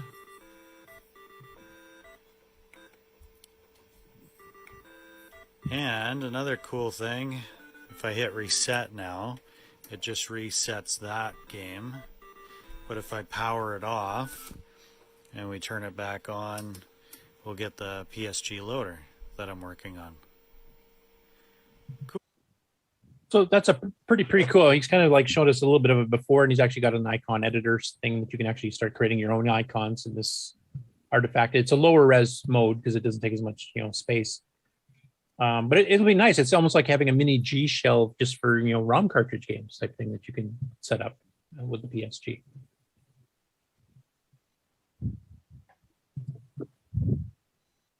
And then here is you're getting it a bit more in the testing details. This he just posted yesterday. So he's got the full PSG loader installer downloadable, ready to go. He's now going to be including a free version of Treasure Island Defense for it included, because that's been a commercial product that he's been selling. I'm not sure if he's including the CoCo VJ version or if it's just the regular CoCo version of it, but yeah, if you want to give this a play and actually design your own icons and stuff for it, and any ROM cartridge images you might have got off the archive, etc., and set it up if you have a PSG, it's actually a pretty cool little system to have. What does PSG stand for? Programmable sound generator. It's a square wave generator. Yeah, and that's kind of underselling because it doesn't have extra like joystick ports and stuff on there too. Plus, So the CoCo PSG doesn't even actually have a PSG in it. It has a software controllable sound generator, the next version of that chip, that was backwards compatible programming wise. So you can use PSG programming techniques, but the chip itself is actually the rev. And yes, it has a big bank of, I think it's 512K ROM. Flash, it does. Flash ROM space, 512K static RAM. Both the ROM and the RAM are independently bank switchable into the main memory map, and the joystick ports coming off of the SSG. So it's actually a pretty nifty little cartridge. It's like a multi-IO game cartridge with a whole bunch of support, sound support, joystick support, and flash and static RAM support. I'd love to see the driver for Mu, for example, be changed over for getting level 2 OS 9 to run on the CoCo PSG as well, the same way that Tormod did with the Mu. Problem is you can only bank in 2 8K banks minus the IO at the very end. So you've got kind of a small window, but yeah. Oh, so you can't map anywhere within the 64K space, you mean? No, it just maps into the ROM space at the very end. Oh, the cartridge ROM, okay. Yeah. Which on the CoCo 1.2 is only 16K. Does it do the 32K support for the CoCo 3? Because that's 32K ROM you can map. Not when I read the documentation. I have a couple of the CoCo PSGs. It's just 2 8K banks. So okay, it's the last 16K, 64K memory map. And I think the Mu lets you do the entire memory map. Is that right? I have one of those too, but I haven't tried it. Sorry, Alan, what were you saying? Yeah, I'm not sure if it does the whole memory map. Because having the ability to only map in 16K at a time would be a little bit more problematic. At least slow the stuff down there, because that's bigger. That's smaller than the OS 9 boot itself is in quite a few level 1 installations. So you'd be doing a lot of swapping back and forth. But it's an interesting idea.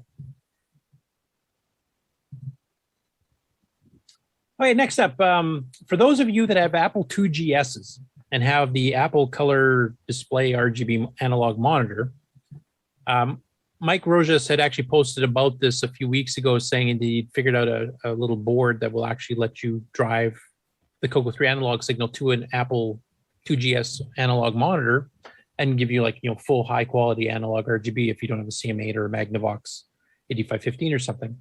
And he was asking a few weeks ago, is there enough interest to do this? And he got quite a few responses saying yes. So he actually did some multiple updates, kind of like Sheldon did this week. He was asking what color 3D printed case would you like for this? And he gave a couple of examples, and then he actually got the prototype boards in, and now he's actually got the prototype boards fully assembled and ready to go. So basically he's sold out all of the cards that he ordered on his first run, but he's ordering another 25 that will be here Tuesday. And you can see the first batch he got here that he sold out of, and pictures of the case which he 3D printed. So it's basically the assembled PCB, the power supply, 3D printed case, 10-pin ribbon cable. The whole thing is $12 US plus shipping. So it's really cheap. So if you have one of these Apple 2GS, if you're a retro collector in general, you already have a 2GS with one of these Apple display RGB monitors, and you don't want to take up extra disk space, or you just don't want to have to buy another RGB monitor, or upgrade to VJ and stuff like that if you prefer the pure CRT experience, this is an excellent and fairly cheap method of doing it. Now, if you're a do-it-yourselfer, you don't even have to pay for the board here. He's actually got it on GitHub how to build it yourself, all the parts, everything else. So you can just go on there and you do it even cheaper yet if you're into soldering stuff. Obviously, I'm not, or I'd be bald. But yeah, it's pretty cool. Now, that circuit there, he gets the horizontal and the vertical sync on the CoCo, runs it through a chip, which combines it to create composite sync. And that's why you need power to this circuit. And I'm wondering, and I've been wanting to try it, apparently you can get the two syncs, pass them through diodes and join them in and passively combine the syncs to make a composite sync. And I found that in an article by someone who was doing it on an Atari ST. If I can share my screen, I do have the schematic of this other one. Yeah, because I do know Atari ST and Amiga monitors were converted to CoCo way back in the 80s. There were schematics from Marty Goodman and others. So if that's, are you seeing that? Yeah. Parts list. Okay, so the circuit, if you look down here, he gets the horizontal sync and the vertical sync of from the Atari, and goes through a diode and a resistor, and then they're just combined. And that's your composite sync. He says it works fine. And of course, it needs no power. So this is a passive way of doing it. And I would think this should also work on the CoCo, on the CoCo 3. Well, Pedro Rocky Hill in the chat just said, I've done it with 2 diodes for the CoCo 3. Oh, and it does work? Because, I mean, I haven't tried it, but that sort of looks interesting. No power. It means that you could probably get a cable that goes from the CoCo to whatever monitor you want to use, say a Magnavox, and put the diodes and all that in the connector in the, I think they use a SCART connector on the Magnavoxes, or they do over here in Australia anyway. Put the diodes and other things in the case of the plug, and that's it. No power, no extra circuits. It's just a cable from CoCo to monitor. So I've been now. Would having the separate power, would that give you a cleaner signal or something? Is that an advantage? I don't think so. I don't think it makes any difference. You need the power on his in order to power that chip, which does the combining. But yeah, according to this, couple of diodes and 2 resistors, and they combine. And this guy says it works perfectly. Too bad they use Radio Shack as the source. Well, yeah, it's an old article. It was from way back in the 80s or early 90s. So, but it's a standard diode. It's nothing special, a 1N4001. But yeah, Sloopy's saying in the chat here that he uses his CoCo 3 to his Commodore Magnavox monitors with just cables, no components. I do too. There's nothing. It's just a raw cable. But for some of the other ones like the Atari ST, I do remember Marty Goodman for the NEC. There's some NEC monitors he was talking about, some Atari ST monitors. There was something a little bit different. You had to do a little bit of manipulation, but I don't remember him having like any powered chips. So you might be right. That might be what Marty was doing. But if you feed the composite output from a CoCo 3 into that sync pin on the Magnavox monitor, that works as well. But it means you've got to tie up your audio, your video output as well on the CoCo. Whereas this circuit means it's all just coming from the 10-pin RGB plug on the bottom of the CoCo. Your video output is untouched. So you can have that running to a composite monitor then. Yeah, I mean, that's what the Magnavox does, because I have composite out from the composite ports and I have RGB direct. It's combined. Yeah, but us in PAL land don't get that. So. Yeah, the ST and the Amiga have separate sync, where not combined sync. So that's why you have to combine them. But most of the monitors are capable of combining the sync and being able to use it. Yeah. Plus, there was something about negative and positive something or other. I remember Marty was mentioning, and like certain monitors needed. Maybe that's for like CGA. CGA uses negative sync, where most other monitors, most other systems use positive sync. Yeah, because I remember that was Marty, like when he was going through all these various monitors you could hook up to a CoCo, and he's mentioning like the easiest ones are like the neck multi-sync too, because that basically the monitor itself figures out no matter what you send it, it figures out what it is and just does it. So it's just a straight cable from everything, and it just works. But those are really hard to find. I happen to have one, which is still my favorite CRT monitor of all time on the CoCo. But yeah, no, that's cool. Comment from Dave and Sharon Veery, which is Dave 609, says diodes do drop voltages, so I don't know if that will have any effect. Maybe it's not enough to really cause a problem. I'm assuming not, because I don't remember Marty doing too many. Or maybe he did have some components for some of them. Now that I'm thinking about it, if you take a look at the Frank Swaggart's book, the CoCo book, what is it called? It's a downloadable on the Color Computer Archive. It's a big, huge tome of all kinds of technical details and history of the CoCo and software and all kinds of stuff. And he's actually got a whole section on hooking up various kinds of monitors to the CoCo 3 RGB and how to do composites. Tandy's Little Yes, Wonder. that's it. Thank you. All right. Yeah, I've got that book. Yeah, so he's got some stuff in there, and I think that was directly from one of Marty's columns that Marty had done all this stuff before too. So Okay. that's a nice place to look to see what can be done with various monitors, and it lists a whole ton of them that you can get working on a CoCo as an analog RGB on a CoCo 3. Go back to sharing. Okay. So anyway, it's a very nice one, and it's a very nice small compact board. Just this little nice 3D printed case he's got here. There's a bit of a zoom up of it. So I mean, this will definitely work. I mean, you can do the experiment like Nick's saying as well. But if you want something like nice and clean that you just quickly plug in and you don't have to worry about voltages or diodes or whatever else, this definitely does work. And, Yeah, and for 12. What? I was gonna say for $12, you'd be hard pressed to get the connectors. Yeah, that's true. It's probably about the same price as the cable anyway. And it's I've not used that particular RGB monitor. What's the quality of that monitor compared to say a Magnavox or a neck multi-sync? Mark, do you have one of those, for example?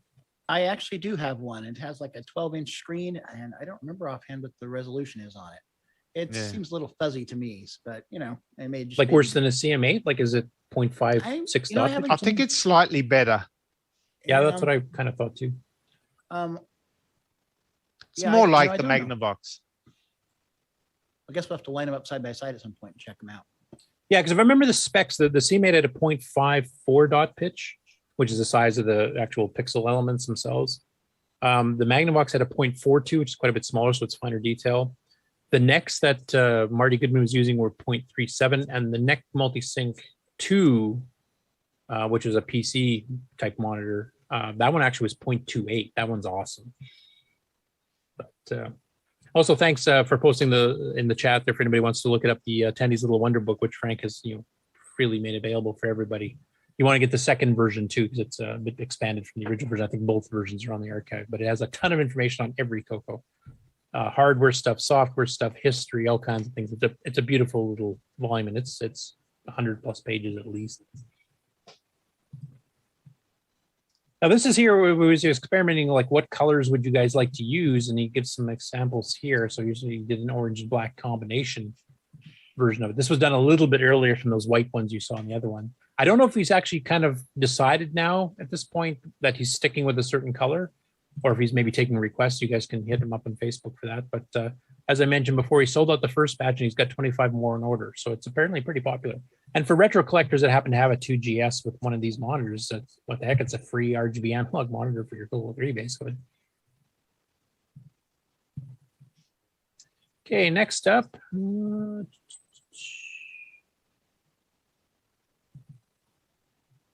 Let's see which one this is here. Oh, he did a video actually doing the construction of it. Yeah, that's pretty good, that. I won't play the whole thing because it's like 4.5 minutes long, but I'll skip ahead a little bit here. So some of you hardware guys can explain what exactly is he doing here. Is this some sort of like wipe on solder, or what is this? Yeah, it's using a solder mask. It's called a stencil, actually. Yeah. The metal pin is called a The stencil. stencil, it's you put solder paste onto a board. It allows you to put very little amount so that you can solder the components on. And exactly in the right places where the components go and nowhere else. The stencil is actually cut out to the specific board. So does this paste stay liquid enough you don't even need to heat it up, or do you still have to You still need to heat it up. It's just that it's You use like spackle it on. And if you have a stencil, when you heat it up, the surface tension of the melting solder pulls the chip into perfect alignment. So you don't even have to be that good at placing things. Get them close. Oh, wow. That sounds like soldering even I could handle. I wish I had a stencil for my product. It's not always as easy as it sounds. You'll still get tombstones. I like here he's got it under a magnifier trying to like place these things. You can see how big the tweezers are showing up in here. That looks like too fine a work for me to be able to handle. Well, those are pretty big components. They're probably like 1206s.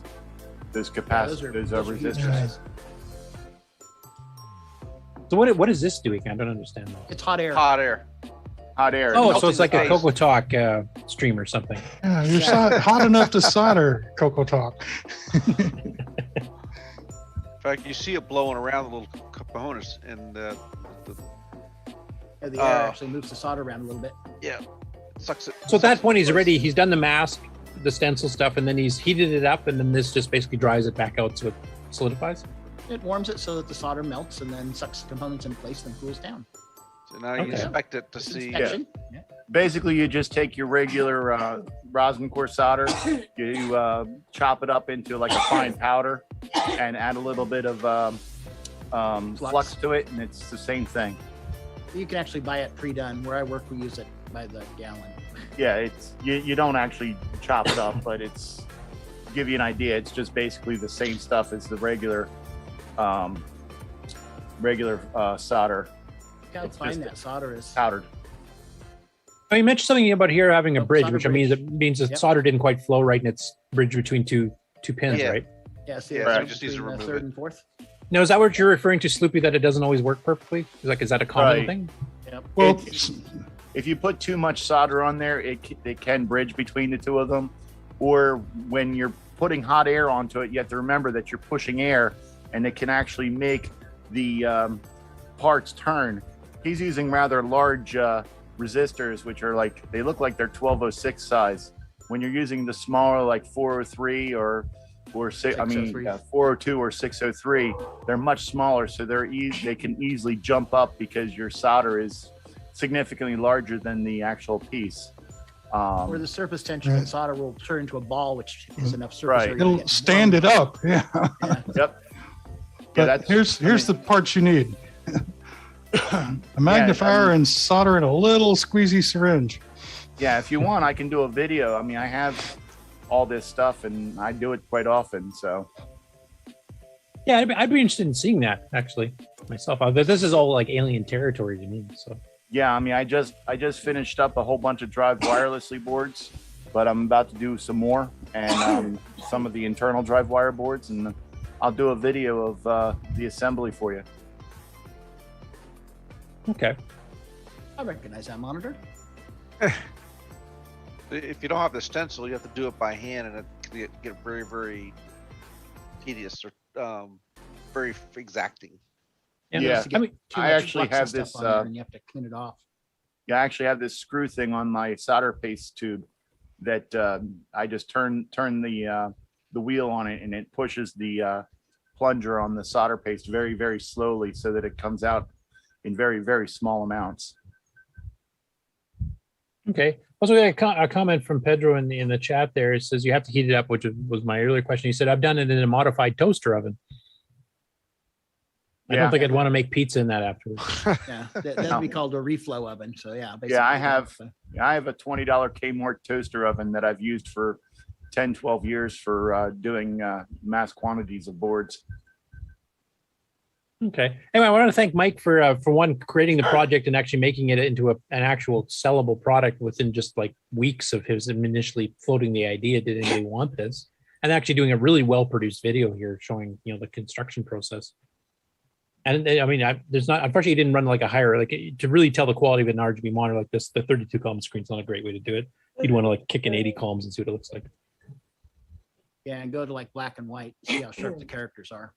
Yeah. So yeah, for the Apple 2GS, it's a stellar screen. I mean, it's very sharp to read. Yeah. I mean, if it's stellar on the 2GS, it's got to look good on the CoCo 3 because they had some of the same resolutions, like 640 by 200 and stuff. So yeah, it's a decent RGB monitor. I used to have one. I mean, personally, it's It's not bad. The biggest issue is as you see the screen is slightly shifted to the left, because what is considered standard RGB, 15 kilohertz RGB in the CoCo, the Atari ST, and the Amiga is slightly different than what the 2GS considers 15 kilohertz RGB. It's like a 0.5 kilohertz difference. So that's why you'll see if you put something on the Apple 2GS RGB, it'll be shifted to the left. And if you put a 2GS on a standard RGB, it'll be shifted to the right. Yeah, I remember that even like a composite on the CoCo 3 on a TV, or the RF out even is a little bit shifted from what it should have been. So yeah, I used to have a couple of those monitors, and I sold them because I use all Sony PVM and Magnavox and a couple Commodore monitors. Well, quick question here, because I know the CM8, the NEC Multisync 2, and the Magnavox all have horizontal adjustment things. I'm assuming the Apple one has that too. You can shift it manually afterwards if you're running I don't think it does. It has it internally. Yeah. You have to open up the case and get it the potentiometer or whatever. Okay. Yes. Look, the Magnavox had a fine-tuned one on the dials on the front, but if you went inside, if you really wanted to refine it and get it way over, then you could do that on the inside. There was additional potentiometers in there. I remember that because I just had too far and actually blew a capacitor or something, and Bill had to fix it. This is why I don't do hardware. I can blow up a monitor just trying to adjust the horizontal position. You can blow up a monitor even if you do know what you're doing. Yeah. Well, if you run it, there's completely wrong sync values that monitor's rated to handle, that's definitely possible. Put 120 volts AC into a VIC-20 and it'll blow the input on a monitor. I know when we were doing overclocked CoCo 3s back in the day, one of the experiments I did, we found out that the CM8 can handle a wider range of frequencies than the Magnavox can, because we overclocked, I think, 2.25 megahertz from 1.78. And of course, the monitor speed, adjusted itself up. On the CM8, it just kept shifting farther and farther left.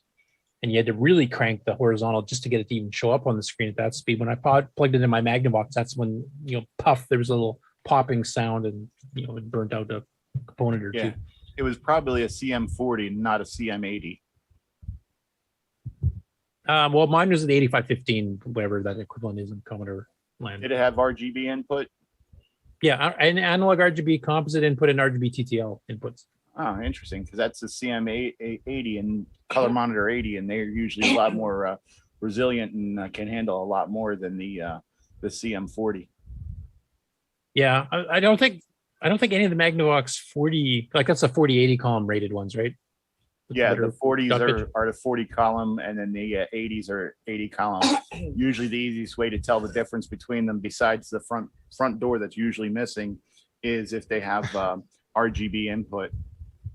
Yeah, because all the ones that were advertised for the CoCo, because they had the 8515, which is the mono sound one, because they had a built-in speaker. And then they had the, I think it's called the 8135 or something like that was their stereo version. But they were always 80 column because the CoCo 3 always had 80 columns. They never sold the 40s really for the CoCo. Anyway, next up, we have various updates are still happening in the CoCo Pi. So that was something Gene was asking about because he couldn't get it running on his Pi 400. And I know some other people, Ron, I think you had some issues getting some of this stuff running. I don't think CoCo Pi in general, but certain things weren't running. Yeah, I had a issue, but we haven't addressed it yet. It's for the new menu, which the new GUI menu or something. I think don't really need it. But I'd like to have it just like everybody else. Yeah, so I mean, this is hitting the same issues. Like I know Stevie said they basically had ironed all these out, but I know some of the people in the Amigos had tried some of the earlier images and it worked great for some and it didn't work for others. So there still seems to be some, I don't know, maybe minor configurations. Maybe the underlying Linux OS has got some differences. I don't know exactly what it is, but it seems to be the same complicated setup that, it works for him and it doesn't work for her type thing for whatever reason. And I don't have a clue how that works. So hopefully they can get all the bugs fixed out here so that everybody's all running nicely and nice and easy. Just install it and go. But like the GUI menu launcher, that's the one Ron was talking about that he couldn't get it running. And what version of the Pi do you have, Ron? Do you have Pi 4, Pi 3, or Pi 400? 3B. 3B. Okay. Yeah. He said he would try it on his and, get back to me. So that's cool. And there's like mentioned here, the Raspberry Pi OS itself has had updates. Maybe that's causing some of these weird glitches. There's H.E.R.O. I mean, Ciaran's been doing updates to this almost daily at this point, and he's adding more and more CoCo 3 functionality into it too. So you can play around with that. That's all on there. And then of course Stevie did a whole whack load of videos on how to do setup and stuff too. So, but basically, if you need any questions from Ron Klein is active on our Discord. We have a Discord channel reserved for the CoCo Pi. So you can just pop in there and ask any questions. And he's usually pretty good at getting back to you within a day or two, depending on his work schedule and stuff. And really good at turning around and actually trying to help you solve the problem. He's not one of these people that I'll deal with it in a week or two or something. Next up, since we actually have the person who made this video on the call, Ken, what did you want to say about this? It's Nitrous 9. No more needs to be. No, I'm just kidding. Yeah, that's all that needs to be said. Nitrous 9. Just continuing to learn things about using Nitrous 9. So I'm sharing them as I learn them. And so what did you focus on in this particular video? Because I was doing some demos for you, so I've kind of completely lost track with this video. Yeah, this video. Well, from some suggestions you had given me on the last video, I focused on some terminal line editing. And in the GUI using the keyboard mouse, the arrow keys for the mouse, and what else did I do in that one? No, I can't remember either. Yeah, it's nice that you're doing these because these are from the beginner's perspective. So. Yeah, and I am very much a beginner at this, so the resizing of the apps and placing them on the screen where you want them. Yeah, so for those of you who are just getting their feet wet and I just not hear me keep hyping it up all the time, I am almost as bad as Nick is promoting his games. These are really nice companion pieces because I tend to, well, one, I talk too much, as all of you are, I'm sure, aware of. But also sometimes I kind of like lose the beginner's perspective and I start talking too technical and then it just goes zoom over everybody's head and they don't get anything I'm trying to say. The eyes glaze over and yeah. I put people to sleep. It's just like the general news segment. Then the head explodes.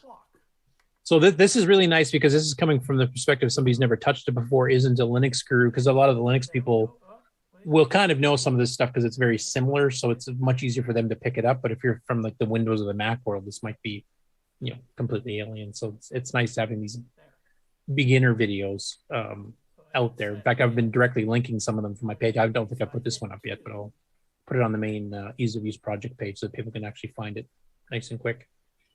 And I've put all the videos on my channel into a playlist. So if you want to start from the beginning, you can just load up the playlist. And the nice thing you've been doing too, you do these chapters. So if you only want to learn how to do one specific thing, you can just like go through where the breaks are in the YouTube video. Like here's how to do resizing multiple apps, and here's how to use the keyboard mouse, and here's how to do the help menu, and here's how to do command line editing, etc. So now another thing that you can do. Very nicely indexed, very nicely done. And you've only got a composite monitor? I'm running it through composite on this for my capture card. Yeah. I'm using yeah. Still, the trash can looks good. Oh, the trash. Actually, I was going to mention the trash can in this episode, but I forgot. So that I will have to mention. You've got to devote an entire episode. Yeah, one whole episode. The Nitrous 9 EOU trash can. That's the upcoming episode. But that means you've got to have Nick Marentes guest on. Yes, the you have to get the proper snark level on that episode. So.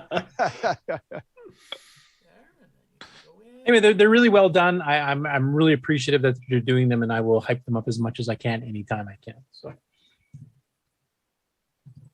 check them out. Enjoying learning it.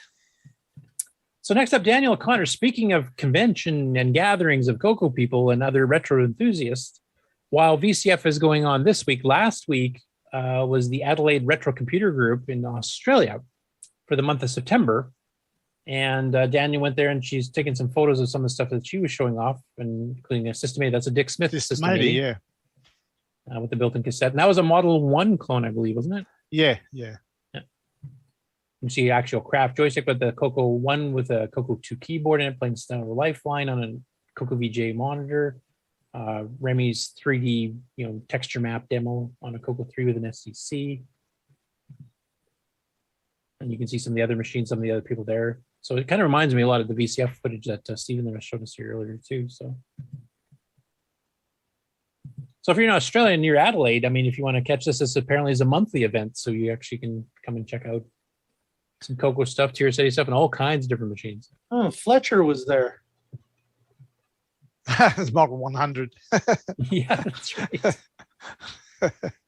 I've never seen such a huge joystick thick controller for the Model 100 before. That's pretty impressive. Okay, so next up after that, Fabian Rodriguez has been working on improving the CoCopedia, which is kind of the Wikipedia for CoCo stuff. And in this case, has updated the CoCo 2 page to help people identify which model they have, what types of RAM upgrades can be done on them. Because there was a variety, especially on the CoCo 2. Like CoCo 1 is basically an 8-chip replacement upgrade. Depending on the board, you might have to solder stuff and do wires and things, or just move jumpers. But in the CoCo 2, because there were so many versions of the motherboard, there was like the 8-chip replacements. There was the 2-chip replacements, the ones that had both, where they had the double header, almost like a CoCo 3 RAM upgrade, where you had the satellite board for 8, but you had 2 chips on the main board.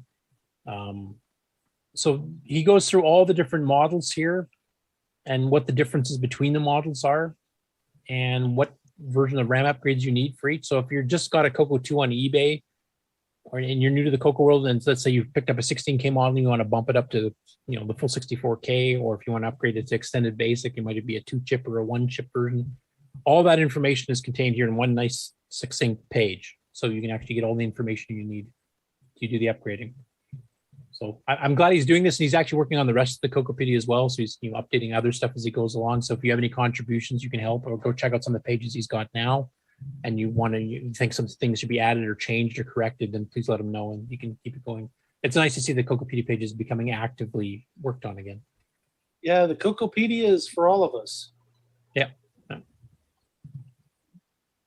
Next up, Allen Huffman. I kind of mentioned this last week. So part of Tandy, he's done a whole bunch of pre-recorded videos, and he actually has some of them scheduled, but a whole bunch more opened up this week. And he's got stuff like the Odyssey text adventure project that he'd started with one of his friends in Texas back in '86. They never completed it, but he kind of explains how far they got, how it was working. He does stuff on, a lot of color basic optimizations and, some of the internals of how color basic works. You can use to your advantage to speed up basic programs with stuff that's not that obvious. So just a ton of stuff. And he's got more stuff, scheduled to appear in this next week too. So, I mean, he's pretty well got the whole Tandy covered here at this point. Alan, if you're listening to this at some point, I'd love to have you on to kind of maybe pick out some highlights you think are really the best of the best here of that whole thing, and maybe we can kind of concentrate one or two to mention on the show. Speaking of Tandy, this is one I've not watched, I don't think, too many times before, but Joe's Computer Museum, he did a live stream a few days back, and I know Dave639 actually showed up at part of the stream near the end here. So the first half of the stream, it's a 3-hour plus stream. It's like he's trying to match CoCoTalk lengths here. But he does the Tandy 1000 stuff, which he's much more familiar with. And then he goes in the CoCo 3, which at first wasn't powering on the monitor, and then it suddenly started working. He has no idea why. But he also has a CoCo SDC, but he's not familiar with it at all. So he was kind of learning from a few people in the chat that did know about the CoCo C, like how to even, how to list what's on the card without having to pop the card into the PC first. So he was gradually kind of learning things, but I think I'll have to send him a message and maybe see if we can get him to watch the show live, and he can kind of glean some knowledge from us, ask some questions, and maybe eventually have him on the show too once he kind of gets up to snuff on it. And Joe's a big Apple guy, so I've chatted with him a few times. Okay. I know Dave chatted with him a little bit because he was actually asking, where can you get some 6 or 9s? I think he said as a joke, if anybody has any, they can send them to him to the type thing. And Dave actually offered. I don't know if that offer got taken up on or not, but anyway, it's an interesting watch. Like the last half of the show is like an hour and a half of him trying to get the CoCo working and trying to get the SDC working.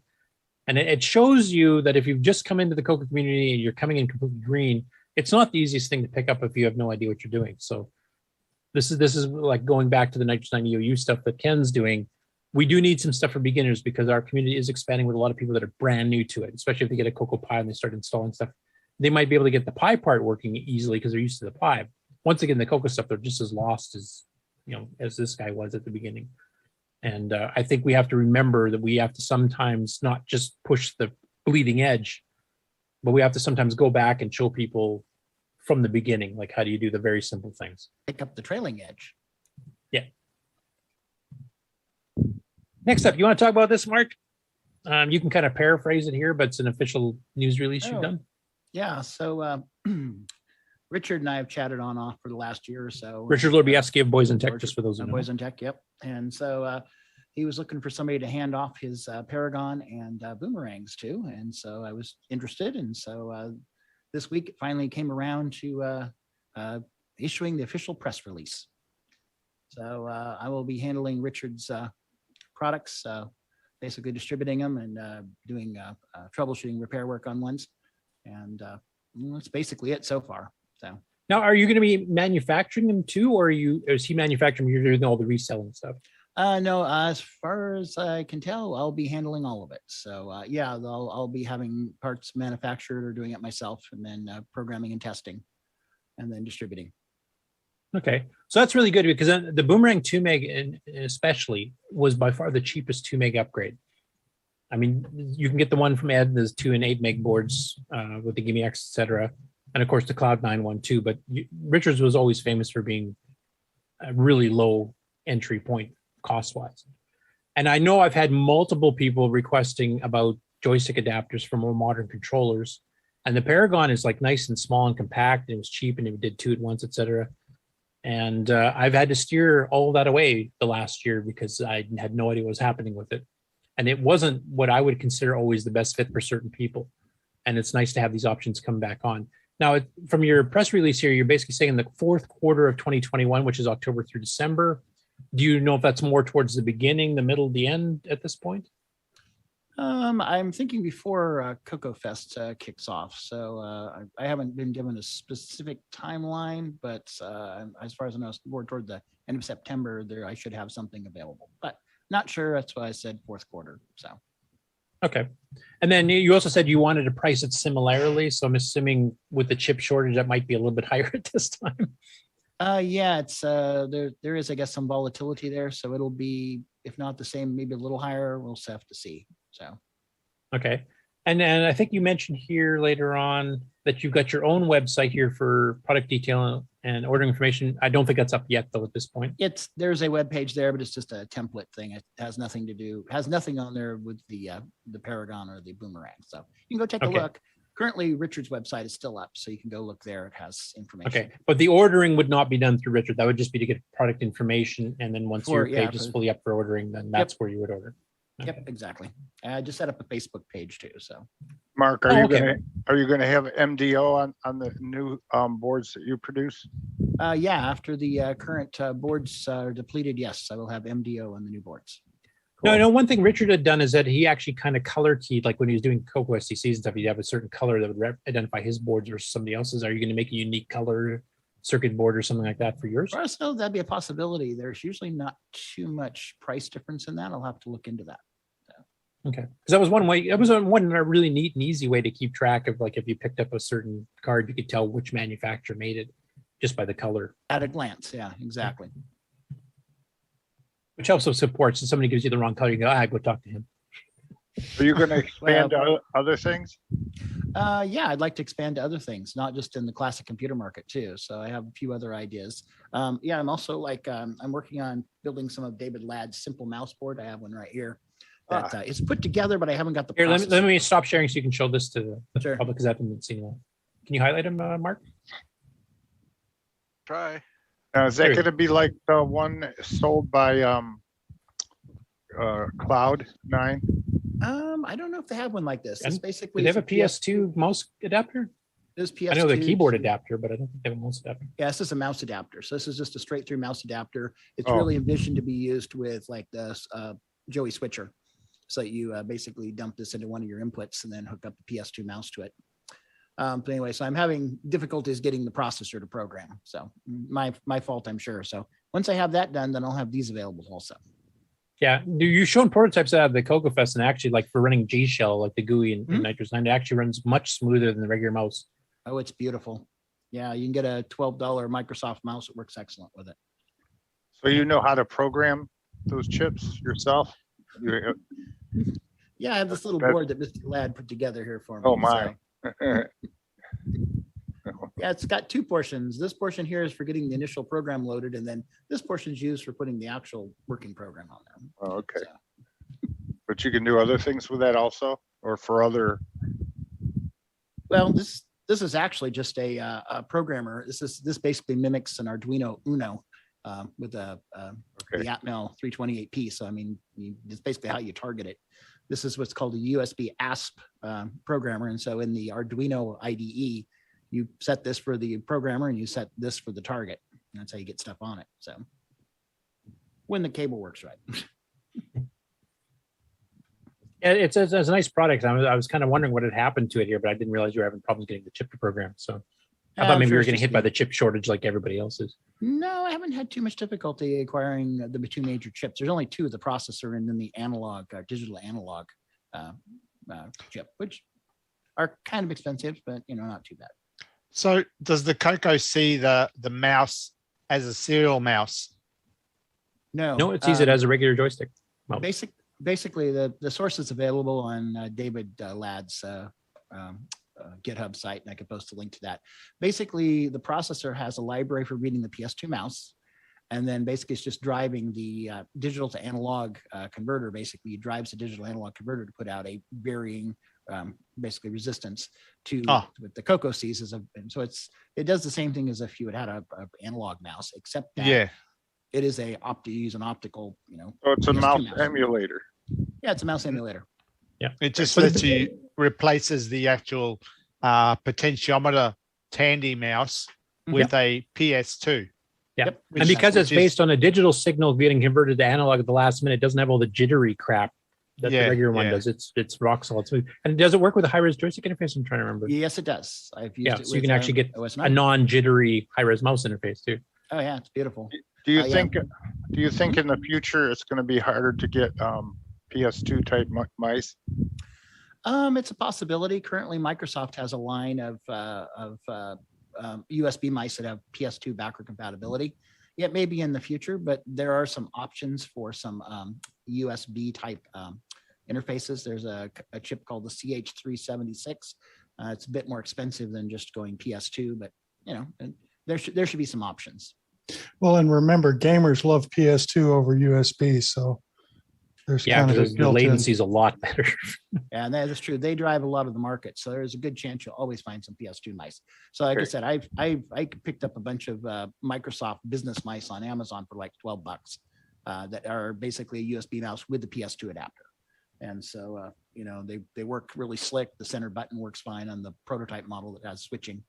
So. Didn't there used to be a little deal that you can put on a USB to PS2 converter? Yeah, but from what I understand is that the electronics have to be built in the mouse to do that.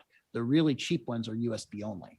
So the adapter is not a active device, it's a passive device. So the PS2 smarts have to be in the mouse itself. Oh.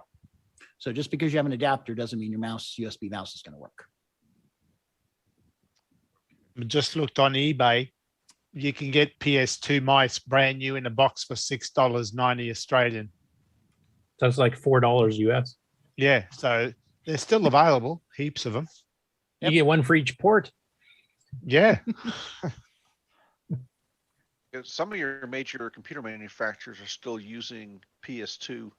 Some of your real low end manufacturers. Yeah, I would think they wouldn't, because the PS2 is a completely different port and a larger form factor than USB.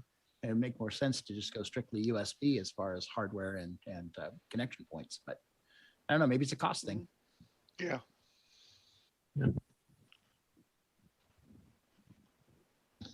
Anyway, cool. So I've got two stories that don't have images related to them, and then I'll get into the Dragon portion of the news here. So Mark, after I finish these two, you can put I'll do the share screen again, but for now, these are just, text to read. So first one up is Nick Marentes, Steve Strowbridge, and myself are planning on being on the Amigos ICCC live stream on Twitch next Saturday, starting at 6 p.m. Eastern. That's the International Computer Club. So it's basically a bunch of their friends and people that are on the shows or their Patreons and stuff here from all over the world. There's Australians, UK, European, North American, everywhere. And basically, people just come in to update projects of their various, machines of their various interests. Sometimes it'll be software they're working on, hardware they're working on, or they restored something. Like it's like a club meeting. And Nick will be on to show 0 hour up to that point. Stevie will be on with the CoCo Pi, because that's something a lot of their people have actually expressed interest to me on their Discord, since I'm a member of their Discord. And then I don't know what I'm showing yet. I might just show Ken's video and be done with it. I'm not sure. But I might show like Liberation, because I don't think I've shown how far I got in that, and I haven't had a chance to work on it the last 2 months, so there's not too much new to show, but it's new to that audience.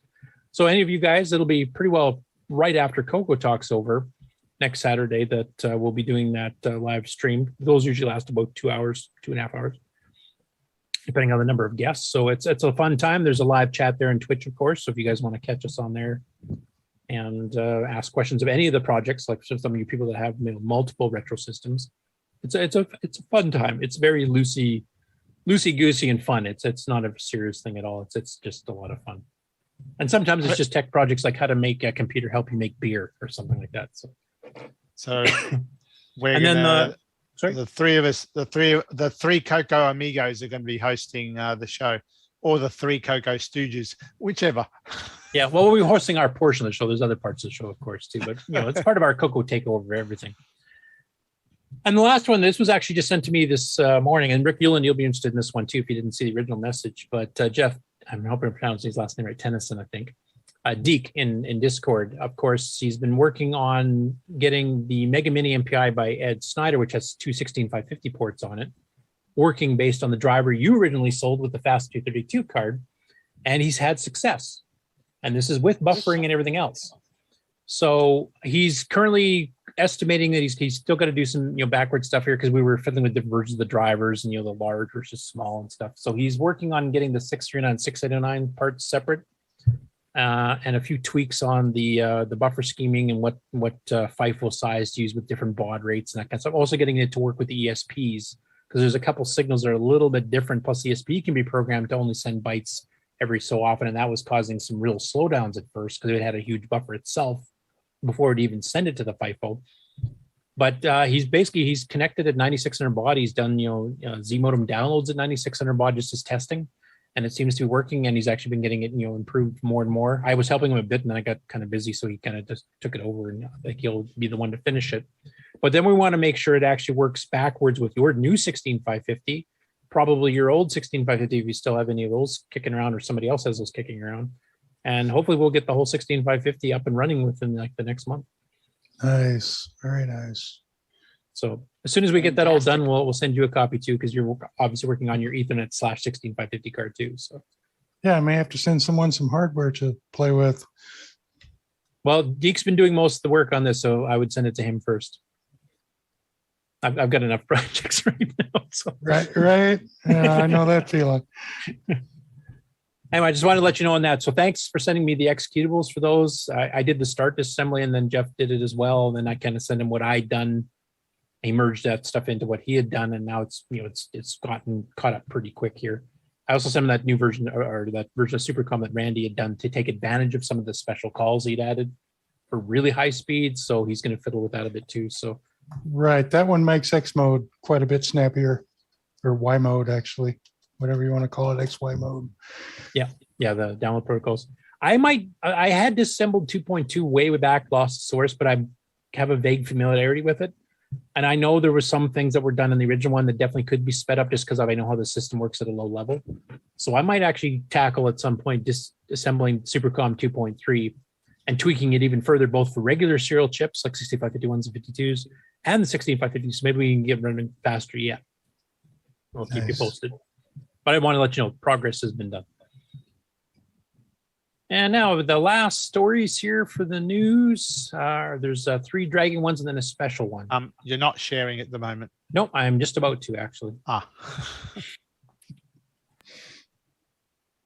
So this one here is from Mr. Tim Gilberts, who's actually in our chat, or at least he was, if we haven't bored him to sleep yet. So he did as part of SEP Tandy, and now the dragon technically is not Tandy, but it's such a close cousin. What the hell? So what he did here is he does an upgrading of a Dragon 32 Mark II, because there's a couple versions of the Dragon 32. And he does this quite humorous video, and you can actually see here he has these little blurb captions that show up on the screen that are basically the dragon talking. So his dragon is saying how I survived this idiot dragging me around Wales and doing random soldering. And it's a fairly lengthy video, almost half an hour, because he went through some issues, and of course he's got those little comical blurbs in the background here. But he actually does get it all up and working, upgrading a Dragon 32 up to 64K of RAM. So, and I think there, if I remember correctly, there's some little bits of compatibility issues between a Dragon 32 upgraded 64 versus an actual Dragon 64. Other than obvious things like, there's a hardware serial port in the 64 that's not built into the 32. But I think there's some little glitches. He goes, "Oh, look, Tim, Mom, I'm on the telly." He just put in the chat, so that's good. He was one of our guests on the Dragon special, of course, too. So definitely a good video to watch. A good even just for its humor. Next up, Stewart Orchard, who was our interview guest here just a couple weeks back here. We went through some of the games he did back in the day and the ones he's working on currently, like Return of the Beast and Bulldozer and stuff. So after we did the interview, he actually went digging through some of his old tapes, and he actually found some of the games, including some of the splash screens and stuff that are missing on the versions that were floating around before. But he also managed to find source code for some of it, not all of it, but a lot of his stuff now. He's uploaded the source code. He found some of his developers' tools for designing tiles and sprites and maps and stuff. And I'm only showing a couple here. But if you go to the archive at worldofdragon.org and into the forum stuff there, you can actually download a whole bunch of stuff. So like this particular one here is his grid program, which is for used to edit the actual graphics for the games. And then here's the Black Planet demo, that parallax scrolling Xevia style shooter thing that we showed that was never officially completed. But here's the actual demo. Here's the actual source code. Here's the level designer if you want to design your own level. So if you wanted to take a look how he did things, or even pick it up and maybe make a sequel yourself. And I didn't list them all here. I'm not going to go through all of them. But he's actually got a whole whackload of emails or postings, I should say, with a whole bunch of this stuff. There's tons of stuff to do. This was an interesting one here because this is not his stuff, but he was digging through his old tapes and he found the Epson graphics dump and printer control program, which wasn't in the archive for the Dragon. Math CESE revision as a fully working capsule because one in the archive was not complete. And then he said, I found one called Super Basic. Does anyone remember this? The publisher doesn't ring any bells for me. So I don't even know what that is. I mean, there might be what was that one in Tasmania, Nick, that we were trying to find? Yeah, it sort of rings a bell. I wonder if it is the same one. Yeah, because if it is, that would be awesome because we found the manual, but we'd never found the actual code. It's the one where you can embed assembly language lines within a basic program. Is that the one? You can just intermittently type. Here's a couple basic lines. Here's a couple assembly lines, and it would actually basic run and properly. assembly in the one listing. Maybe that is.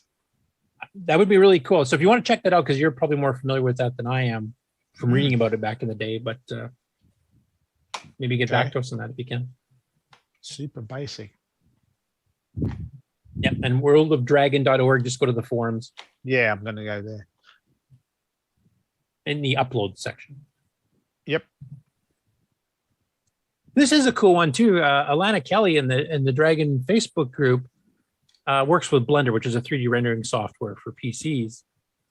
And you can see this little helicopter, and she exported this as a basic listing, and it's basically a whole bunch of data statements of where to draw, but with perspective and stuff. And then it runs through the basic program drawing of these lines based on these coordinates. And this takes about 32 seconds to render because it's written in BASIC. But basically, this is what converted from Blender, exported with a program she wrote, and then so the Dragon interpretation of it running in extended BASIC. Actually does a pretty decent job. I mean, it doesn't have hidden line removal or anything like that or shading, but if you want to do 3D modeling, you can actually import those now directly onto the Dragon, and the CoCo will work with that too. So, and there's a GitHub, you can go download the code to see actually what everything looks like. So I thought that was a really cool thing. I had not seen that before.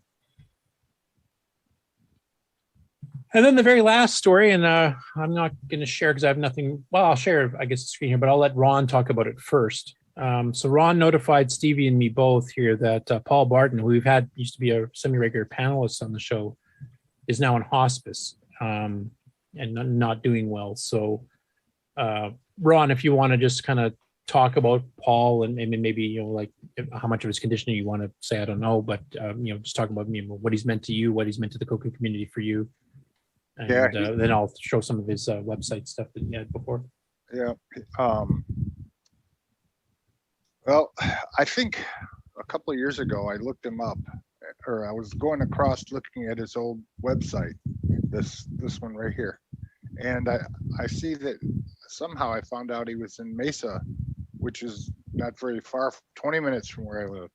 So I think I called him first and said, I see that you have an old, web page up, and you used to do a lot of really cool stuff on the CoCo, hardware. And, and he goes, yeah. And he said, well, I think we first went to lunch together, and talked, and then he invited me over one time, and then he's been over my house, and we were back and forth. And he he had desoldered my processors and put in the 6309s for me. And at one point he fixed a computer that I think the red channel was broke on my Color Computer 3, and he fixed that. And when we first met and stuff, he didn't have any CoCos. He said he got rid of all that stuff. I can't even remember who he gave it to, but so I gave him a CoCo 3 and a CoCo 2, and he went crazy. Started working on his old stuff that he had, and he's got all these old files that he can make circuit boards with and program those lattice chips. And he made 8 gigabytes or megabytes, I should say, for his machine in the past, right? And Curtis, you can talk about your part with him about that. Yeah, so basically, Paul was like a hardware wizard. He did this website called Only on Saturday Night, because that's the only time he had, when he was working, that's the only time he had time to do CoCo projects. So that's where that name came from. But he did all these really good hardware. Like he made, I know Mark had announced a super board, which had a whole bunch of different things on it. It was like one big upgrade board that had a ton of functionality to a CoCo, but it never actually got released because the specs kept changing and stuff. And Paul did something similar. He did the No-Can series. And the No-Can 3 is one actually I got him to install in mine. And I've since given that one to Jim Brain, because now we've got more modern 8 megs and stuff too. They're using static RAM and stuff for the Gimme X, etc. But he was doing clock doubler. They had a clock doubler circuit built in. It had 8 meg of RAM built in. It had a 16550 serial port built in. An LED light. You could tell if you were in the 4 megahertz mode versus the 2 megahertz mode.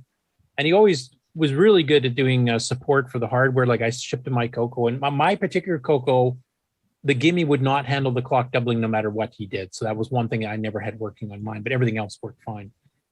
But he did tons of stuff. Like he did his own wire wrap prototype he called CoCoZilla. So this is basically a duplication of a CoCo 3 motherboard, kind of like Pedro's doing now, except not trying to fit it, into a CoCo case. This was in a tower case. But he basically duplicated all the functionality of the entire CoCo 3 in here with 8 meg and an IDE drive, which he called IDZilla. Everything had a Zilla theme. He had CoCoZilla and IDZilla, etc. And people like myself and Robert Gault and a few others would help write software support for some of this stuff. But he always had this incredibly cool stuff, and just maxed out the hardware. Just went nuts. He actually later made revisions to No-Can 3 to handle up to 64 meg of RAM. So he actually had a 64 meg of RAM CoCo 3 running at one point. Probably never going to happen to anyone. Well, else. it could happen now. I mean, I think 64 meg at that point, now and at that point, I think was kind of overkill. The reason you were trying to put so much RAM is because hard drives are slower than RAM. But now that the SDC and stuff is based off of a flash RAM cartridge or flash RAM slot, you don't really need that anymore. You can get the speed streaming off of a CoCo SDC that would match what RAM would do anyway. Right. And it's much simpler just to make an interface for an SD card. So it's kind of a technology that would have been really good in the 90s, early 2000s. Probably is kind of redundant now. So, but the fact he did it back then was above and beyond what anybody else was doing at the time. Right. He always published schematics and details. Like if you wanted to make these yourself, he would show you like how the board was built, and then you could actually download the details of the board and scope readings and all kinds of stuff. He used to work at Tektronix, and he used to calibrate the machines they made. They made oscilloscopes. Yeah. Yeah, back when he was running this, he was still working there. So that, and he was up in the Northwest, I think, back then. I can't remember where he was now. Yeah, he was in Oregon, I think. Anyways, he's always been an ardent supporter of the CoCo community, CoCo 3 in particular. I don't know what his history was, if he was with the CoCo 1 and 2 stuff, but the CoCo 3, he was pushing the hardware to the limits more than most, doing all kinds of things with it.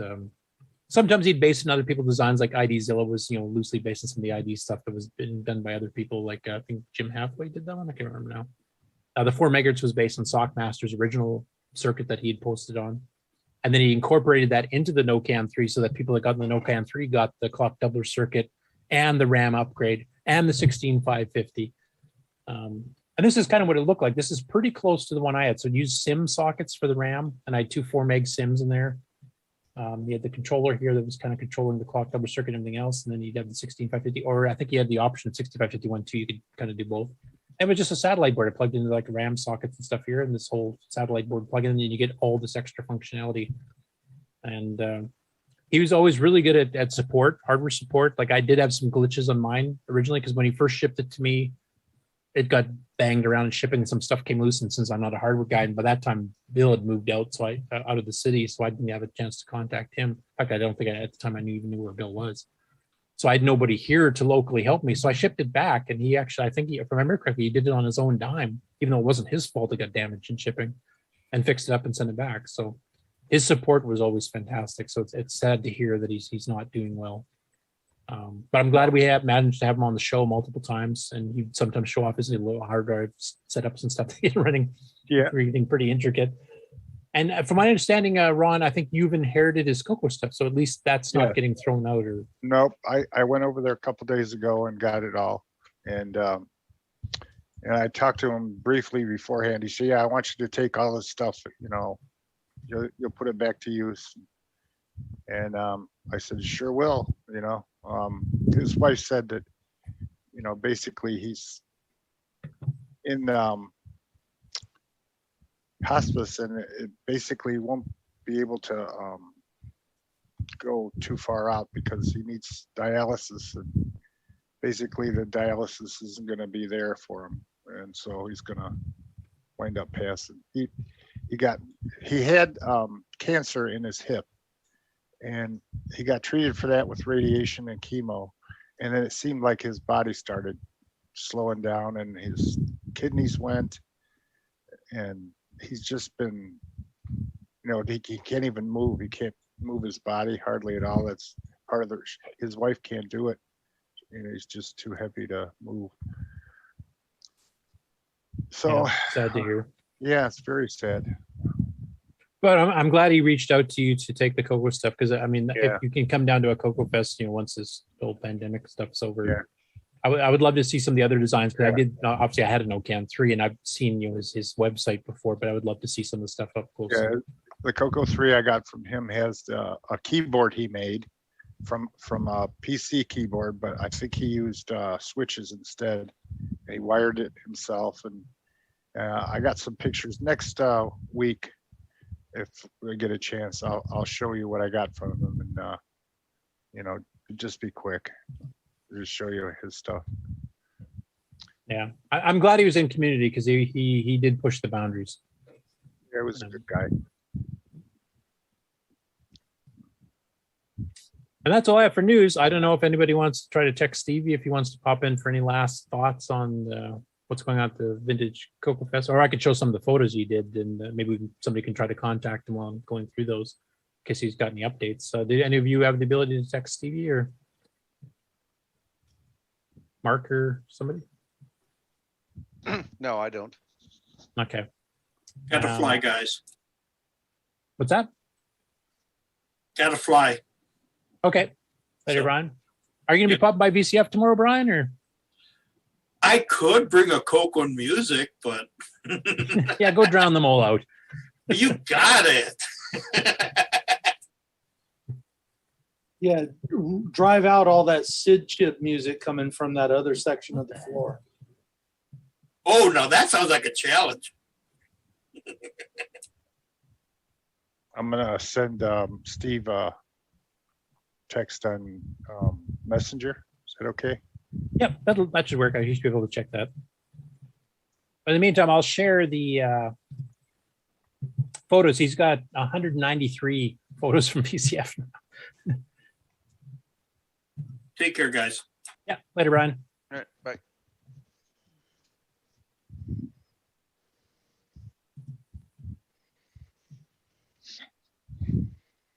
So this is from yesterday, I believe, when they were just starting to set up. So not all the booths, not everybody was there yet. As you noticed when he was on live earlier in the show, there they've filled in a lot of the tables are pretty well full now in multiple rooms. So you can see Jason here. He's kind of set up at the CoCoBan booth. He's got Pac-Man running on dual monitors, and he's got the new Joust transcode by Glenn Hewlett.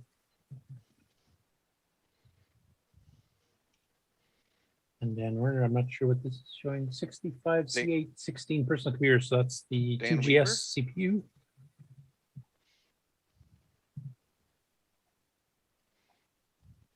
Mac and an MC10.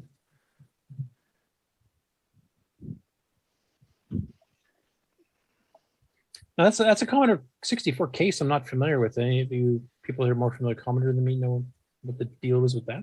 It's a remake. They found the original molds for the Commodore 64 and had them remade in several different colors.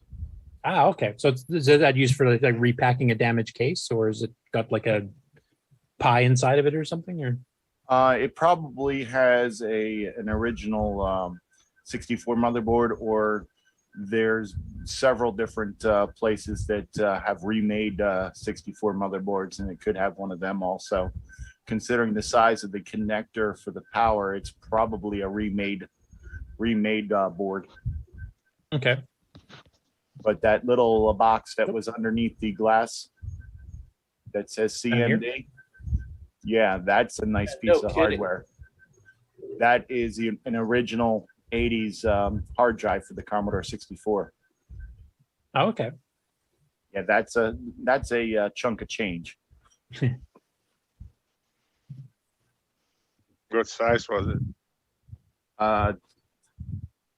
Usually, I think they were like 10, 20, and eventually 40 megs. They connect with the floppy connection, or they have a different one? Yeah, they connected through the IEC, and then there was another part that you could plug into the cartridge port that would allow them to do very high speed transfers to the Commodore 64. Okay. So a Commodore 64 and Apple had the same processor, but they couldn't use each other's. They were close to the same processor. One was the 6502, the other was the 6510, which is a 6502 with additional I/O ports on it that were used for a Commodore 64 memory map controls. And the peripherals and the memory map locations for things were very different, which is why the software was not directly translatable. But that tool that he's showing right there, this GEOS business, was kind of the attempt to do a common operating system across the Apple II and the Commodore 64 by Berkeley Softworks. And so PC. it was like, well, yeah, it eventually did move to the PC GEOS stuff later on. But originally this was very, very interestingly written 6502 assembly. But yeah, it's basically, like two different cars. You can't use the same parts on them, right? Some cars are designed to share parts, but if you've got a Honda and a Toyota, those parts don't just translate over, even if they both have 4-cylinder engines. So it's the same idea. These two different cars with two different manufacturings. So same CPU basically, but everything else laid out differently. Additional hardware, where it's located in memory, the software, the whole graphics system, the it. sound system were totally different between them. So Yeah, different video chip, different sound chip, different ROM content, different locations in the memory map where everything is, made it not very possible to run code across them. Now, in the decades since these machines were commercial, there have been people that have slowly but surely pulled pieces of software from one to the other. So you can find things like the original Steve Wozniak monitor for the Apple will now run on a CoCo. It's been translated. It'll now run on a Commodore 64. It's been translated.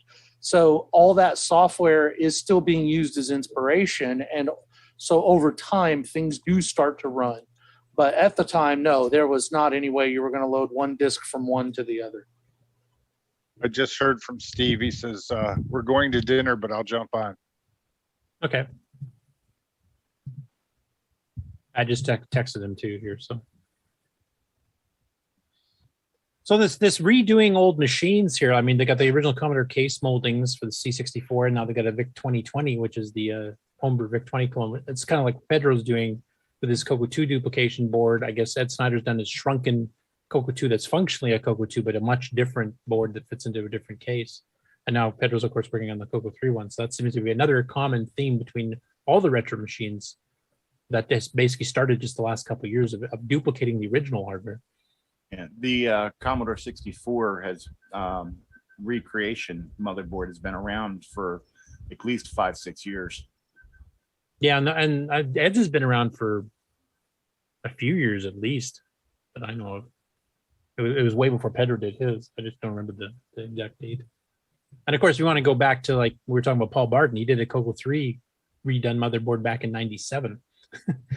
Yeah, which was huge, but it worked. Yeah, because Jens Schofield, he did the Commodore 64. I'm trying to think. I know that I had 2 of them, and I sold them like 5 years ago, and I had them for a year or 2. So it's been a while. That, and there's some amazing Amiga board recreations as well. Yeah. I was got a comment from Tim Gilberts talking about the porting between machines. He said ultimately 2 machines with the same processor still makes porting easier. One of the blocks for the Dragon was UK, it had a lot of Z80 and 6502 experience with no 609. But that was one of the reasons that even though there's a couple minor differences between the Dragon and the CoCo, it was pretty easy to translate. And Glenn Hewlett, of course, used transcodes like he did on Joust here. That Joust actually was a 609 based arcade game. So that was a fairly quick turnaround for him, unlike Pac-Man, where he had to translate all the Z80 manually over. So here's another one using the 65816, which is the 16-bit 6502 successor that the 2GS used.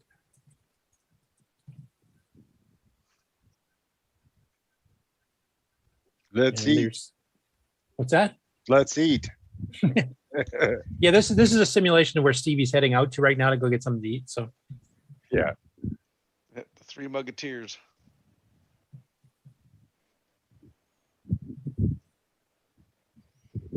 And this is the VIC 2020 in a translucent case, it looks like, with a Gorf cartridge in it.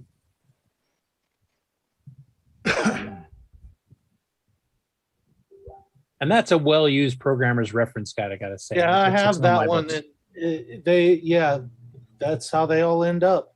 Yep. My Inside OS 9 Level 2 by Kevin Darling, I don't think the cover's even on it anymore, and a couple of the pages are loose because I used it so much. Yeah, duct tape. So that's obviously Eric Canales on the right, member of Glenside, a local Chicago person. And one on the left's one of the YouTube channel guys, and I can't remember which one it is now.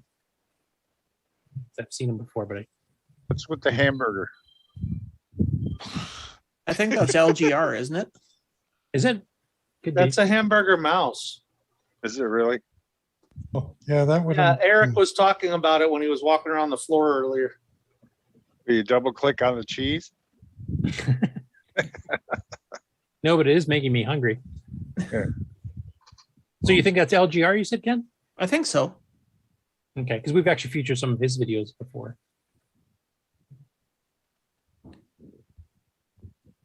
I have no idea. Can't quite read there.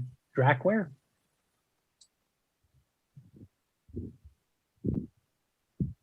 There's some old computer games if you wanted to pick some up. I don't know what platforms those are all for. There's some Atari 2600 stuff. I recognize those on the right.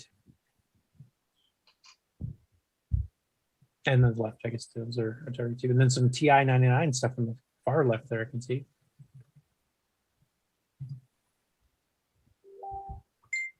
That's an Atari. Which model is that? ST520 or something? No, that's 1040. no, not neither of those. What's the one? It's a separate box. Falcon? No, Falcon no, 030 maybe? the Atari's under the monitor. Is that a laser or something? No, what do they call those things? I forgot. Was that the TT? Could be. I can't remember all my different Ataris anymore. No logo on it, huh? There's some Apple Mac, the original Mac, not the classic remake they did years later. Now, that isn't the original color. That's kind of yellowed, hasn't it? Oh yeah, yeah. No, I just mean it's an original like 1984, 85, 86 Mac. It's not the classic that they basically redid in 1991 or something, where it's basically the same as the original Mac, but with a built-in hard drive and stuff.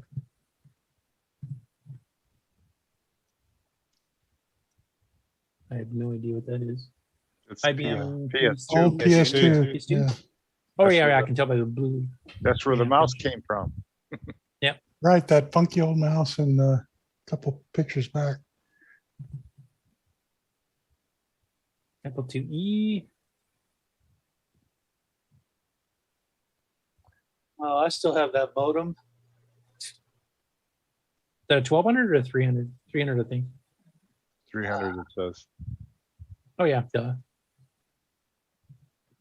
Yeah, they kind of came in the same case.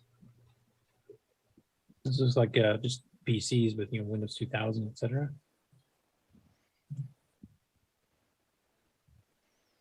IBM AT. Yeah. So it'd be their 286. Packard Bell. How much is that 286 there? 100, 60, 80? 60 looks like.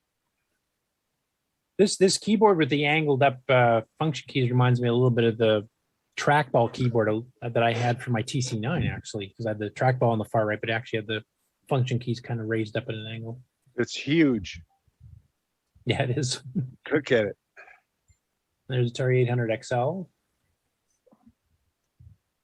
So there's a whole bunch of the Ataris there from different generations. Those you should recognize, at least the middle one. Model 4. Yeah. Amstrad. NC100, is it? Amstrad Notepad, it says. Yeah. And a CPC 6128 over here. That's a European one. There's a PAL 64. I guess that's the guy in charge of the 65816 homebrew computer project. Yes, or the VIC 2020 or both. Yeah, so this shows you like when Stevie was on earlier, they were having a bunch of big name seminars for the YouTubers and stuff, like the 8-Bit guy. So a lot of people have gone to watch that, but this is more how it was earlier. Pretty full. And 4A after dark screensaver, CoCo Tube, Melty PC keyboard. Junior. Yeah. Sinclair ZX Spectrum Plus 2 with built-in cassette. So that's the 128K one. Now they've got modern versions of that too now called the Spectrum Next. So what was in that one? That was a Z80 with an actual sound chip, because the original Spectrum didn't. It was like the CoCo would just kind of blast it up by software. This actually had a 3-voice sound chip in it. It was like the one in the speech sound cartridge. Okay. So this is the Amstrad sort of, we bought Sinclair and this is what we're going to sell you now version, I think. I don't know enough about the history of these here. It would be better if we had Aaron or Bode on, because they've actually got a show dedicated to the Spectrum, so they know a lot of this stuff. But yeah, there seems to be this is like the British or European table here, because there's a Spectrum here from Synco and an Amstrad CPC over here. So Yeah, they called it the British Isles. Cute. Hey, look, they had a monitor without the door on it too. And it's a Magnavox. Magnavox. Yeah. Here's a Model 3. Well worn. Look at the.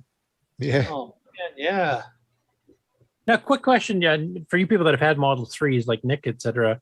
Like the CoCo originally was made of black plastic painted silver, and then later CoCo 1s actually went to a more whitish plastic like this, painted over gray silver as well. Was that the same with the Model 3s? Were those originally a black plastic mold that they switched to this lighter color later on? Do you know? I'm not sure. I don't know. Mine is like that one. Remember. I got two Yeah, of them. mine's like that one. They didn't even spray paint the bottom of it, so you can see that color on the bottom. Oh, really? Okay. Yeah. I was thinking the bottoms were gray, at least on the ones I'd seen. They're not silver like the paint that you see. Yeah. Also, had a comment from a couple people in the chat here from Europe. Tom Eric Anderson and Tim Gilberts both said it's an Amstrad. Sinclair Spectrum is referring to a few pictures back, and yes, it's a gray, so basically the first Amstrad one. So I guess if we hit the British Isles again here, I'll have to make sure I check the chat.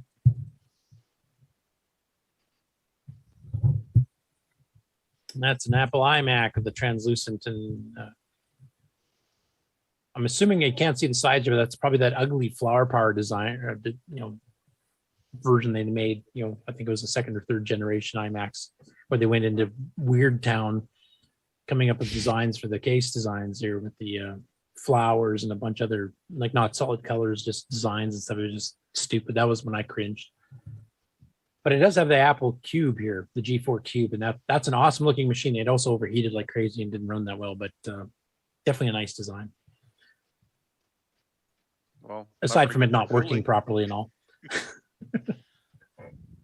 Yep, flower power. You can see the crap on. Oh, this is the other one with the circles, I think. The And toilet there's seat Macs.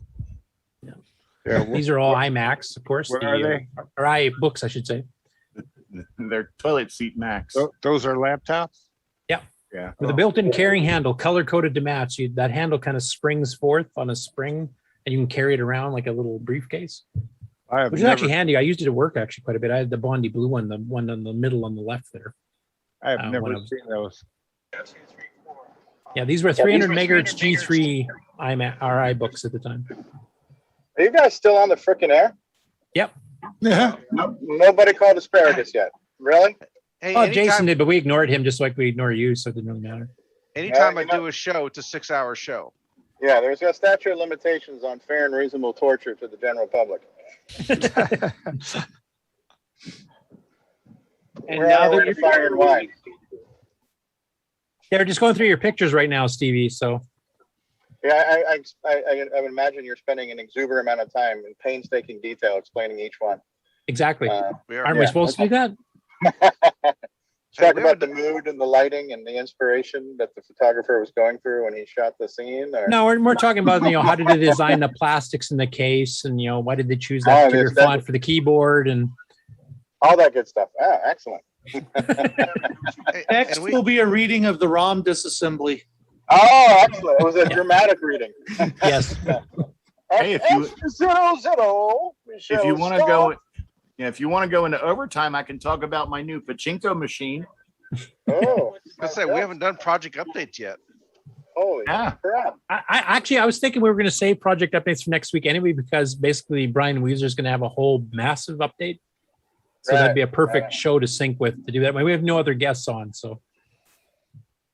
Excellent.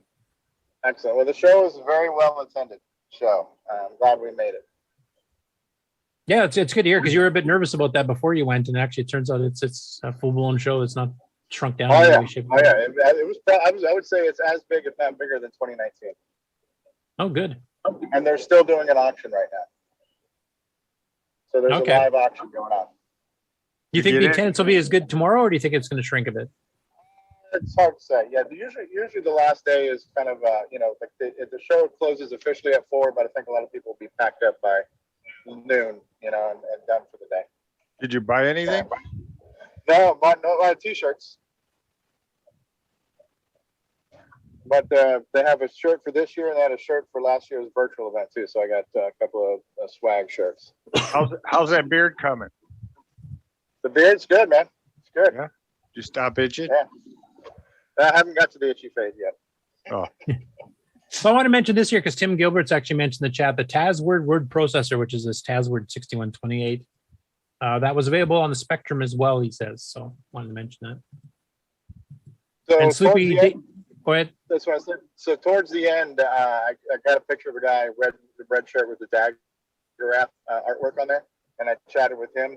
He has a lot of interesting stuff, really rare stuff, like an Odyssey 2, and a lot of either clone consoles or weird consoles that you know, like one of a kind stuff. So there's some pictures of that in there too. And he's got the weird Toby the robot thing. So cool stuff. But he's wearing a dagger shirt, so I had to get a picture with him. Okay. I mean, Eric and Nukem has one of those too. So Yeah. so yeah, All right, well, we'll mention them when we I'll get there. turn in around. I'll turn around around midnight when you guys are almost done with the news. Okay, sounds good. You gonna join us then? Yeah, I did catch the part where you're talking about the colors and hues of the different memory boards. That was really moving. Yes. Yeah. The next time we're planning on doing that as a musical rather than just dramatic reading. So I think we'll get you and Boomerang. Gimes to sing because Ron loves that. Oh, that'll be great. Boomerang the opera. Cool. All right, thanks So for how stopping did it by, go? Stevie. Glad you guys are having a good time out there and glad the Yeah. attendance is way up. And Oh, hi to yeah. everybody else. And hi to you guys on the show. Okay, so do you want to hang around and kind of listen in, or No, I just figured I'd stop in and say hi because Ron Delvo had dinged me a few times and I didn't see it right away, so I wanted to get back to you guys. Thanks Okay. for dinging me, Ron. Sure. Yeah, take care, later, guys. Stevie and Co. Yeah, and company. Yeah, there's about 10 of us. Tony Pedraza is here, so we got to see Tony and Linda. How's he So doing? that- Because he just got out of the hospital. Just got out of the hospital, but he's good. He's good, so it's good to see him up on 2 feet. Yeah. Cool. We gotta count our blessings on this earth, you know. Give him a hug for me. I did. I literally did. First, as soon as I saw him, I gave him a hug. So yeah, I was happy to see him. Yeah. Yeah, I bet your Grant got jealous, but All right, guys, take care. hey, later, Steve. Bye. I'm getting a sore brain looking at this MC10. I heard Been up sloppy there kisses so in the long. background. Move along. Nothing more to see. CPC 464. The first damn strand. I like the keyboard because it's got so many colorful keys on here. Everything's colorful. Yeah, that's how it was. Yeah. Looks like Christmas. Well, it was sold. It came out in Or, Christmas. you know what it looks like is a Chinese firecracker. This has They got to are. be Jason's. Yeah, this is Jason. So he's got Joust running on the left, the new transcode from Glenn Hewlett. He's also got Glenn's Pac-Man transcode on the right, as well as some, Joey's selector switches and stuff too. So I wonder if that we were talking earlier about using diodes to combine the sync signals. I wonder if that would work with the SCAR converters. Yeah. Instead of pulling Worth the a that's a try. good question. It might. Now, one of the reasons you tap off the composite, though, is that you can actually do composite artifact colors through SCART, so that if you do it Yeah. directly, you'd lose. Yeah, you would lose in You'd the lose that, but composite. you'd- Yeah. Okay, so it probably solves both problems: the composite and the sync. Yeah. There's Eric and his son. That's part of the Tandy table area. Which one is his son? The one right here, I think. Oh, I thought that was a mannequin. It was an Anakin.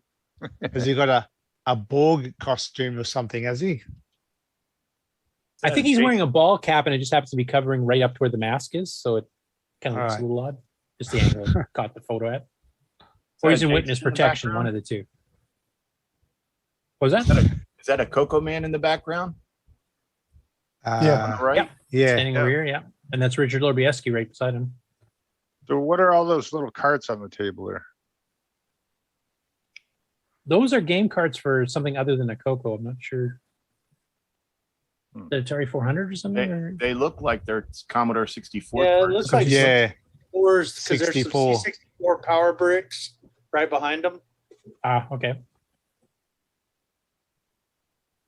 Well, that's a Tandy corner. They just wipe those right off the table. So Well, the C64 only got 1.5 feet, so here's a Model 1. If you want to go like ancient. And then the LNW80, Well- which is one of the clones on the right. Now that looks like with some of the more modern boards, is that a duplication of? They got duplicate boards to duplicated Tier City Model 1 now too? Is like not sure. I wonder if that's duplicating the expansion pack. Yeah, that is the expansion pack, I'm guessing. Yeah. So most of the RAM and the drives and the serial port and pretty much everything that isn't the keyboard is right there. Yeah, I like the fact he's got a Radio Shack battery and a Radio Shack truck there, though. That's awesome. Yeah. How much RF is coming out of that picture right now? Slightly less than the original, I'm going to guess. Well, it looks like the original is there. Well, no, the expansion board put out so yeah. much trash that if you put the monitor on top, it got all wavy like a Sinclair ZX81. Considering the other machines in that room, I would venture to guess that whole room is probably an RF nightmare. Does that have a color monitor? I mean, a color output? No. What are we seeing? Yeah.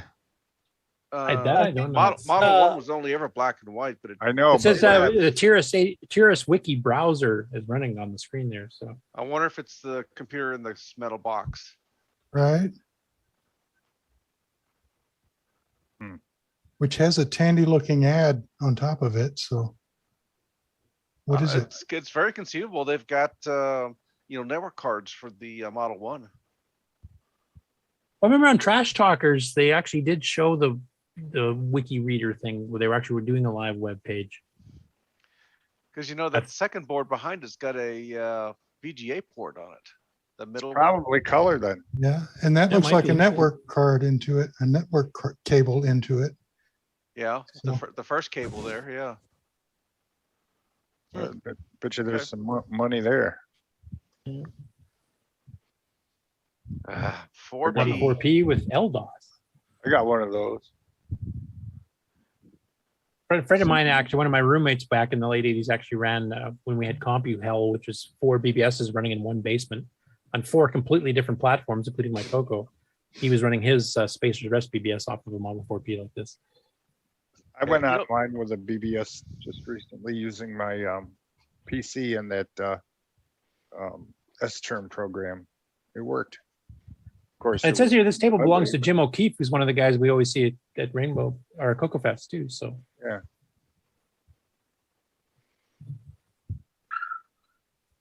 Is that the Sinclair Next, or what is that? No, it's not. Where is it? Nah, it's the There's 128K Sinclair, and I can't read the other. The Spectrum 2, right? The toaster one. The Spectrum 128. 128, yeah. It's a ZX Spectrum 128. That's a really small keyboard. That almost reminds me of the Commodore PET. Is that an NEC multi-sync monitor? Yeah, look at the color. Kind of looks like it. I mean, it's got the same two-tone plastic from the front plate to the back, like I have in mine, which I'm looking at right here. Well, that's a 3-tone. Yeah, look at the color. Oh yeah, it's got the purposely yellowed back. I can't see that angle in mine, so I don't know if mine's the same way or not. But I think we showed that one already. Oh, some PAL ones in there. Ah, the Vectrix. Oh. Cool. The other 6809 based. Nice. Now that's a what rare we one. need. Those we are special. Can do a emulator on the CoCo to run Vectrex.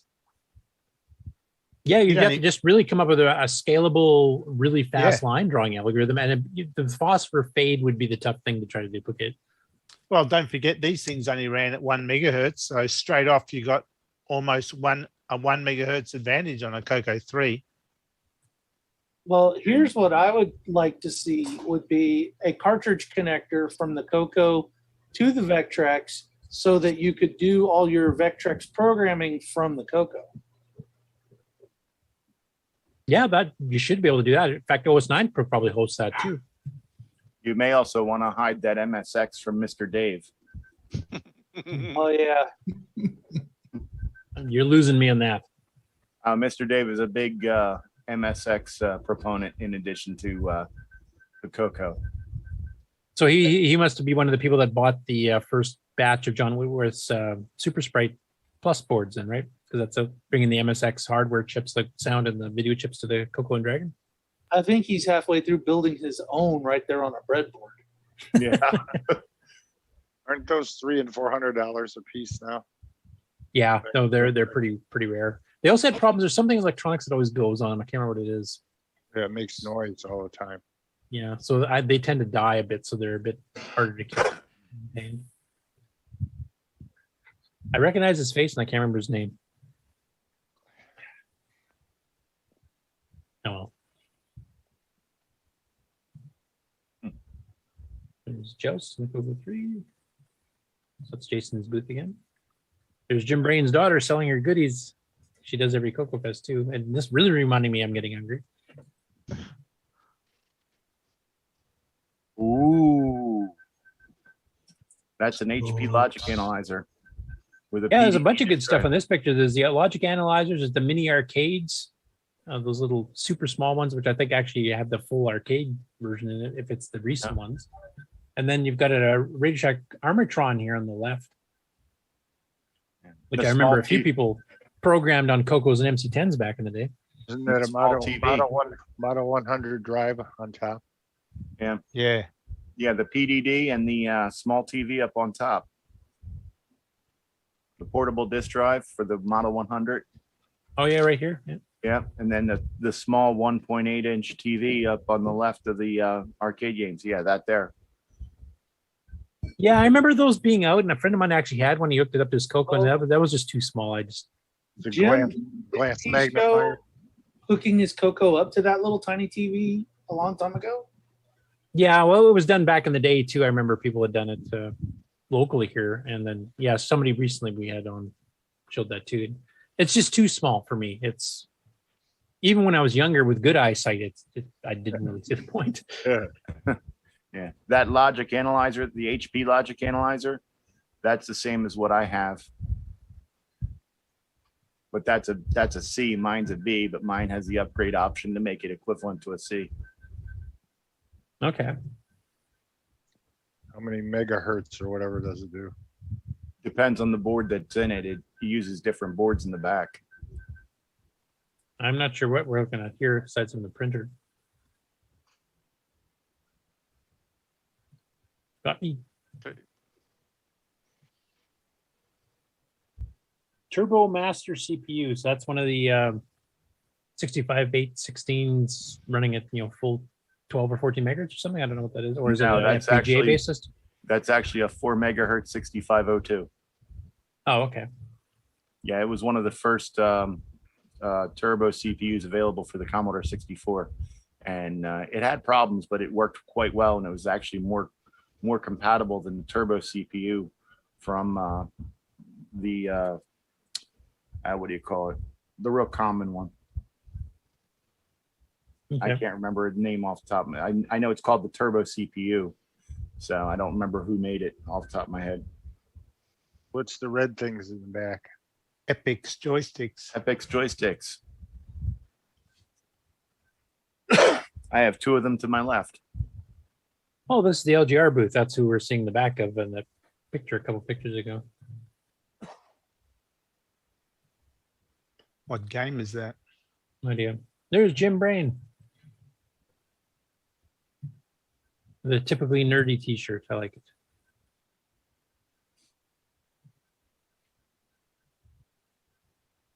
Yep. There's an SX64. Oh, Nice yeah. little system.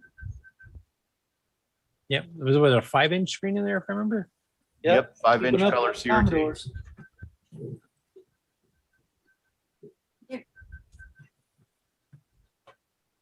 That's the 8-bit guy's game that somebody else ported for him, I think, for Apple IIs later on or something.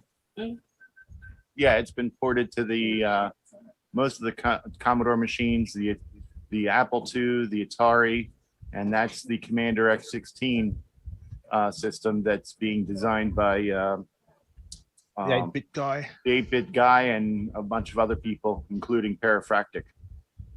Are those ROMs up front there?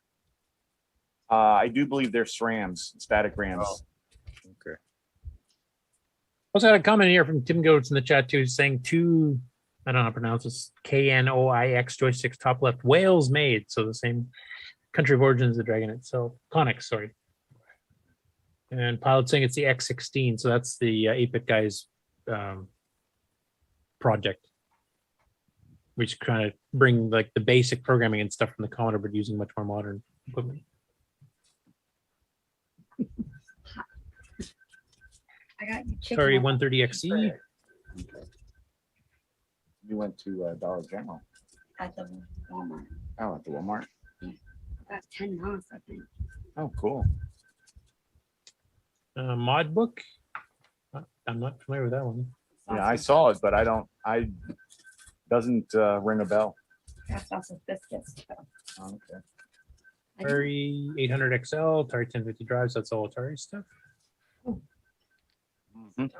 Next Cube. That's the Steve Jobs after he got canned from Apple, which was a 68030 base system. I think, and then the color one was a 68040, if I remember. Precursor to Mac OS X. Yep, actually, that's where Mac OS 10 when they bought Next back. That's next step. Really? Sorry, XE game system. I'm trying to remember, Ken, if you're still on the call here, is this one of the Ataris you have? Yeah, that's the actually only Atari I have is the XEGS. I'm trying to remember, what's the difference between this one and say the other Ataris? Like, what is it comparable to? It's the same. It's in essence the same, but you could buy it in two different configurations. One where it was just the game system with no keyboard, and the other one, as soon as you attach the keyboard to it, it becomes a fully usable Atari computer. Okay, so it's like modular then. Okay. Yeah. So without the keyboard on it, it's just a game system. And it's what, Atari 400, 800 level hardware? Yeah, it runs 400, 800 cartridges. It's just cartridge like games. an Atari 64 X. It's more like a 65 XE than 65 XE. Yeah. Yeah, it's I have 4 of them. Okay, because I think I recognized it from one of Ken's videos. That's why I singled him up. Mm-hmm. Yeah. Fancy function buttons. Mm-hmm. Jamico Electronics, that's a company I haven't seen in a while. It has a That's a little CB. has a little red, green, blue, like the Coco. Oh yeah, yeah. I used to buy these all the time. That's all they had. They didn't have the Barbie. XL Atari Max. I don't know what that is. Is that the SD card adapter? Or? Yeah, or CF It's a, card in that one. A minute and they're done. Oh, okay. It's a CF card that emulates a disk drive, but it uses custom OS to do it. There's a competing product that a little bit better, but I mean it is functional. And this is an Atari XE with a please do not touch. And it almost looks like it's sealed in plastic. Yeah, it has a plastic cover on it, obviously. So is that like one that was kept like mint new in the box type thing, I'm guessing? It says monitor prototype. Yeah. Oh, okay. Yeah, I was just wondering about that. I wasn't aware of a Atari branded composite monitor for those. There wasn't. It was canceled. Yeah. So that's a rare. That would be rare then. No wonder he doesn't want to touch. But it was common for people to get the color monitor for the ST. Yep. Pull the guts out of a Magnavox to put in it because that's all it is just a Magnavox monitor. Yeah. Rebranded. There's some Atari computers there. UGNet. That's Cherry Holmes, right? Tom Cherry Holmes? Yeah, he made the FujiNet. Now we're back to real computers. Finally. I'm assuming this must be Jim Brain's booth there. It kind of looks like some of his cards. SDC no case. Yeah, that little red card. Very interesting. That's his flash card, flash RAM card. I think. And that's CoCo MIDI next to it. Yeah. Yeah. Yeah, I recognize the 3 ports in the MIDI. I couldn't tell what this one was. Yeah. What's a I switch think for? that's Then you have more than 2 banks on a flash card, don't you? Yeah. What was that for? Huh. Auto boot, the auto start. Ah, okay.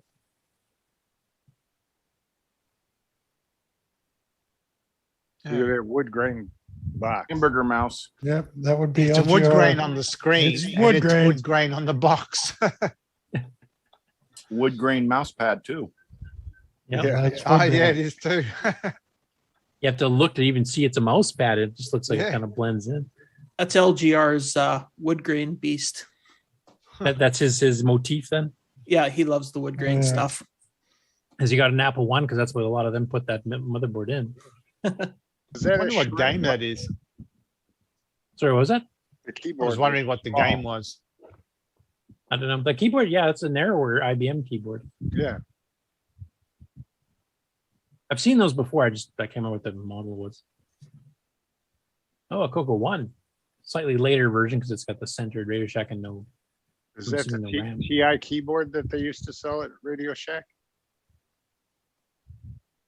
The what keyboard? The TI. Remember Where? for a while they sold TI 99. I bought one of those, Yeah. but That's what it is. where do you see that? Oh, I see that. It's underneath the It's in the keystone. package. Oh, right over here. Yeah. Yes, I think you're right. Remember they came out for a while. Dumped a Yeah. bunch of those. I They bought one also- of those and used that on my Sinclair. They also had C64 keyboards for a while. Did they? They just bought stuff wholesale and threw it Just in a started bag. selling it. Yeah. Or Yeah. C16. This looks like one of those modem testers I remember having back in the day too. Testing R232.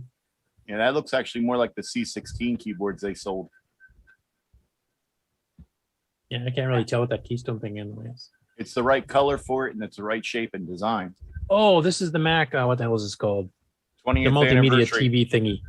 Yeah, Yeah, that's the Or is this a 20th 20th anniversary maybe? Yeah, that's a TAM. That's a 20th anniversary. That was an expensive beast. Oh my god. Even by Anything Mac Apple standards. Isn't it? What's that? Anything Apple is expensive. No, this is this is expensive by Apple standards. And slow. Yeah, it wasn't a very good computer. It looked cool, but that was about the only thing it had going for it. And I wouldn't even know if I go far as cool. It looks different. Yeah. Under composite monitor. Is that This what must the be Jim's CoCo booth again, I'm assuming, because I can see the CoCo on the left here with the MIDI. Yep, it is. No door. Planet X3. That's another of the 8-bit guys' games, isn't it? Yeah. Yeah. Yeah. Yes. That was before the Attack of the Petsky robots. Is the computer on the right, Tandy? The one on the I left is a don't- PS2. You know, I don't think that either of them is a Tandy. Yeah, I don't recognize it. There's Petsky robots there on the Apple. That was a port from the original Pet one.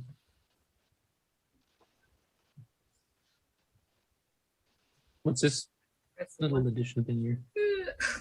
Is that their multi-packy type thing or? Got an audio cable coming out of it. Oh, it might be in it. 80 column card. 1541 2. No, it's probably an 80. It's probably an 80 column card. Or it's a dual SID card. There's a little, is that 2 serial or joystick ports on a 64 or something? Yep. PS2 mouse adapter. Oh, okay. Ultimate 64. Yeah, that's another one of the cases that was remade with the original molds. Okay. A VT100 terminal. Oh, that brings back memories. That's what I used in standard. university on the backs. Nice and heavy.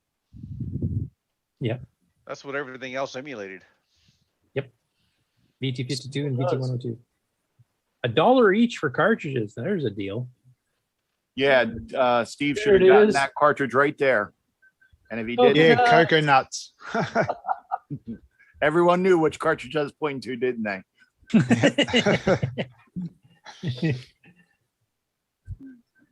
Yeah, right there. I'd buy that for $1. Yeah, did you see actually commented on it? Shit. Yeah, did you grab that one card there? Yeah. Shit.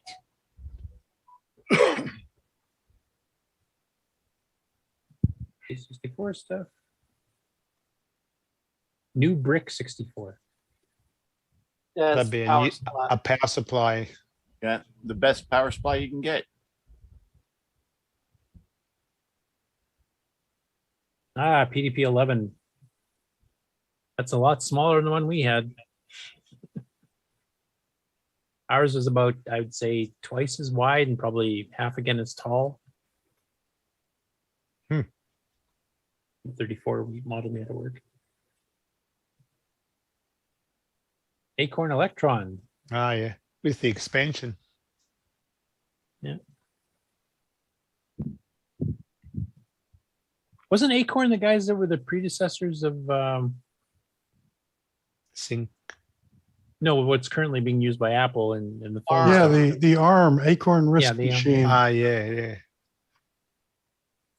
Here's a later model PET with the real keyboard, unlike the one I used in school. That one's got the 80 column screen. Yeah. Doesn't have the cassette built in, has a real keyboard, so that's a big plus to me because I hated that keyboard. Not as bad as, say, an Atari 400 or something. Only the very first model had the built-in cassette. Yep, that's one we had at school. You'll see it later on. There's one here. They have one with a 6809 in it. The Super PET? Ah. Yeah. At the It show. might. Now, there's a 2001 series PET without the crappy keyboard and cassette. Yep.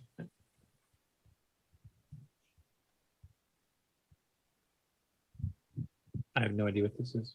With the monitor set sideways. That would be a MAME. I would say that's running MAME.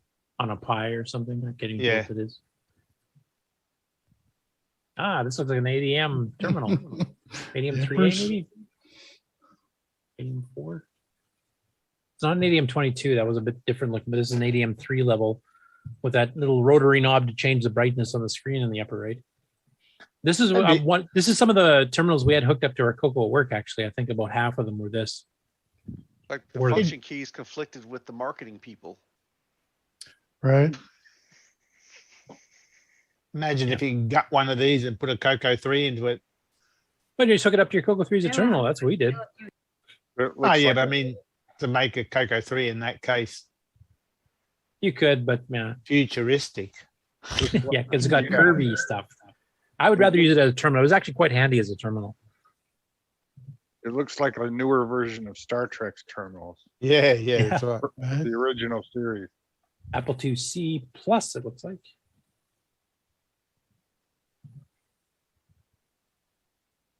And there's how I called Stevie earlier on the call. So 10 board. Yeah. He charged me the 25 cents per call too. So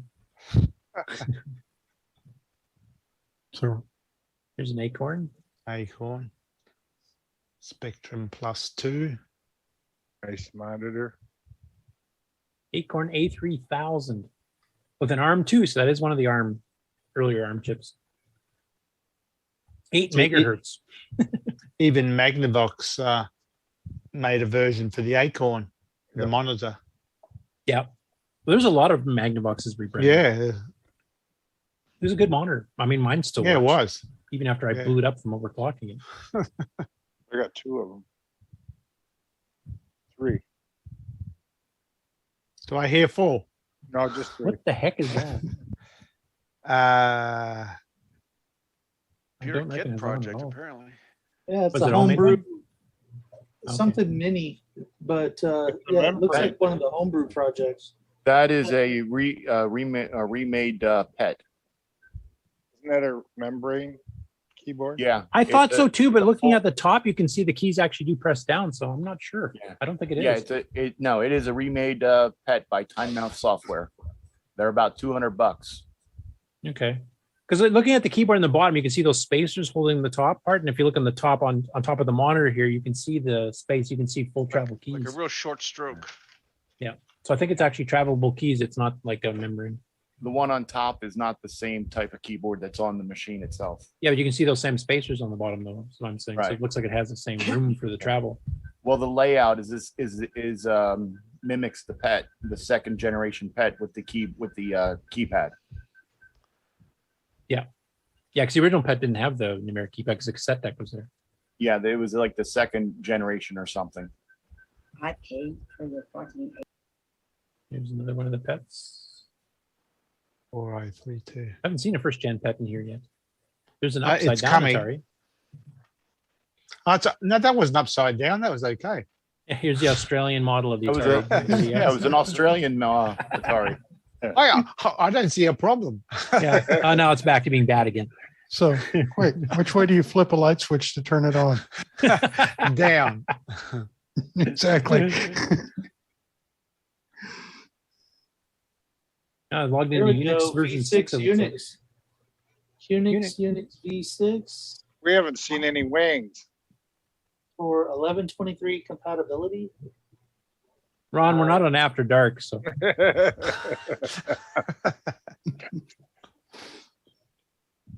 Actually, we're still in the news. well, this is kind of not the news. This is a special VCF report, so the news is basically done. We're going close to 6 hours. You know that? Yes, I do know that. Is that a hint? I thought we were serious. We're going to have Steve log in at midnight. Oh, I have no idea what that's a Commodore or something or other. 128D D, okay, with the built-in distract. desktop. Silicon graphics. Wow. We're getting an asparagus on the machine here. Note the robot on the go back one. See the robot on the left, the Atari, whatever you call it. Right here, this big honking thing. What was that robot called? I know what you're talking about. Right? was that H.E.R.O? H.E.R.O. Is that it? Yeah. I remember these though. These used to be advertised in Bike as the big, graphic workstations. There, Oh yeah. I Big remember bucks. fun. Silicon. Not cheap. Like tens of thousands of dollars for some of those. Yep. I have an O2 with that camera still. North Star. That's a PC clone or something. I'm trying to remember. I remember the name, but I don't That's some remember. very old computers. Wasn't That's that 70s the brand name of computer Cadillac? Could be. I don't know. I don't know who that is. Somebody named Tony. There's our panel from CoCoTALK.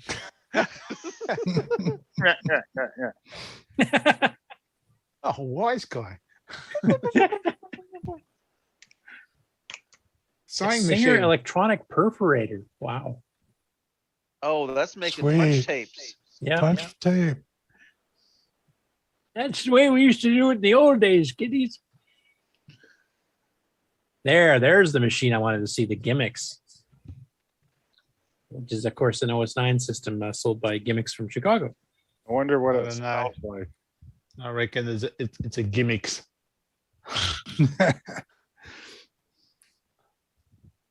There's the pet. There's your pet. Now, see, that's not a membrane keyboard. No, but it's just a very small one. You see that little yeah. red button on the bottom? That's the space bar. That was retarded. Yeah, because this is Right. from their Commodore used to make adding machines and cash registers before it got into computers. Was So that when they made the PET, they had lots of these keyboards from their cash registers and was that stuff. even QWERTY? But compare the size of that. Yes. No, Well, it's kind of QWERTY. It is QWERTY. it's I do in remember straight that. lines, right? But the compare keys are this- the wrong shapes and the wrong sizes, and a few of them in the wrong places. The arrows were It stupid. wasn't They meant to did be a shift and, proper keyboard, yeah. Yeah, right. Compare that keyboard to the size of the cassette tape in the deck to the left. And this there. this is not quite the same as the one I saw. Like this blue labeling and the blue on the monitor, like that was not what we had. In fact, the cassette deck's not even the same colors. That monitor is just like Star Trek. Yeah.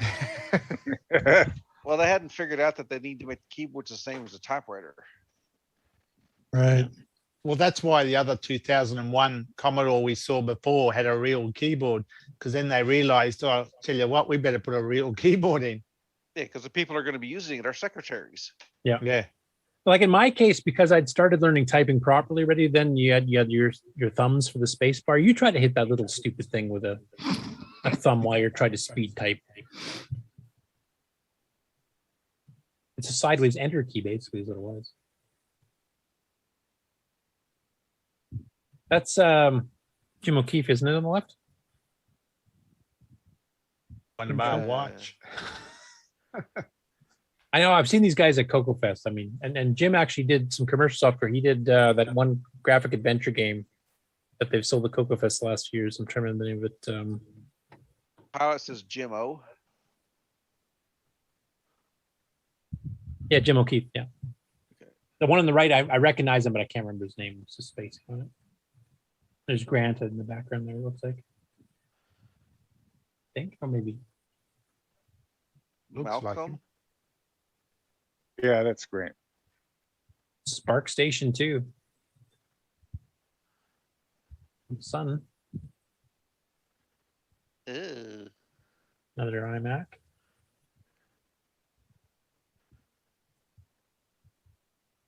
Flamenco, is it? 27A color graphics terminal. I should hook that up to a CoCo too. Tier City data terminal. DT1. I had one of those. Yeah. This is the ADM3A terminal on the right. That's the type of ones we had at work. That's with the little hidden thing for the dip switches, set your baud rate, your stop bits and parity and all that crap. So the DT1 used the same case as the Model 4. In fact, if you take that bezel off, you have the cutouts for the drives. Mm-hmm. So that was a good way to reuse parts. Well, the same trick they pulled with the RCA television in the Model 1. Yeah. So people are having to leave here because apparently we've been on the air too long. So see you later, guys. You know what that is? It's getting like well past dinner time. Yeah. I don't know how many more of these pictures are to go through too. Maybe I'll just breeze through them. If you guys see anything really interesting, we'll pause. All right. Well, they're available on Facebook, right? Yeah. But some people that watch the show aren't on Facebook and refuse to go on Facebook. So I gotta go because I'm gonna go see Paul. Paul, yeah. So I think we're near the end now. Take care. Okay. Yeah. Bye, guys. Send messages from us too, eh? Yeah, give them our love. Next. SGI, Apple IIe. Next. Sinclair. 2068. I've got one of those. Right. Yeah. That's a next. Yeah. A couple of looks next, actually. Don't know that one. Genesis, that's a game machine. Sega. The Packard. Oh, I recognize the keyboard from some of the old HP, what are they called, 100s, whatever, that one had the touch screens. But that doesn't look like touch screen because there's these little holes on there that would send up the beams to track your finger. North Star Advantage, I think. Yeah, 94A, I remember that one. Spectrum Next, that's the new version of the Spectrum. Nuclear power plant or something? I don't know. Oh no. Memotep, I don't know that. It's a British one. Okay. Do you know any details of it? Nah, I don't know much about it. I think Memotech also made options for other computers like the Sinclairs. Exactly. Sinclair Hey, I owned 16. one of them. The 1500. Oh, 1500, okay. Yeah, that was just a 1000 with 16K built in and a slightly And, better. and a keyboard. slightly more real keyboard. Yeah. Philip Packard something. That's not one I recognize at all. That's a terminal, it says. It's clear ZX81. Ooh. The membrane keyboard. I've got one of those printers too. This looks old. 1975. What terminals it looks like? SGI. Cheetah. Is that a Spark Station 2. The it says? Spark. Oh, I was what's the other 9, games? level 1 and 2. Sword and Rouge gimmicks. actually is one of the ones that rescued some of the source code from the original microware.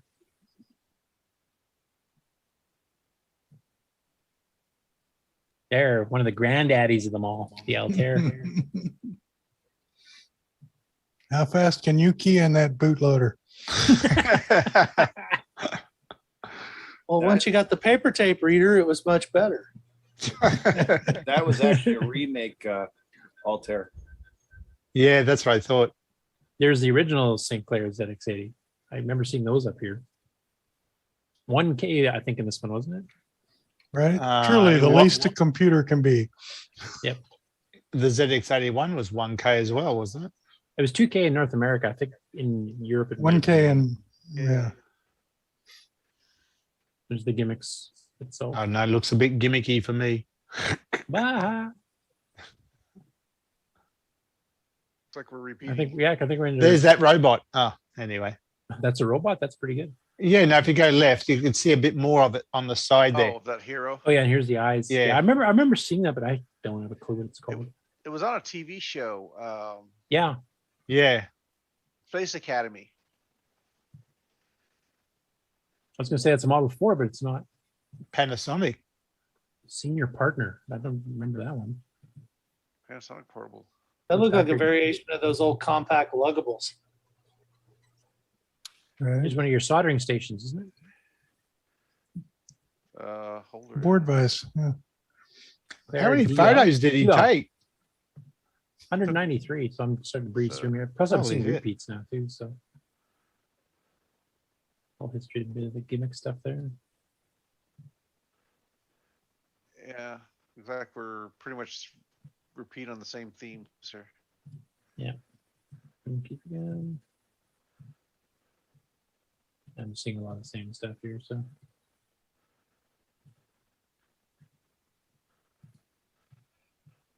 What was that? Is that a hit bit or? It says ColecoVision cartridge on the left there. Yeah, it runs. Bit It's 90. a Coleco compatible. Yeah. I I thought it was a hit bit. I don't see the. Anyway. Something 90. It says. Hmm. Yeah, it looks like it says bit 90. Oh yeah, well a hit bit 90. Yeah. Okay. This almost looks like an Philips. Odyssey 2 or something. It Graphically, says but- Philips, so yeah, it could be. Another terminal again. Yes, that's an Intel one. Sinclair 1000.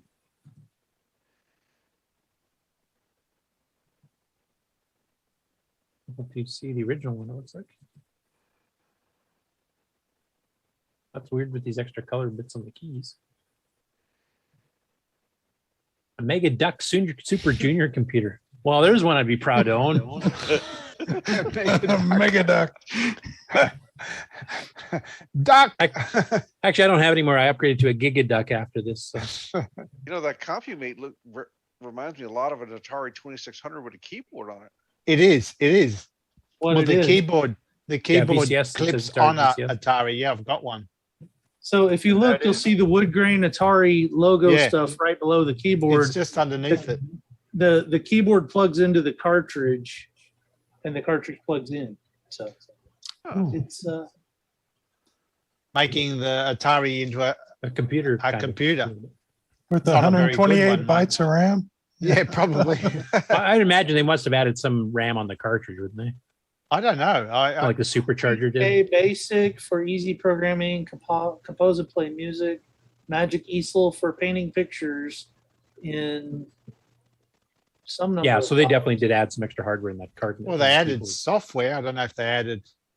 Well, it does say Yeah, here, they- like you said here, it says 16K basic for easy programming. So obviously, 16K RAM. Well, but that was the worst basic you ever saw. It really only did like 20 lines of source, and it was horrible. Yeah, it definitely isn't as good as the Mega Duck. Let's be honest. This Which has got to be the this best is- named computer ever. I'm gonna remember that one. This would make color basic look like a powerful language. Yeah. It's In fact, I'm Super going to suggest Junior. to the Amigos next time they do an ARG Presents where the viewers get to pick a computer for them Yes. to have to do games on. Mega the Duck. Mega Duck. Mega Super Duck. Junior. That's what I'm I need suggesting. a Mega Duck emulator right now. So save that picture so you can show them.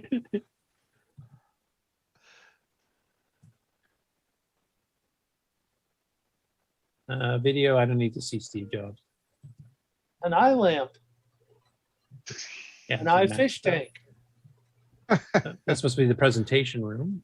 Is that the 8-bit guy back there? I think so. Looks like it, yeah. Should be, yeah. 8-bit classics.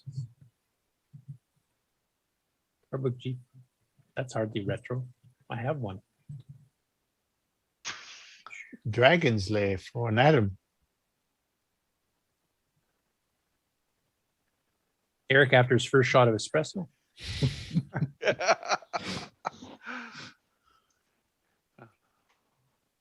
Oh, Sarah. Donkey back there. Kong by Stockmaster or Donkey Kong no, it's remix.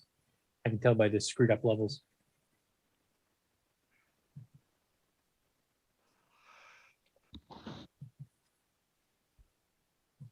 That's Randy Kindig Oh, yeah. from floppy days.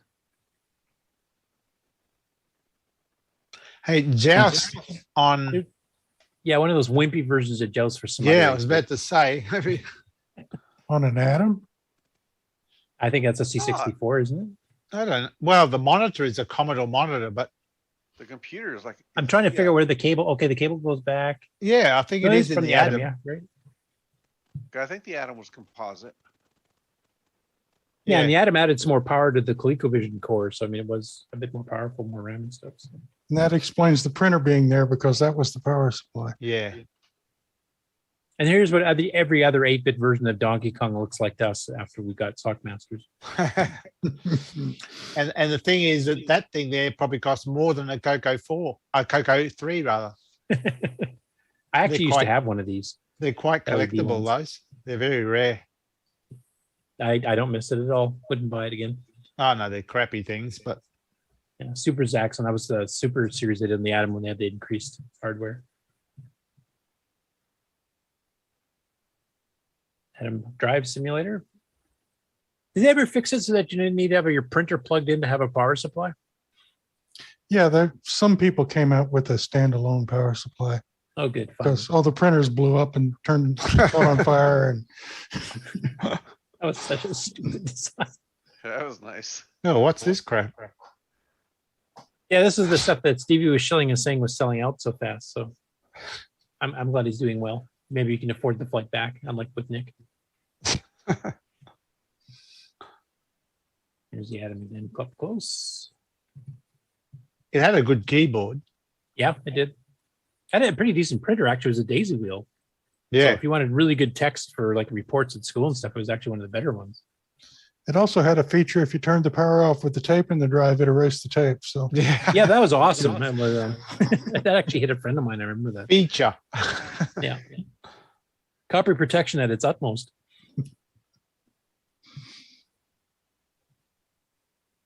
Jim Brain. Richard and Steve. And now they're just teasing us by eating. We're all stuck here watching these stupid pictures. I don't think we've pretty well gone through. I don't need to go through anymore. Yeah, I think so. Time to eat. I reckon All end right. the show. Let's go.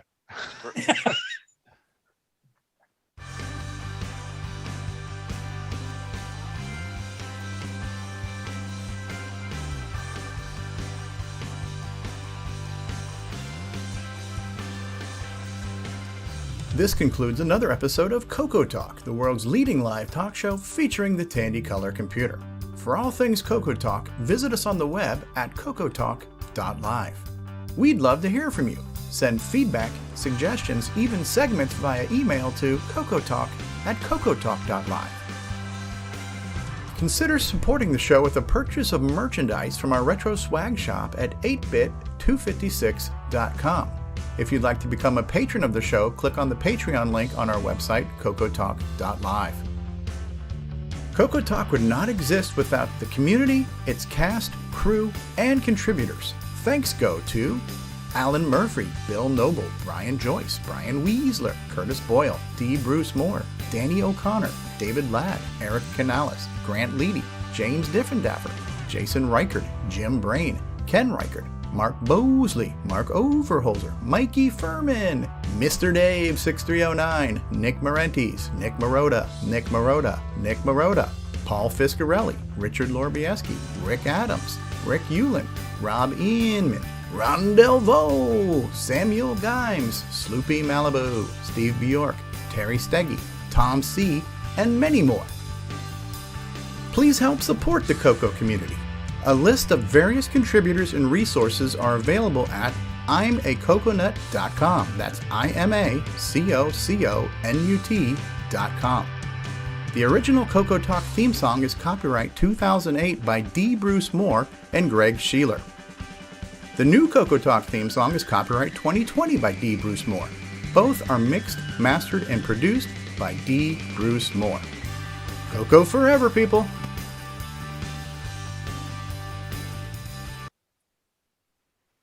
Yeah, internet's been better this time because I dropped the output rate a little bit, and it seems to be helping.